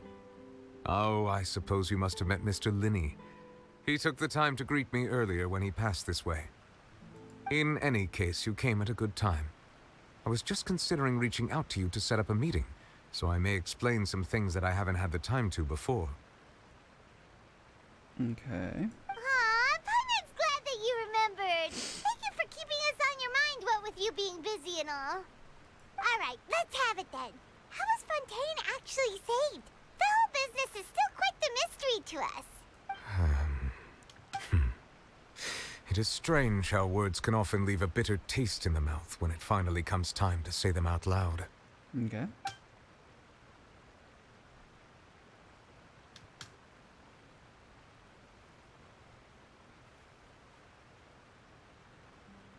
Whoa. So that's what happened? I only saw Farina's part myself. Focalor destroyed the divine throne of the Hydro Archon and restored your power to you, transforming you into a fully fledged elemental dragon sovereign! Okay, you don't look any different. But Paimon still doesn't quite get what you did to save the Fontanians from dissolving. For me, the authority of the ancient dragons refers to absolute control over the hydro element. Okay. Fontanians were incomplete humans born of Egeria's use of the power of the primordial sea, with constitutions similar to that of mimics. But so long as those primordial energies remain within them, I could use the ancient dragon's authority to grant them true blood, after the fashion in which life was first brought into being on this planet. So yeah, primordial life came out of the primordial sea and became real life. In other words, when I gave my verdict, Fontanians became true humans, and thus would naturally no longer be dissolved by water from the primordial sea. Focalor must have counted on you to make that decision as well. Your verdict was the key to making the prophecy appear to have come true while saving everyone. You could say that it was that, or you could say that it was at that moment that the Fontanians were true. Yeah, and in a manner of speaking, Focalor finally managed to fulfill the original Hydro Archon's wish to turn Oceanids into real people too! Okay. It seems from your expressions that you still have more things you wish to ask. Ask away. I will tell you the truth as I know it. Yeah, I have investigated his case along many avenues, and I have learned that he once fell into an unknown chasm when he was young. There, by chance, he awakened the all-devouring narwhal. But whether it be by sentiment or reason, that should not have been enough to consider him the root cause of the disaster. At most, he would have had tangential liability. Yes. So. As for the judgment passed by the Oratrice during the trial, whether it was due to that liability by association or Focalor deliberately using him to buy time for us on the assumption that he would be able to hold the creature off, I cannot say. Guess Focalor had Fontanians in mind the whole time. In the end, it was thanks to her that they finally became real humans. Hang on a second. Paimon suddenly got another question. Back when Fontanians hadn't yet become real humans, were the children they had also transformed Oceanids? That's an interesting question. Life has always flowed like water. Do you recall how Fontanians would often come to the Fountain of Lucine to pray for children? Yeah. Yeah, Lynette said the fountain is where all the waters in Fontaine converge. In truth, even those couples did not know that such prayers were no mere custom, but instead a form of ritual. Those Oceanids who were blessed within the spring water would later descend as new humans in the coming months. Okay. Paimon sorta gets it now. Either way, seems like this ritual won't be of any further use, but it'll probably live on as a local custom. Ask away. I will tell you the truth as I know it. Yeah, about that. Wrisley said Ah, Lady Farina. The people are only aware that her death sentence has not been carried out. She abdicated the post of Hydro Archon and left affairs related to that title to me before leaving the Opera House. Okay. I related Focalor's words to her faithfully and completely. After hearing them, she seemed neither saddened nor comforted. She simply said that she was tired and needed to rest. Having said that, she then packed her things and moved out of the Opera House, not unlike how an ordinary person might. But she's still got a place to stay, right? You need not worry. I will make arrangements to ensure that she will not want for food, clothing, board, or travel. In truth, I am somewhat happy for her. The wear and tear on her spirit will, of course, take time to heal. But now that she no longer has to play the role of Focalor the Hydro Archon, she can finally lay down her burdens and lead a normal life. Okay. What about you then? What are your plans now that you've regained your full powers as the Hydro Dragon? After Focalor passed on, the Oratrice also ceased to function. This matter will directly affect our trials. After much careful consideration, I've decided to take over its role in our courts. From now on, I shall hear cases and pass verdicts by myself. Makes sense. Looks like you're still considering stuff from the perspective of the Udex, huh? As an elemental dragon, there are indeed many things that I must do. But this power and this duty, in a manner of speaking, you could say that both were granted to me. As such, before I attend to my other responsibilities, I must first and foremost continue to serve Fontaine as its highest judge. The duty of the Hydro Sovereign and the duty of the Udex shall coexist within my person. Okay. Additionally, the Hydro Archon's departure has brought about another problem, which is that the Opera House shall no longer produce indemnitium. Oh, that's a good point. That's true. That power was derived from the people's faith in the Hydro Archon, wasn't it? Yeah. Wait, but the various mechs and machines in the city are all still okay. Where are they getting their energy from? As I am now, I have full command over New Musia, and it can serve as a complete substitute. Another reason why I cannot quite leave Fontaine immediately. New Musia, huh? Wow. This ancient dragon's authority stuff is really quite useful, huh? Ask away. I will tell you the truth as I know it. About Fontaine's Gnosis. Oh, that's right! They say you've given it to the knave as a diplomatic gift or something! Leaving aside their intentionality, the two Fatui Harbingers have indeed done much for us during this crisis. Their sole remaining goal in Fontaine, at least at this point, would seem to be the Gnosis. The Oratrice has ceased to function. The Hydro Archon's divine throne is now no more, and I do not need the Gnosis's power. As such, it has lost all meaning for Fontaine. If he can't use it, and Traveler doesn't care, it's like, well, go ahead and If take the it. Fatui have impure designs, then we might as well accede to their request now, and avoid unnecessary conflict. That's a good point, too. What complicated considerations? Paimon thought you were just giving it to them out of gratitude to the knave and as an apology to Child. Ask away. I will tell you the truth as I know it. You will soon be heading to Natlan, I presume? Already talking about Natlan. I'm afraid that I have little talent as a travel guide, so all I can do is tell you what I know about that land. As far as I'm aware, Natlan can be said to be a nation of dragons. Okay. A nation of dragons? You mean like you? No, I suspect that I would not find myself welcome there. Unlike ancient dragons such as myself, the dragons of Natlan have undergone long years of development and evolution. Large numbers of them have entered a form of coexistence with humanity. Okay. Natlan is also the nation of war. War ravages those lands like an undying flame. There is one other piece of information I got incidentally from my negotiations with the Knave that I believe may be useful to you. The Harbinger known as the Captain has thrown his hat into the endless ring of war. Okay. The Captain. Sounds like a real tough customer. Seriously, everywhere you look, there's a Fatui Harbinger doing their thing. I suggest that you fully prepare yourself before going to Natlan. 11 or 12 of them. In the meantime, ask away. I will tell you the truth as I know it.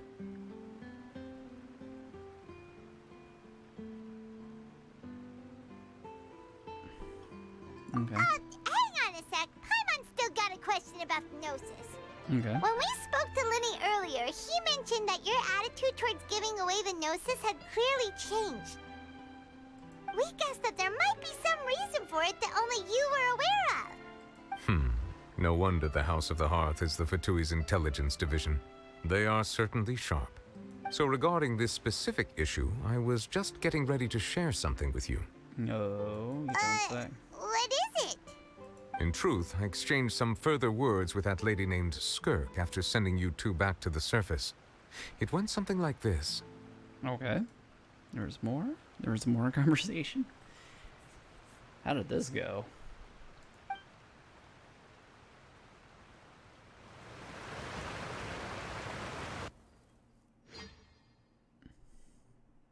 Okay. Well, we're going to head topside to see what's going on. You hurry over soon as well, all right,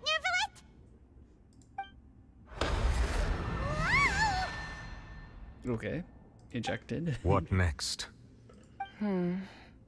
The all-devouring narwhal isn't here, so I'm no longer getting any interference. I can finally catch the scent of your power, what it's made of. It is the authority of the planet's primordial dragons, but with something very similar to a god's curse mixed in. It's quite a novel blend. She's medium, he's tall. Okay. I'm sure I've encountered something like this before. Medium What model. was it again? I do not know what you speak of. Of course. How could I forget? You should have the remains of the third descender on your person, yes? Remains of the third descender. Remains? I've never heard of any such thing. According to your parlance, I believe it may be called a gnosis. Well, that much is true. After Focalor's divinity faded, she handed her gnosis to me. But I fear I have never heard of it described in the manner that you just did. I've been training with my master, the Foul, ever since I was young, and I have never returned to the surface since. So most of the information I possess, I got from him. It is only natural for those who are greater than humanity to possess a different sort of common sense, which is why there are so many problems in our attempts to communicate with humans. That is a funny way to talk about. Regardless, you should probably get rid of objects of misfortune to prevent any disasters from befalling you. Okay. To live in itself is a blessing. But once a person dies, the bonds he once had with this world shall all turn to curses.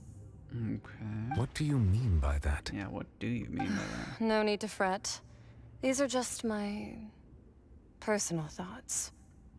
And my reason for no longer wishing to return to the surface. This third descender you refer to, who are they? And when did they die? Master never mentioned them to me. Perhaps it just wasn't that important for me to know. If you're interested, though, I could ask him. I'll be sure to pass the answer on to you next time. Interesting, okay. Next time? You believe we will meet again? I do. Wait. I have a disciple of my own, don't I? He can be the messenger then. Okay.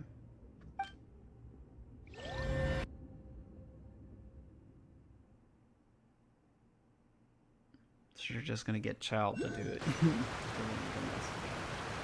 That's what she told me. Whether it would prove useful or not, I wanted to pass that information on to you. So the Gnosis are basically the body, or whatever's left over of the third descender. The remains of That's spooky. the third descender? So that's what the Gnosis actually are. Paimon just thought they looked like chess pieces. How could they be a person's remains? All the same, assuming that there was no misunderstanding or special metaphor at play, that is what she meant to say. And she said that it would bring misfortune and that you should chuck it, which is why you gave it to the Fatui. Chuck it. If she speaks the truth, then I would simply be putting Fontaine at unnecessary risk by keeping it here. On the flip side, throwing them all in Shaznaya is probably not a great idea either.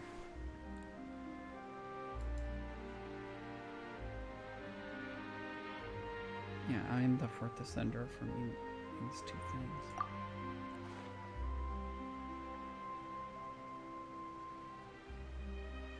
I had guessed that you might already be familiar with this concept, but I did not expect you to be one of them.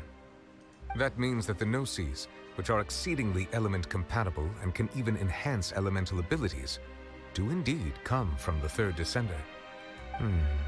I wonder, does your body also possess similar properties? Like being able to use elemental powers without a vision! That does sort of count as special compatibility, right? Yes, the Archons that had the Gnosis don't really need to carry it to use elemental power. No, let's not think about this stuff right now. It just feels creepy. Comparing the Traveler to the dead third descender and all. That's what you say, but this topic still feels like bad luck. Once Child recovers, let's get some more answers out of him. Or go look for his master and get the answers that way. I don't know if that's a great idea. I too believe it unwise to make too many blind guesses when information is lacking. The same is true of being at court. All right. Whatever the case, it seems like the crisis here in Fontaine's over for now. Yes. All of Focalor's efforts were for this moment as well. But she sacrificed herself in the end as a god, and she suffered through all those years as a human. Was that really what she wanted? I suppose that would be the mystery of a god's will. Can you understand the will of the gods? I suspect not. But once in a while, I too would guess that if wishes were like the clouds in the sky, they will one day return to the earth as raindrops. Okay. Life flows like water, and rain is the final answer. The water levels may sometimes tilt one way or another, but the rain falls fairly upon all. Okay. And what ultimately is the difference between the rains that fall upon all of us? Yay, finally done. Finally.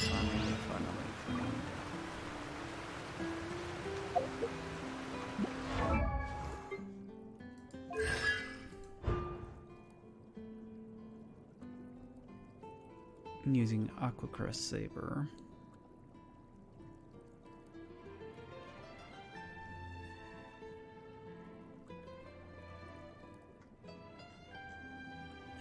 Okay.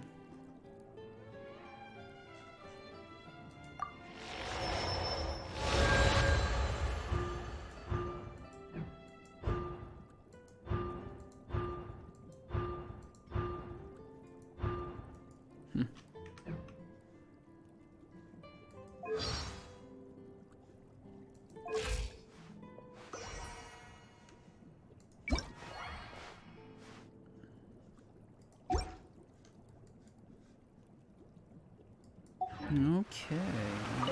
Anything to say, Nicola? It seems from your expressions that you still have... Ask away. I will tell you the truth as I know it. I suggest that you fully prepare your... Okay. Nothing else, I guess.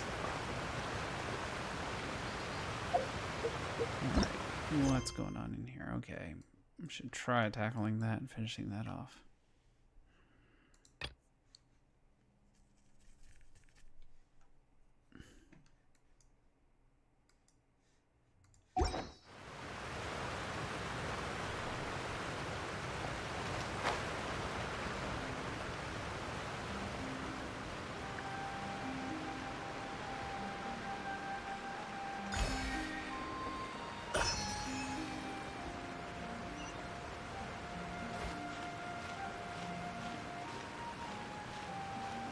Alright,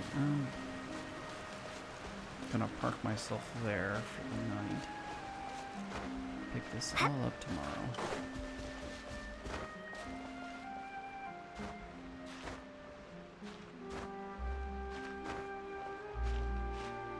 Uh-oh.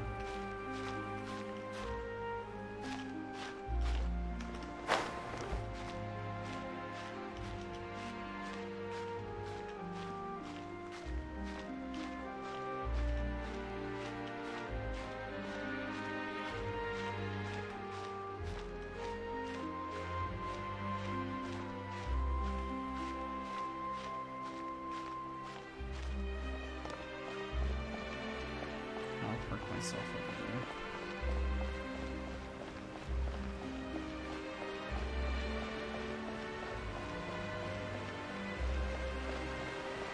Park myself over there. Come back tomorrow. Alright. Good night, everybody. Good night.